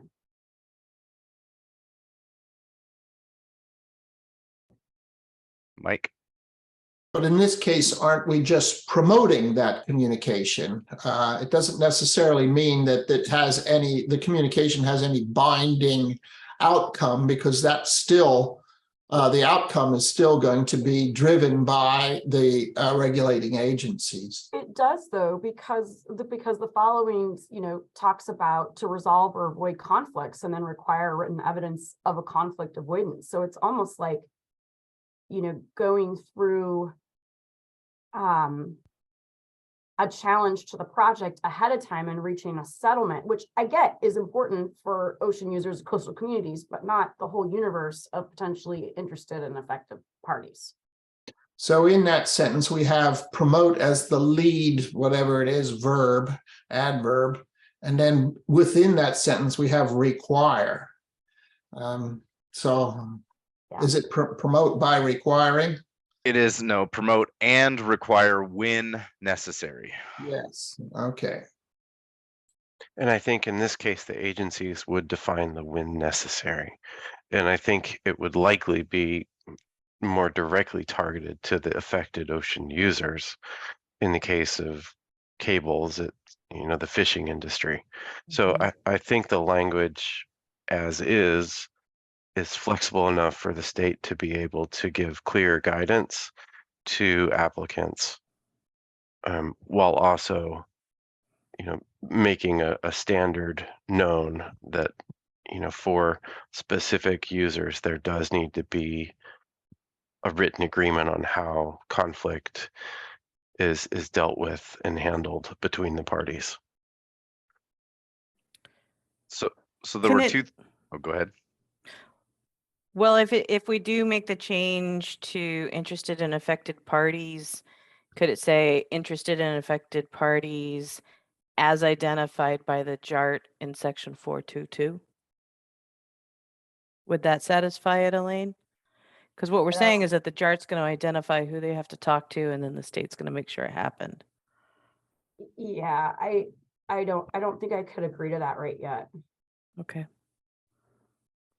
Okay, so we have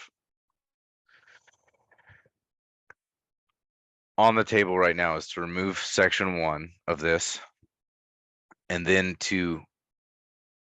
and we have kind of two sides when it comes to this second section, leaving this. So removing section 1, if we change it to being interested and affected parties, that's one side, and the other one is not removing 1 and just leaving this as it is and then checking with DOJ. Isn't another option removing 1 and just leaving it as interested and effective ocean users in coastal communities? That is, but that wasn't the caveat that was given to me earlier as to why, as to how it would be acceptable to remove 1. So that's why I had presented those two. But yeah, if that other side would like to make a change to their stance of removing 1 is fine if we, without a change to 2, then sure.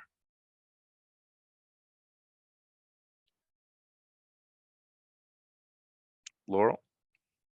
And some of this is covered in that other section we haven't had a chance to get to, right? I mean, the list of the groups that the JART would use to identify who is in this category of. I just wanted to make sure that there was that connection, because otherwise it's sort of a standalone thing, or at least it could be implied that it's a standalone thing that agencies are responsible for doing. So just making that connection. These are the other ones. Just thought it might be helpful for folks to see that list, because it's not like we're not going to include that list of people. They're outlined, not people, groups, interested parties. Scott? Yeah, I guess I'm kind of with Elaine. I think it would be helpful for the future to kind of keep it somewhat narrow to affected parties, ocean users, that sort of thing, because I'm just thinking in terms of what I've heard in California with the new offshore wind, that there's some groups that are trying to negotiate agreements, and I think you could sort of infer that it's sort of like, if we sign an agreement, you can buy us off and then we'll support your project. And I don't want to see see that get started up here, we're likely going to see offshore wind. And I think sometimes groups understand that those projects have big price tags and they have big, deep pockets, so to speak. I think it would just be helpful not to try to allow just anybody that says, well, we want to be involved. I think it's fine to say, have public meetings and say, there's all the communication to anybody that's interested. But I think we need to keep it somewhat narrow in terms of what the requirements need to be for an applicant. Thank you, Scott. Tara? Again, I think ocean users is too narrow. We don't have a definition for what that means. And generally it is considered those who use the ocean for economic use, means. And I would just be concerned about that unless we want to define it more specifically. Yeah, I don't like limiting this in that way. If there are interested parties. Elaine? I was just going to ask, maybe we could talk through some hypotheticals in this situation, because the reality is for these types of projects, there's going to be agreements, like with the fishermen and the cable providers. There's going to be agreements required with the BOEM leasing process for offshore wind. So I think there is some existing overlap already with other regulatory frameworks that there's going to be these required agreements. But the question then becomes, I guess, who, if you're not an ocean user or coastal community, who are those other interested and affected parties? And maybe we need to define that term, or define ocean users more broadly to not just be economics. But I still have that concern of opening it up that wide without some definition about who that term captures. Like, so Tara, do you have examples of who that might capture that wouldn't otherwise be captured with ocean users and coastal communities? Well, as I just said, those who aren't using the ocean for economic, who don't use the ocean for livelihood or some other, where they might be seeking economic compensation or otherwise. So again, if we define that in a way that it made sense, I mean, many of us don't own land at the coast, but we go to the coast often. These are our public lands and resources. So it's just hard for me to understand. Like, I mean, if it's really trying to be narrow about just those who use the ocean for, those specific purposes, I think that's too narrow. Yeah, I kind of think of it like standing, right? In the sense of who is affected. And so what does that mean? You just have a general interest in the ocean. Is that sufficient to be affected? So anyways, appreciate the conversation. Scott? Yeah, we have a definition for user, an individual in our glossary, an individual, group, or entity that makes use of the territorial sea, whether and I think and adjacent rocky intertidal, whether it's for traditional, recreational, educational, commercial, or other purposes. So, it seems appropriate to address users. If somebody just likes going to the beach, that's great. I like beachgoers. I go to the beach all the time, but I don't have an impact from a cable that's 60 foot underneath the beach. And I don't think my going to the beach gives me standing to, challenge a submarine cable just because I go on the beach and there's going to be a cable 60 feet under the beach. Mike? I'll just offer that one of the fundamental principles of ocean education is that there is only one ocean, and the ocean belongs to everybody. And I would venture that the courts would define standing. So even if other parties are named like beach goers, again, we're just promoting communication. And I think beach goers have just as much of a stake in being informed about what's proposed than anyone else. So I don't know that having this be open-ended. When I spend my time here, even though I live here and I own waterfront, the parking lot in Charleston fills up with Idaho and Colorado and Montana license plates. And I have to understand that I share the same ocean with those people.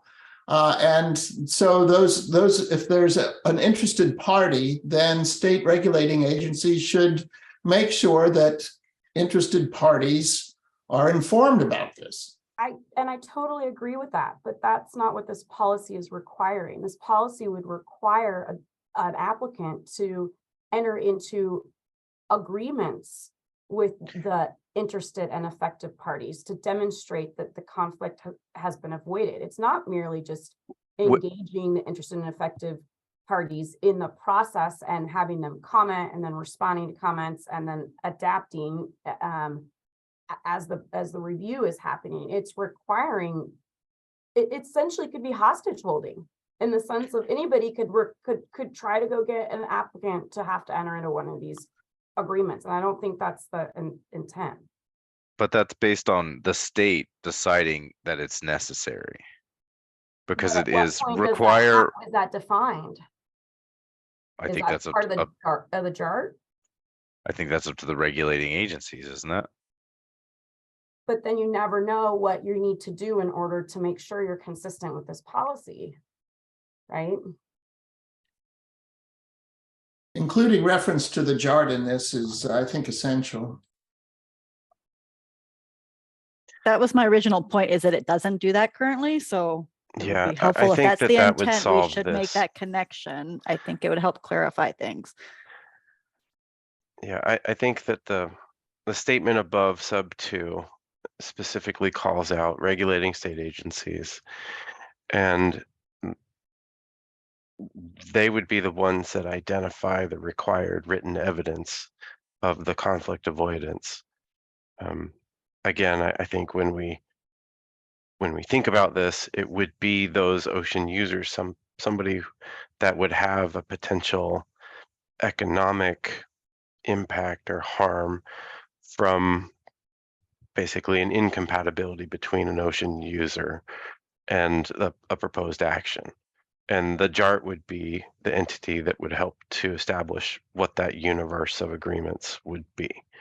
So I do think we're getting caught up in the language here. And I think part of that is there's two ideas in this paragraph, one of which is that we want an applicant to have direct communication, collaboration between all interested, affected parties. And two, for that there's a limited subset where the state would require written evidence of agreements to help sort out when those challenges or when circumstances arise where there's, as an example, the cable, a process like who to call if a cable is struck, what would happen if there's a gear entanglement. Those are the types of things I think the state would recognize as requiring those written agreements. So I think, we need to read this carefully. I think maybe a reference to the JART in the section of the sentence that is related to requiring the written agreements could be clarifying in a way that it helps an applicant understand that that's going to be a limited set of entities where that's required. That may be one suggested change that could get us to a resolution on this. I think regardless, sub 1 isn't necessary and is problematic the way that it's written. I'm in support of really trying to tailor this sub bullet number 2 to meet our needs. Scott?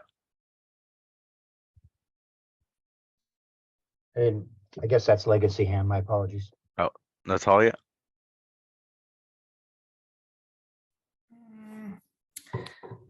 I think it should be somehow broader, like affected ocean user. I'm just thinking hypothetically, we are talking about affected community or ocean users, but it could be in the future situation, and this is already rise at the federal level, that agreement could be between two applicants. Let's say we have telecommunication company and power, so wind, offshore wind energy Those will company. both be affected ocean users, correct? Yeah, but what my point that there is possibility that agreement could be between two of them in case of crossing cables or spatial separation power cables and telecommunication cables. There is no rules for that. And this question also rising. So is it like they both consider as interested or affected ocean user, or they also both applicants? I mean, if we are talking about agreements between applicants and other party, it could be agreement between applicants as well to company if they landed power cables and telecommunication cables. I guess I think that the word ocean users as defined or user as defined in this encompasses all of those groups. So I don't know that we need to call out a lot of specificity there if we keep affected ocean users in this. I mean, that's my own personal thoughts on it. I don't know how other people feel. Tara? Yeah, I was just going to point out that I know a lot of times, and we're thinking about this from a laying of a cable perspective, but that this does include pipelines and other developments in the territorial sea. So I just think we need to remember that some projects might have greater impacts to ocean users, however defined, than maybe a cable landing or laying might. But I would say even those who just go to the beach can be affected by these projects. I mean, the state park where they landed the electric cable for the wave energy was closed for a whole summer to do the construction on that. And there were a lot of community members who weren't even aware of that project happening. So the idea to promote this communication to users is important. But so I'm just struggling with all of this. I think we need to move on because we haven't gotten very far. Maybe this is a place we need to parking lot. And I guess I just want to point out that this is the definition of user, and it is groups or entities that make use of the territorial sea and adjacent rocky intertidal, whether it is for traditional, recreational, educational, commercial, or other purposes. That includes your beachgoers. That includes that includes other companies that may be putting this in. So I don't see a conflict of keeping it as affected ocean users when this is our definition of user. That's my own interpretation. I just heard from Elaine that she was not comfortable with that broad definition. So that's what I'm trying to, with the definition of user. No, I'm okay with ocean user. I'm concerned with parties without a definition. So if it's broader but it's defined, that addresses my concern.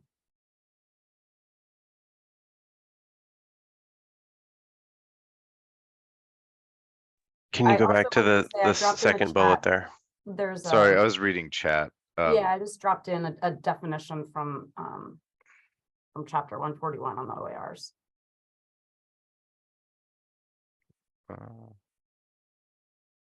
I think the Division 83 definition might be a little more appropriate. It's pretty much the same thing as 140. But you know, when we see these easement applications and we think about ocean users, we are thinking about a more expansive list from DSL's perspective, because, we are representing every Oregonian because every Oregonian owns a piece of the territorial sea. The department doesn't own the territorial sea. The public owns it. We manage it and trust. And so that's the relationship we see. All right. So we're back to this section. Are we comfortable with deleting this part, or I'm sorry. Are we comfortable with deleting the first number 1 here? And leaving this as affected ocean users if user is defined in a way that encompasses those groups that you were talking about, Tara? I mean, that's not what I just heard Blake say. I don't know that user would, encompass all interested parties. I don't know. Again, I think table this potentially. I don't think we're getting anywhere at the moment, and we Yeah, have. so as it stands right now, because we can't reach consensus on this, I'm going to check with DOJ about tribal government and liability here and make changes that DOJ says we need to in order to keep us not liable. And then I am going, so these are going to stay in as they are. If you have different things that you would like it to be, then you need to send me your preferred language, and I will send that to OPAC and they can make the decision, since we cannot reach it at this point.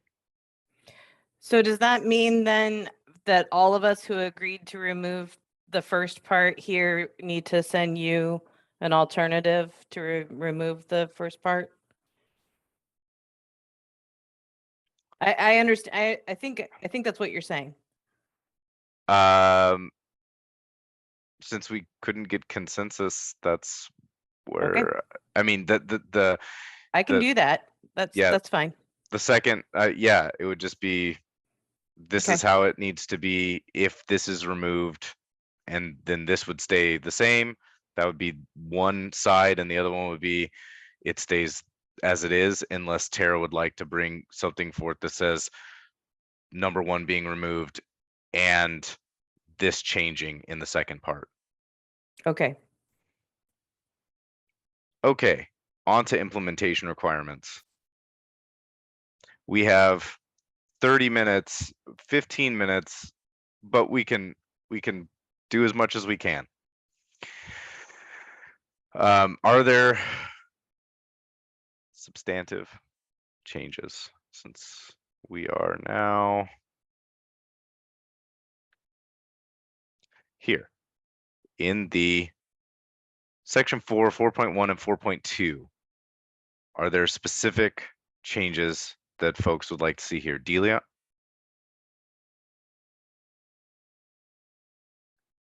You're still muted. Sorry, I'm still jotting down my thoughts on 3. You want to talk about 4? Yeah, I thought that you would raise your hand about it. Okay. Yep. Okay. 4.2. The first line of 4.2 says the purpose of the JART, yada, yada, between regulatory agencies. I'd like to change that to state agencies to include ODFW, who is not technically a regulatory agency. Does anybody have a problem with that? Is everybody okay with that change? That's a more diplomatic way to say it. So Thanks. that you said very threatening there, Delia. Sorry, just trying to expedite. Sorry. So that is the purpose of the JART, is the coordination communication between, you said 4.2, right? I did. So Yep. just changing this to say state. Correct.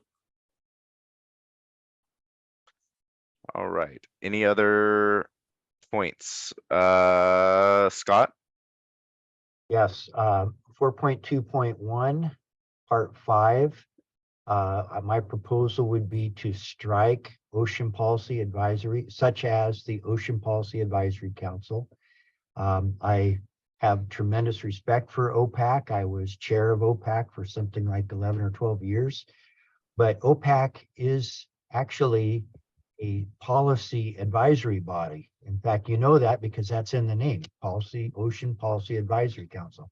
So it's appropriate for OPAC to look at ocean policies, but I don't think when it gets to permitting situations that OPAC has or should have any role. So I propose that we strike that. And then I have another one that I think is also fairly easy. 1 second, let's figure this one out just real quick first. Okay. Is everyone okay with removing such as OPAC and just not having an example there? Yes, and I think that language is problematic because who would be a representative who's authorized to speak on behalf of OPAC as a part of this process? That is not clear at all. So I'm totally Excellent. comfortable with getting rid of that one. Scott, your second point? Wait, I have a question though. Oh, Tara. That point about advisory committees then? I mean, what's an advisory committee? And why would they have any say if somebody like from OPAC doesn't? Just out of, I mean, I'm just wondering the difference there. Statewide and local organizations and advisory committees. So there are circumstances where there are fishery advisory committees that are recognized by counties or other local governments that serve to advise them. And that would be an example. There may be other advisory committees as well. And would statewide and local organizations, I mean, are we talking nonprofit organizations? What's Yep. the? There could be nonprofits, there could be, local government entities. Jason, did you have something to say on this? Or is this for another section of? It's getting in the queue for 4.2. Okay, excellent. Elaine, did you have something to say on this point? Yeah, I was just asking, it says as invited, is that as invited by DSL? Correct. Okay. Thanks. Scott, what was your, is everyone okay with removing that as I've deleted, but I can remove that deletion if people are not okay with it. Yep. Okay. So what's your second point, Scott? Moving straight down 4.2.2, number 4, DSL may acquire the services of technical experts at the expense of the applicant.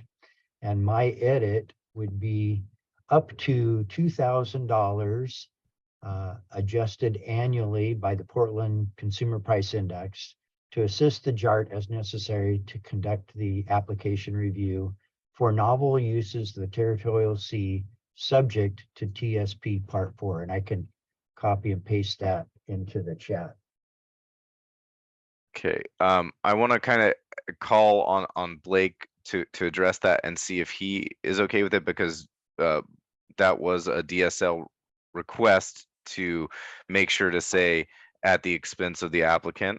So I just want to see how DSL feels about that change that Scott just proposed. Yeah, I mean, I understand wanting to limit the dollar amount so that it's not just, however much, but I don't know if $2,000 is going to get to, pay for or meaningfully cover the cost of a consultant.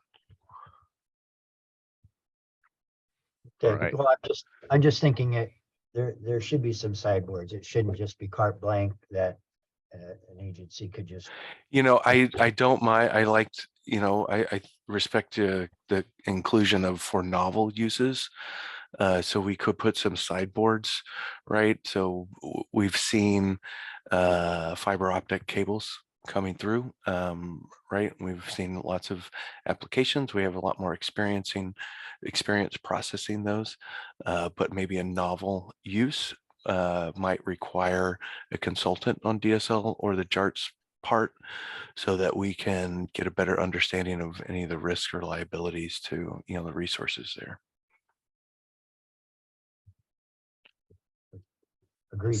So would this be, would folks agree to adding the caveat at the end for novel uses of the territorial sea subject to TSP Part 4?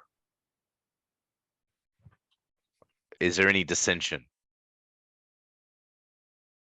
Laurel, were you? I'm not dissenting. I mean, how are we going to identify, like, is it just novel uses as time goes forward, things that are new? Because this is a long-term document. I'm just not sure. I mean, right now I would probably be able to figure out what a novel use is, but is that just always changing as time goes forward? No, fair point. I mean, what's novel now may not be novel in 100 years. So how do we keep track of that? So, Well, that would be a discretionary need by DSL. So my guess is after a couple of novel circumstances, it would not be interpreted as novel anymore. yeah, and likely we would have So- rules around it. We would see territorial sea rules for pipelines or something like that, like we did with cables, instead of having a catch-all easement rules. So, Delia? I'm not terribly comfortable with this. I would defer to DSL and parks, obviously, and to their authorities, but I'm not terribly comfortable with this because I do think that, especially shoreline landings and crossings are becoming more crowded places, more complicated places to perform a review on. And so I think that even if the use is well understood or novel, our process for assessing it could still change, and that might require a consultant. So I just wanted to throw that in there. For example, the geotechnical review of shoreline crossings, I think the process for that could change and require a consultant at a cost that shouldn't be borne by the state. So I think we should keep it as it was written. Natalia? Yeah, I agree that we should keep it as it was before because some project could be really very complex and DSL doesn't have a technical expert to assign. So we may need to hire independent or whatever technical expert for a specific project, or if it's in combination with other project. So it's not necessarily just novel uses, it's just technical expertise that DSL staff just doesn't have. So I would keep it as initial it was. So I'm seeing a little bit of dissension on this, and I don't know that we're going to, in the time that we have, come to an agreement on it. So Scott, you can send me your alternate and I can forward it on to OPAC with this section, and I will put this back to the way it was. Jason Searman? Yeah, thanks everybody. Let me lower my hand before I forget. We're getting into the territory of some of the items that Renewable Northwest flagged. One of them in that JART section we're in here was questioning about that first part, the comments on the adequacy of information. And the second one talks about recommendations. So you've got comments and recommendations there by the JART. And then number 3 clarifies that the JART recommendations are advisory. So maybe we could say the JART comments and recommendations are advisory, and that would probably clarify the regulatory versus advisory nature of the comments in section 1. So the suggested change is to there add you go. Exactly. this. Yeah.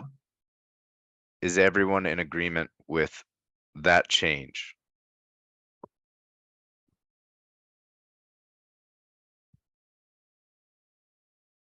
I'm not seeing anything against that, so we will stick with that.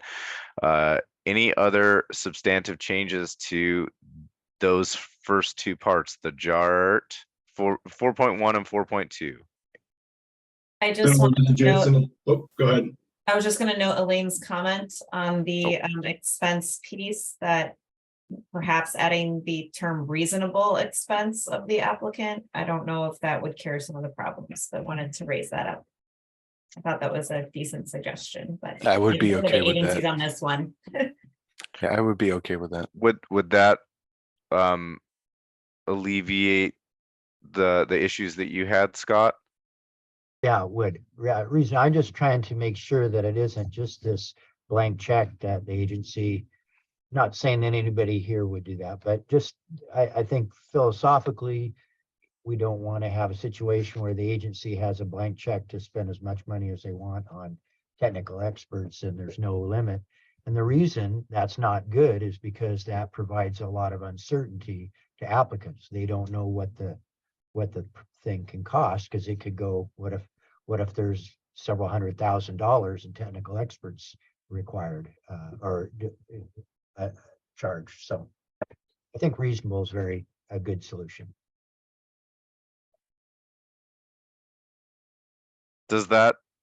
Are we in agreement that this is this seeming to, does everyone agree that this is an okay change?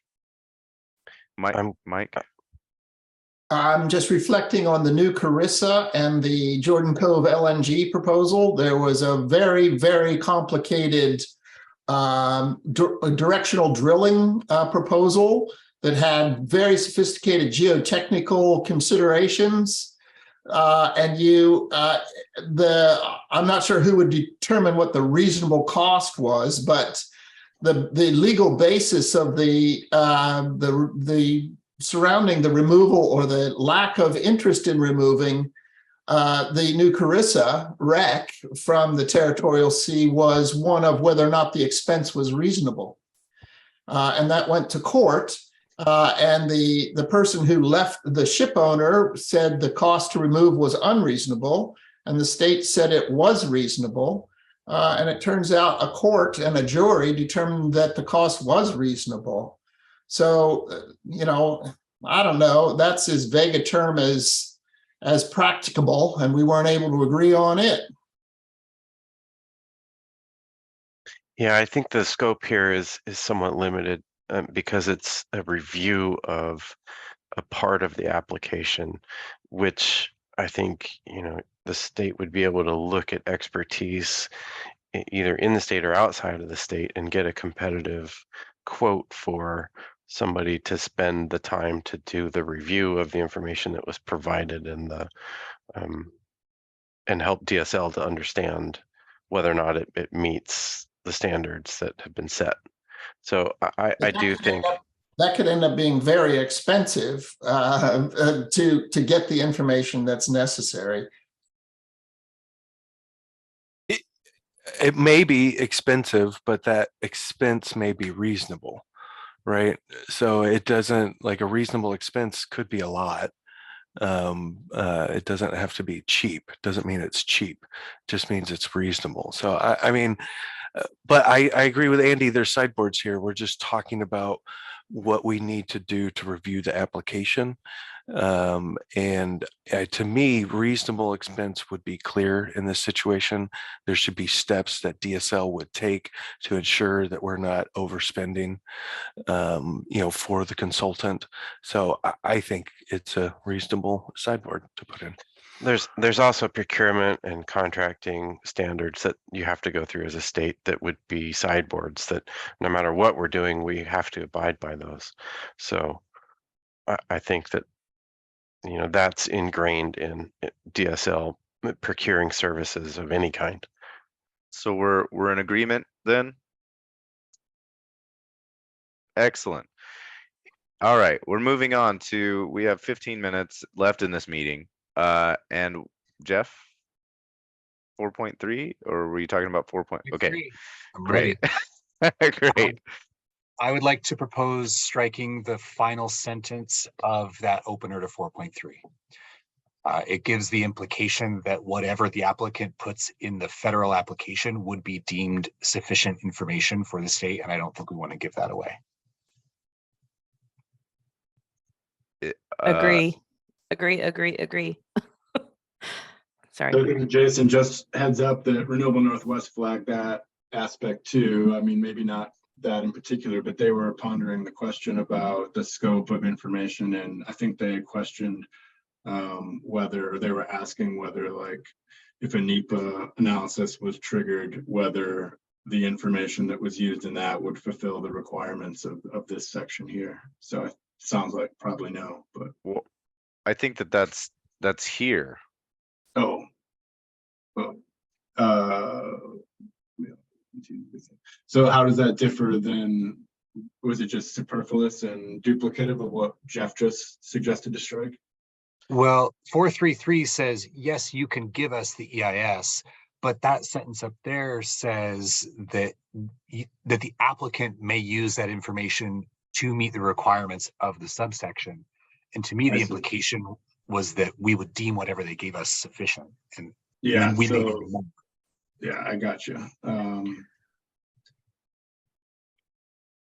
Is everyone okay with us striking this last sentence from that section? An applicant may use relevant that section. Everyone's okay with that? Tara, did you have comment on that, or is your hand raised for a different purpose?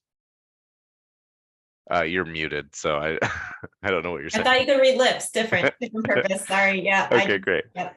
So I am not seeing any dissension, so we will delete that. Oh, wait, there was a dissension. Oh, there was. Elaine I didn't just see that. I think an applicant would want this language in there. I do understand that there's some, discretion of the agencies in their own state review, but I'm happy to drop my own comment in though, on this one.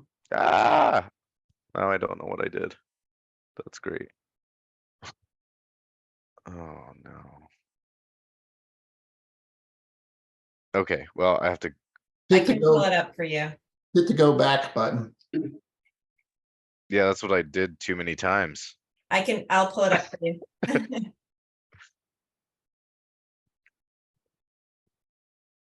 Control Y is the go forward button. It'll redo the stuff you did.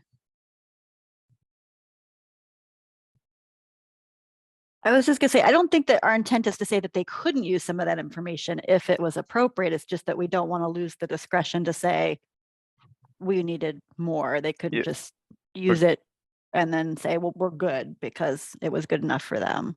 Yeah, because that's still covered here as long as this doesn't go away.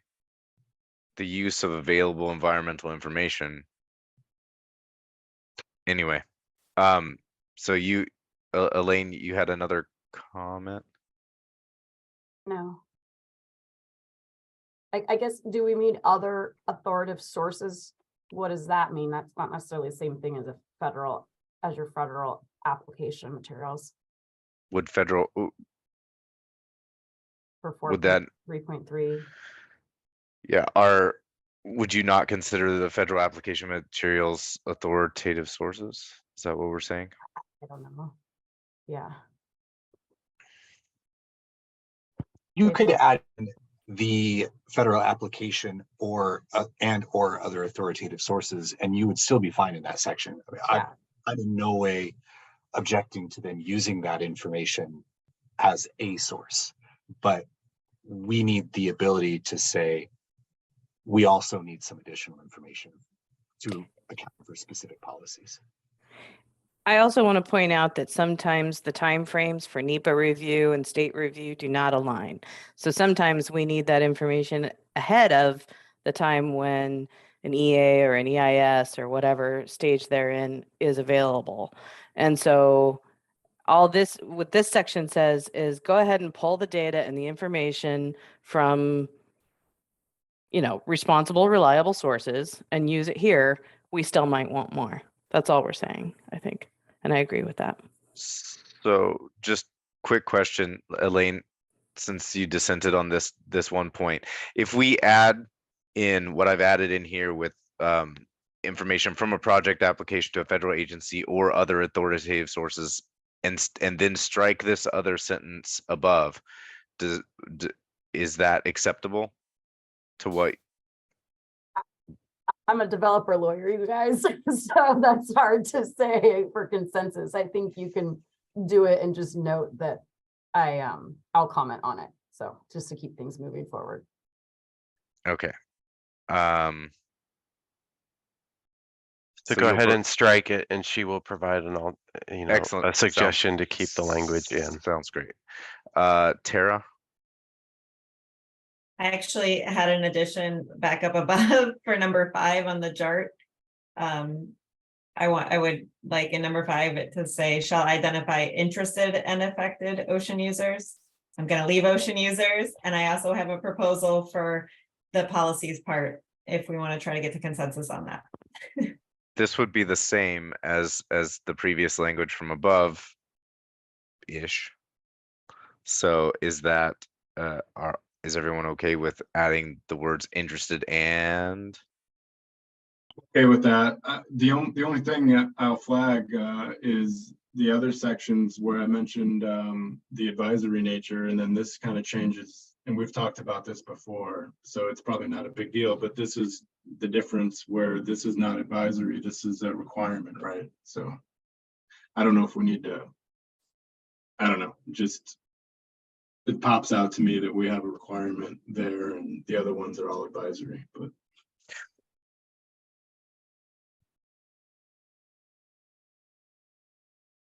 I see. Okay. Does anyone dissent from adding this to that? I should make a note. Scott raised his hand. Go ahead, Scott. Go ahead, Scott. I was just raising my hand to dissent to adding it. I think affected ocean users is sufficient. I'm interested. I go to Mount Hood once in a while and I enjoy hiking and climbing there, but I don't expect to be part of the management of Mount Hood. It belongs to all of us, I know, but I just think affected ocean users is appropriate. So I'm gonna register my opposition to that. All right, Tara, you can provide a second. I mean a dissenting different language here. I would just note that our definition of user would cover your going to the mountain and recreating there, even if rarely. So, but it might not mean you are affected by it, but you still might be interested. This is, I think, again, a lot of the impetus of this working group and the House bill was due to, a cable landing project where there was not great communication with local communities and interested and affected parties. So I think this is a really important piece, and want to make sure that all those who are interested and affected would be aware of this project. So I think that's where I'm trying to get at that piece. And I said also in the spirit of consensus, I also think I will relent on this in the other part and agree with Mike's suggestion of splitting it in two. So I have some suggested language I can share with the group in the chat that maybe might get us there on the policies piece. So I'll leave it there. Yeah, I'm not in any way opposed to involving local communities. I think local communities have been since that situation have been very well informed. So I'm not sure that we have a need for that. Okay, so we have 5 minutes left. I'm assuming that there are going to be some issues in this inventory content section. And I don't know actually I do know that we do not have time to hash out all of those. So if you have changes that you would like to see made in this next portion, you will need to send those to me and I will present them to OPAC with what it is as it stands. Marcus, does the group have any flexibility in remaining a little bit longer to try and get through this? That is one of the options. I do want to allow the space for major concerns with any other portions that we have. We've made it most of the way through our recommendations, but I feel like closing things off because we had a time limit is not maybe as effective for people's time. So if the group has the ability to stay a little bit longer, and maybe you don't, so maybe that's what's driving this, but I feel like if we can stay another 15-20 minutes and get through some of this stuff, I think it's worth it. I agree. I don't have a strong opinion on you know, what we focus on, but I do think the cumulative effects might be one of the sticky spots, but. Yeah, I have time. I can stay, but I know Laurel has to leave from what she said in the chat. And I don't know how many other people can stay. So I don't want to make it to where we don't have a good portion of the group. But if most of the group can stay, then we can continue for a little while. Can I ask a clarifying process question, Marcus? Like you were saying, people should send in their comments to you. I mean, assuming we can't get it completely figured out in the next 15 minutes. And then would you reshare that with the group for their information, or only at the time that it's presented to OPAC would folks see those edits or proposals? I'm just. I had planned on just sending it I'm going to send a document to OPAC with comments of, I'll highlight sections where there was not consensus and provide as comments to that. This is some alternate versions of this section.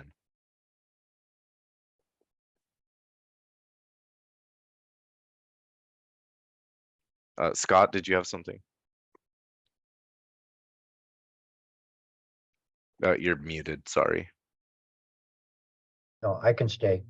I would be willing to stay and keep working on it for as long as necessary. Let me get a sense, are there major issues yet that have not been brought forward today that we should be discussing? And I think I just saw Tara's hand come up, and I think I see Scott's hand come up, and Elaine. Okay, so maybe if we could get a quick go back to the beginning of that list that we all provided at the beginning, and get a sense of how much we still need to go through. That may give us a sense of how much time we need.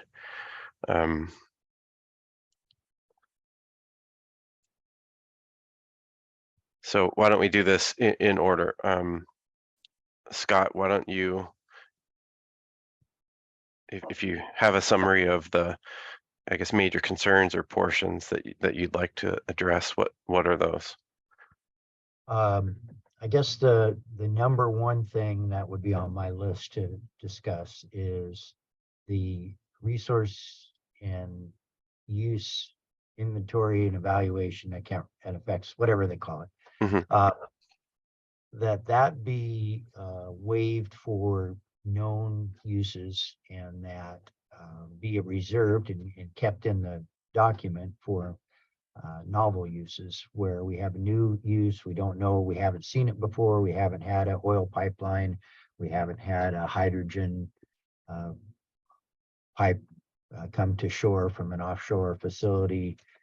Definitely think that we do need to understand and have good information on new uses, but for known existing uses, this is a huge additional amount of information that was required for a permitting applicant. And I don't think that the state will be any better able to make a decision for some of these known resources, known uses with information. We need to list every type of fish and snail, flora and fauna that occur along a corridor for a pipeline or ocean outfall pipeline or a submarine cable. And what do you do with all that information? We know that if you dig into the seabed and have a research to determine every kind of worm and snail and whatnot, copepod,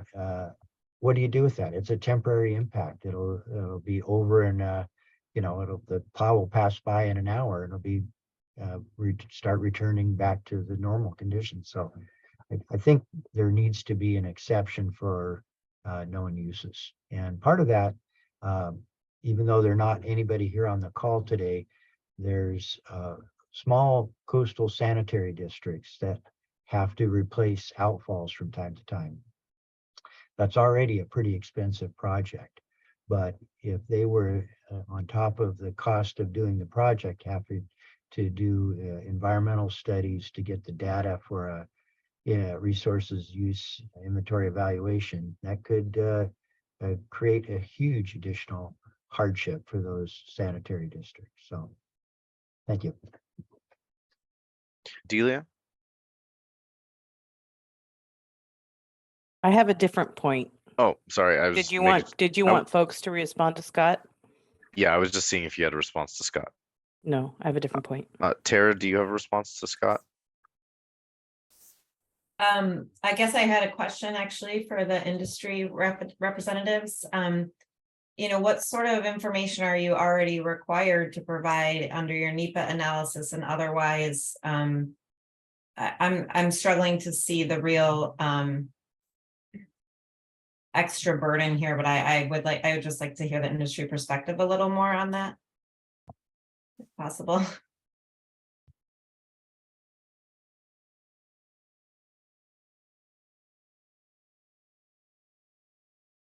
We'll let Stan Dynak, if he's still on. I don't see Joanne in front of her screen. Could we allow Stan as an industry person to respond? Yeah, I think that would be appropriate.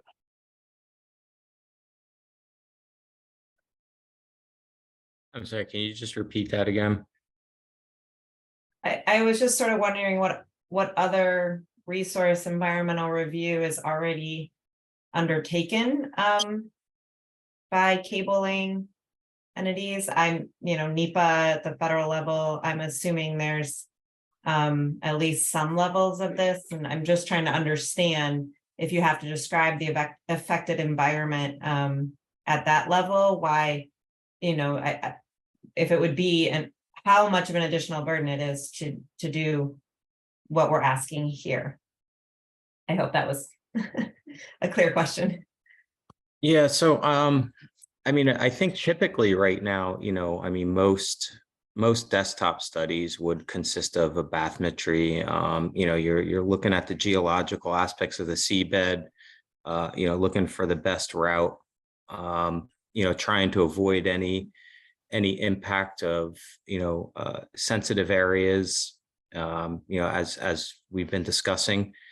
And I think the concerns come in as far as other criteria where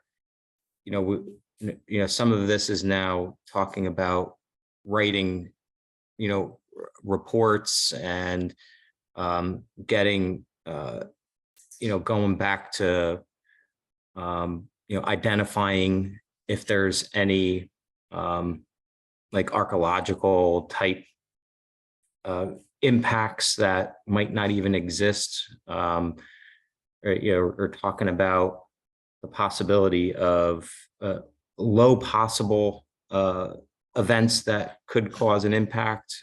We're talking about adding a lot of additional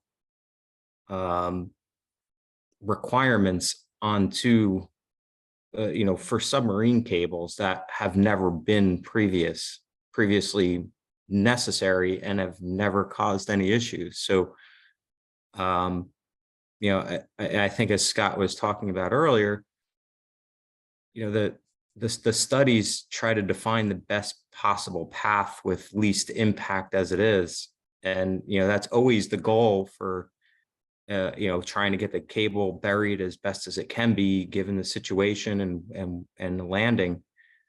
So I guess from a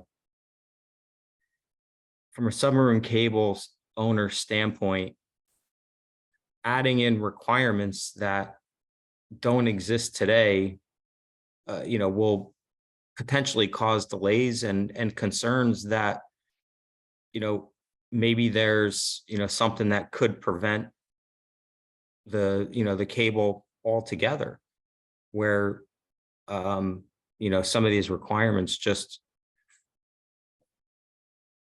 might prevent from, having a system installed as it is. So I'm not sure if I'm really answering your question, but, bottom line is, things have been working well for many years. You know, I don't think there's really been any challenges, and to try to hire special, you know, specialists in the field for things that really don't seem to make an impact for laying a submarine cable, you know, like waves and, you know, what kind of other geological issues will result in. I don't know. Anyway, I'm not sure if I'm really helping or not, but Well, maybe the Joanne could provide her perspective as well. So the question is, you know, the information that's already necessary for federal portions of the application, what in addition does the kind of resource inventory requirement that we're asking for, what does that add from your perspective?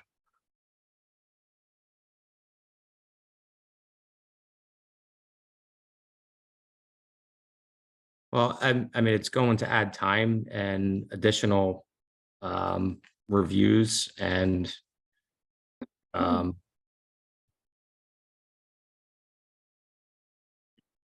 No, I understand that piece. I was trying to understand what specific information is already collected, provided, you know, in a current situation for laying a cable, because I'm just trying to understand what additional information we are going beyond here. That was it. I think I understand now, at least some of it.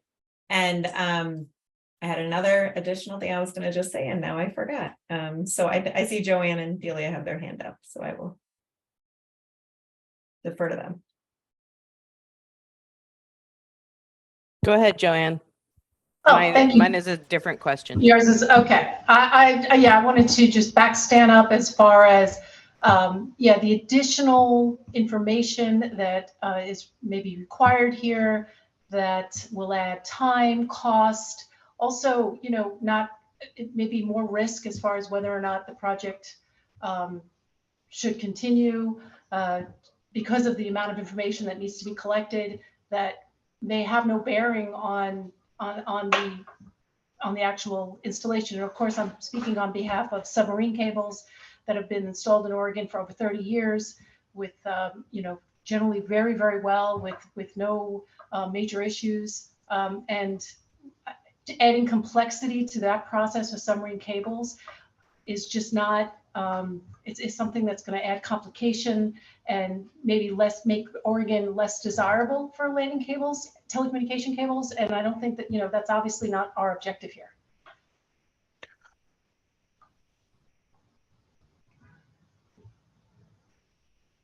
I saw Blake's hand go up. I don't know if there's a response to this. I did remember my other question, but I'll let Blake go first here. I did have a response to this, but I see that Delia has her hand. She's waiting for another issue to Got bring it. it. Okay. And honestly, after this, I really have to go.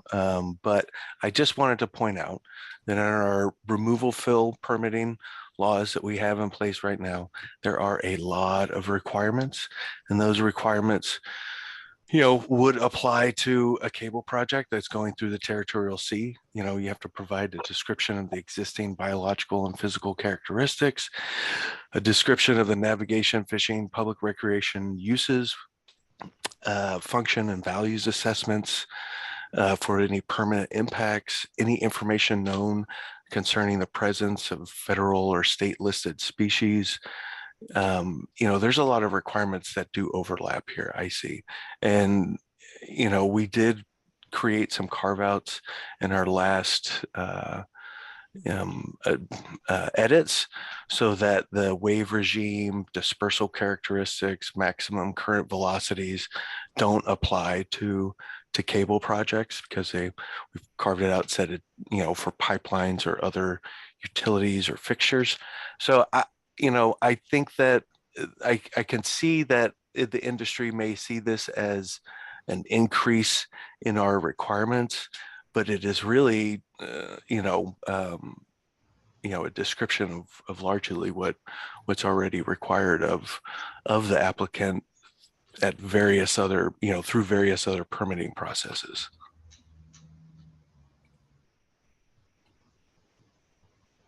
And I just want to make a point really quick that I know that it's been said that cables have been put in without issue, but there was a reason that this bill came forward, and there's a reason that it talks specifically about having a detailed accident response plan and mitigation plan within the bill itself. And I think that is covered by having this written portion, this written report in the effects evaluation.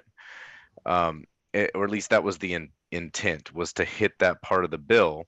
And that was, a lot of the reason that happened was because of issues that did happen because of telecommunications cables being put in. So that's just my interpretation of things. Tara, did you have more to say about this, or is your hand raised for another purpose?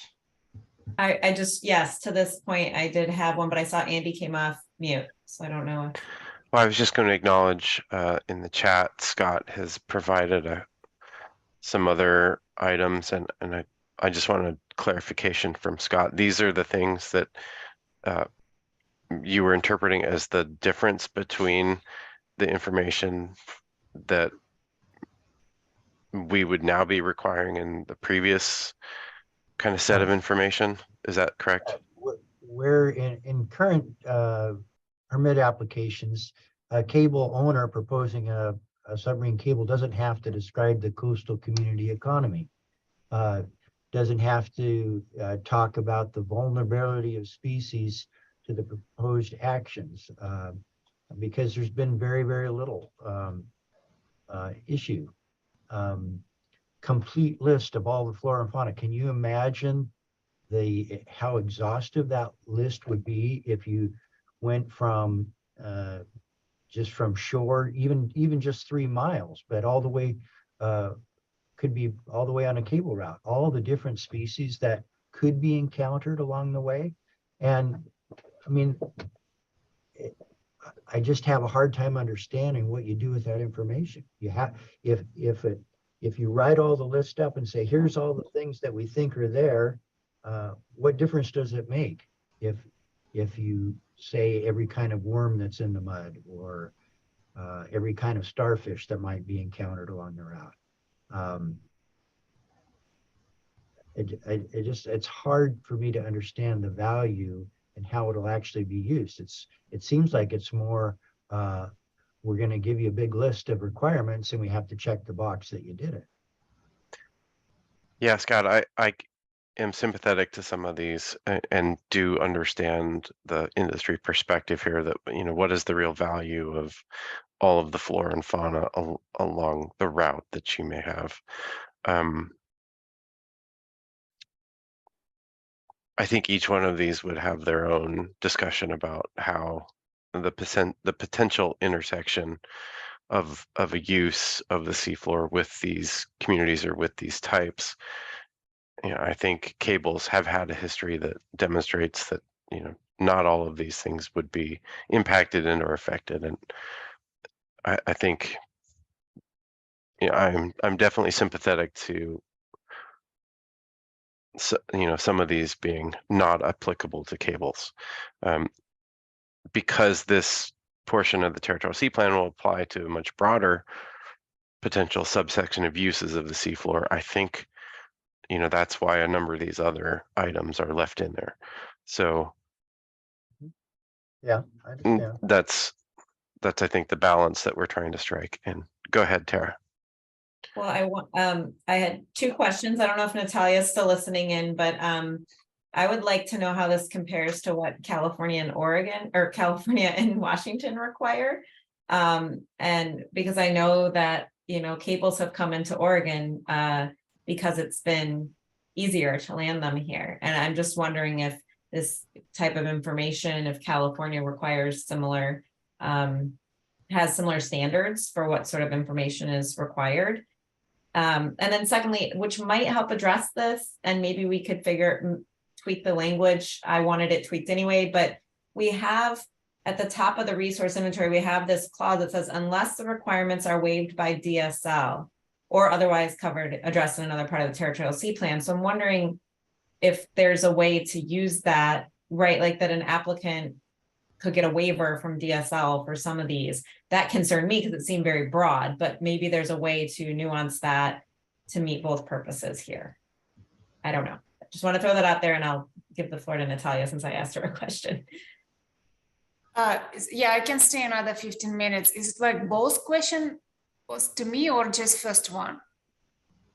Just the first one. Oh, the first one. Yeah, on the requirements in California and Washington, if you happen, when you, in your research, if you, you know, what sort of resources inventory, environmental analysis is required in those states? Yeah, so they don't have like territorial sea plan as we have. So there is no such kind of details separately in some, you know, some separate plan. But when I talk to California, they do require environmental impact assessment. And so the California is quite really very strict about that. But the difference that I think DSL doesn't have staff with the technical expertise. As the California Commission explained me, they have separate division with the technical experts that they can do environmental impact assessment, but at the same time, they can hire additional experts. So with this part of resource inventory, I think I mentioned in previous meeting that yes, probably we don't need to expand it's like too long because it scares a lot of people. Some information that's already collected. And some information just only would be applied to power cables. So maybe to resolve this issue, we need to be clear, edit maybe some, you know, couple of sentences. What could be appropriate for telecommunication cables, or that maybe some additional information would require for other type of cables or utilities. Because for now, it's really like this is standard applied to all cables and utilities, but it's case by case. The same in California and Washington, when we talked about, they said, well, I cannot give you direct answer because each project is different. And we just consider this case by case, hiring additional experts or consult internally or between agency, because their process is a little bit different. And because it's one window application, first they select responsible agency. It could be different than land commission, depends on the project. And then they just allow that agency to lead if this is more like permitting process related to, let's say, coastal commission. So I don't know if I answer your question, but I think we really need to maybe add a couple of sentences to simplify this resource inventory, because it raises a lot of questions. It seems like it's applied to each utility and cables. Yeah. Maybe we just can, you know, do some reference to, we have in part 5, resource inventory as well, related to renewable energy, power cables. So we can do reference there. We have part 2, resource inventory. Yeah, I mean, some cases that we maybe can refer to different policy that it's already there and it might be required under those policy. But those are much very more different. extensive, Yeah. and they're much more extensive than Yeah. this. Yeah. Yeah, I mean, Yeah. you don't need to list everything here. This is the problem, because maybe something we really put there that would not relevant to cable industry, but something maybe that would relevant to power cables we missed here. So we don't know, or some new utility or facility that will come up. So listing this really detailed stuff, well, I don't know. Marcus, I do have a comment on this now. All right. I think that I think that at this point, so ODFW has put a lot of thought into this, and I agree that, you know, we've made suggestions over multiple meetings of, you know, this doesn't apply to the seafloor. It doesn't belong in part 4, or, you know, trying to imagine, you know, like Scott said, what would we do with each of these pieces of information? I'm comfortable with what's left in there, and I haven't heard specific recommendations for changes. What we did is we went through, and any of the final, like, I agree that the community economics isn't, it, there's something missing there. Like, I don't really understand what an applicant would have to provide. What is the information? That's not an information. So, you know, we provided some suggested edits that I didn't think would raise to the level of today's discussion. And we just provided those directly to Marcus for him to consider, which at the beginning of today's meeting, he said all of us could do. So I might suggest that if you have like suggested edits to that, you know, you can send them to him or treat it as an alternative. But otherwise, with the remainder of what we have today, you know, we're already past time. You know, are there specific like things that you want to just X out and we can just vote on it, yes or no? Because I feel like we need to kind of, this conversation, maybe it's the end of the day and I'm tired, but it's just getting so esoteric, you know, can we make this concrete?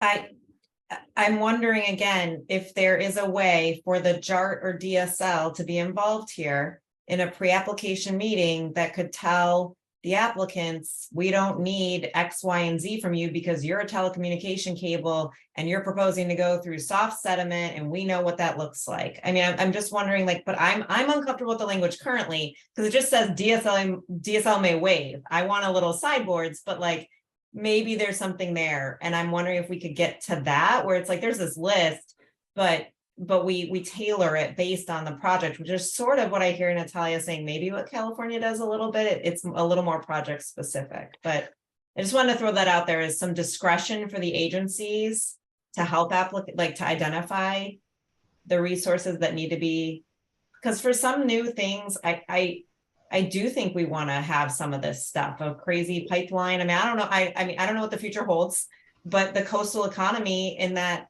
community might be really important to identify what those effects are going to be for some project, probably not for a telecommunication cable from what we've learned, but I'm just wondering if maybe there's a discretion piece here that could help.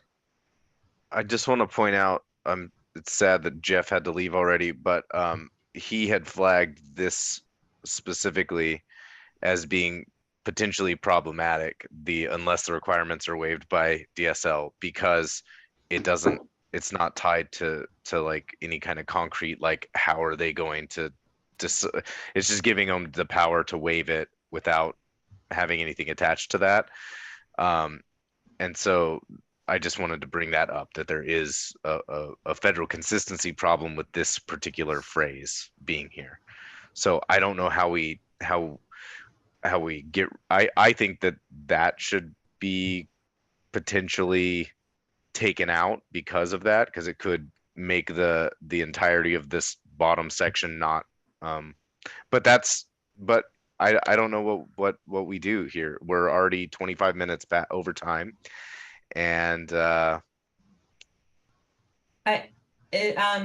might need a process check here, but if I were to work with Joanne and Scott, like if a few of us were to work together and propose you a not full consensus, but some language, I'm trying to think, there's got to be a way here that we might be able to do this, but it'd have to be quickly. I think Elaine and I worked in the chat, and I think we might almost have a resolution on the policy piece. So I think when we work together, we just need to get pen to paper. And I agree with DSL. There needs to be, you know, when and how can they waive stuff, and to make that enforceable. I'm not sure what that looks like yet, but we could think about that as a way to, or involve the JART. Maybe it's the JART helps identify this stuff in a pre-application meeting. I don't know, but. Andy, do you have thoughts on that?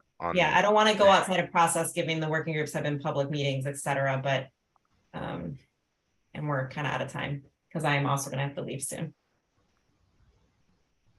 Yeah, I think the way that we need to work this is that unless there are points that we all came to as consensus today, then we need to bring forward other alternatives. And I think Tara, you and Marcus and I and potentially the industry could work on some solutions that are brought to OPAC from that conversation. And obviously that wouldn't be couched as that they are working group recommendations. It would be additional staff time and effort was put to try and resolve issues that weren't handled in the time that we had. And I think it's okay for us to bring those forward to OPAC as potential alternatives or paths to a resolution on the issues. I'm a little uncomfortable with the language, allowing requirements to be waived by DSL without some standard or criteria that's listed. I would be much more comfortable with a much more finely tuned list of the resource inventory information that's required for cables. So maybe it's that we do have that discussion with the industry about the things that are reasonable and then have recommendations come from that.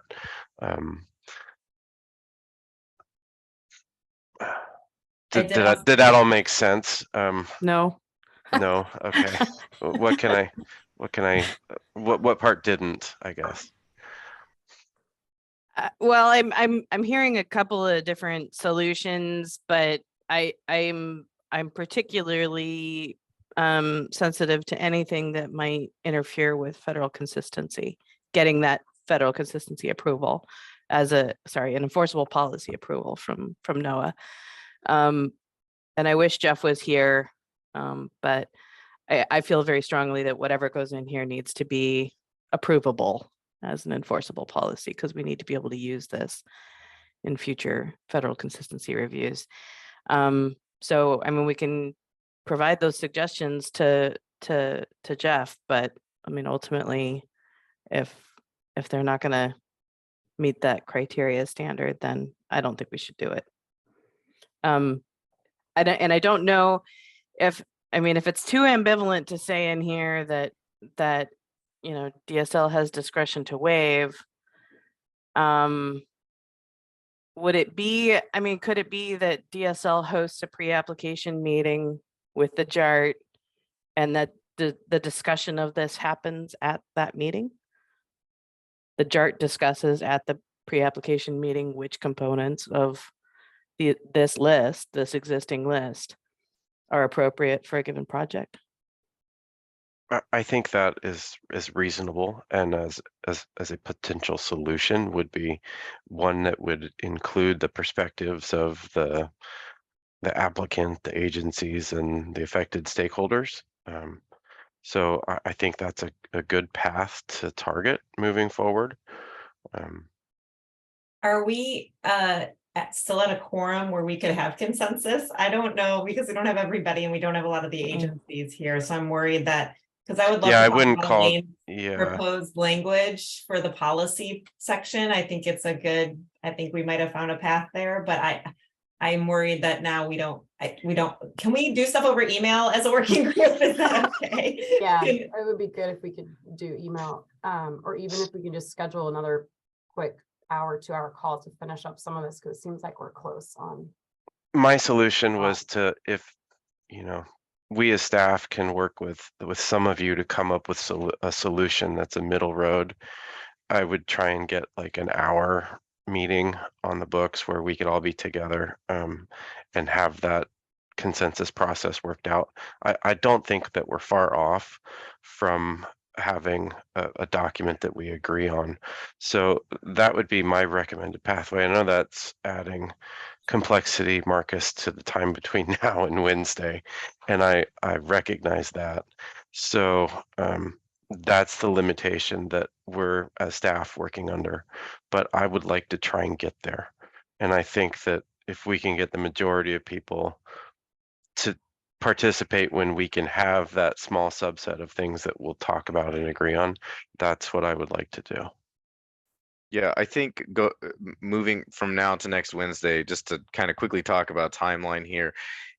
What we could do is, I think maybe scheduling for early next week, like Monday, to try and get this part done, because other people who weren't here at the meeting they're already gone. I think that they're planning to get me any of these big substantive changes that they have proposed by Friday. So if I can see those on on Friday and then bring them to this smaller group maybe Monday. We can work out some alternative things. I can make changes to this document that were agreed upon by the working group thus far, and anything else that needs to be added in, like I said, I will highlight, and then I'll present the options, and we can make notes on the options, like, this option was developed, in this way, due to the fact of the meeting running out or something, and it was this group of people, or like this many people or something. I'm okay with whatever process moving forward you and Andy come up with, and I will try to make any meetings. I think the keys from my perspective are that we have time to announce it, that it's publicly accessible for anyone who wants to be there, that there's an opportunity for public comment. I think all of those things can be accomplished in an hour or an hour and a half. I wouldn't want to try and go any longer. And I do think there's some staff time with Marcus and some of the key parties here to make sure that we can try and thread the needle on some of these issues. But those are the key process constraints from my perspective. And I think first order of business is, maybe with everyone on the phone right now, is there, do we even want to try and find a time on Monday? I mean, we only have 11 people here right now, and but if we can find a hole that we could query, or a couple of options, that will at least get us part of the way to scheduling, and then we can notice and announce and make it available for everyone. Let me look at my calendar, but I think Andy, I can do on Monday, but I think particular with the first issue like DSL, the authority to waive, I think we really need to have Blake there, and we need to have internal discussion in DSL, because whatever we put there, it may require, or it will require, some changes in the rules and statute. No, my thinking was Blake is going to be there, and we need to work with him. Yeah, so Blake should be there, and internal discussion is. So I was just trying to get a couple of options, so listed. looking at calendars right now, because I'm looking at Blake's calendar and mine. It looks like either early morning 8 to 10 a.m. or afternoon like 4 to 5. Oh wait, actually he doesn't seem available, so I would not say afternoon. I'm available, and it looks like Blake's available from 2:30 to 4 on Monday. Yeah. I can make 2:30 to 4 work. I can do 2:30 to 3:30. We'll take you for whatever we can get. So I'll make a calendar invite. Let's see. Marcus, I have an interview that I'm conducting on Monday at 3. So okay, that's it. Yeah, 4 to 5, 2 to 3. I can let's make it. I mean, it may be that people have to join later and leave in the middle or something like that. But if we start it, maybe if I just put it in as like 2 to 5. And see what the options are, the availability for everyone is within that window. Yeah, I'll just do 2 to 5, and then hopefully, people can. I think it's also really important to have Laurel there. Yeah. Yeah. Yeah, I would like to have as many agency representatives as we can. I am free that whole time, so I will make it a priority to be there, if that's what we choose to do. I will too. Okay, and I am happy to work with anyone offline to, you know, pass language back and forth, or we can just email the full group if people have suggested language. That way we might come into that meeting with feedback already. I don't know if that's allowed, Andy. I don't know who all to invite here. I guess I could Everyone. invite. I Well, can it invite needs the to be entire. everyone. I The can full invite working group yeah. needs to be invited, Yeah, yeah. I need to look into. I got to go over to a different page here. In the meantime, Marcus, are you still, I mean, because we have 4 items on our list that I sent you yesterday afternoon that I had hoped to discuss with the group today. Do I need to, we've provided in text suggestions, but do you want us to provide I think your in-text them as an suggestions are enough. alternative? Like Okay. we know that you would You like know to what see we them. are Yeah, suggesting, okay. I think that's okay. Oh, geez. Sorry, I'm having technical difficulties. I'm still listening. Okay, All well, right. we are well over time, so I don't think we should pick up any new issues. I think that the suggested path forward, and I think you should communicate this, Marcus, is that, you know, maybe there will be some small work done with people to try and come up with these ideas that can reach consensus, and those will be brought to the larger group on Monday afternoon, hoping that we can make a time when everyone can be there to hear what the potential solution is and weigh in.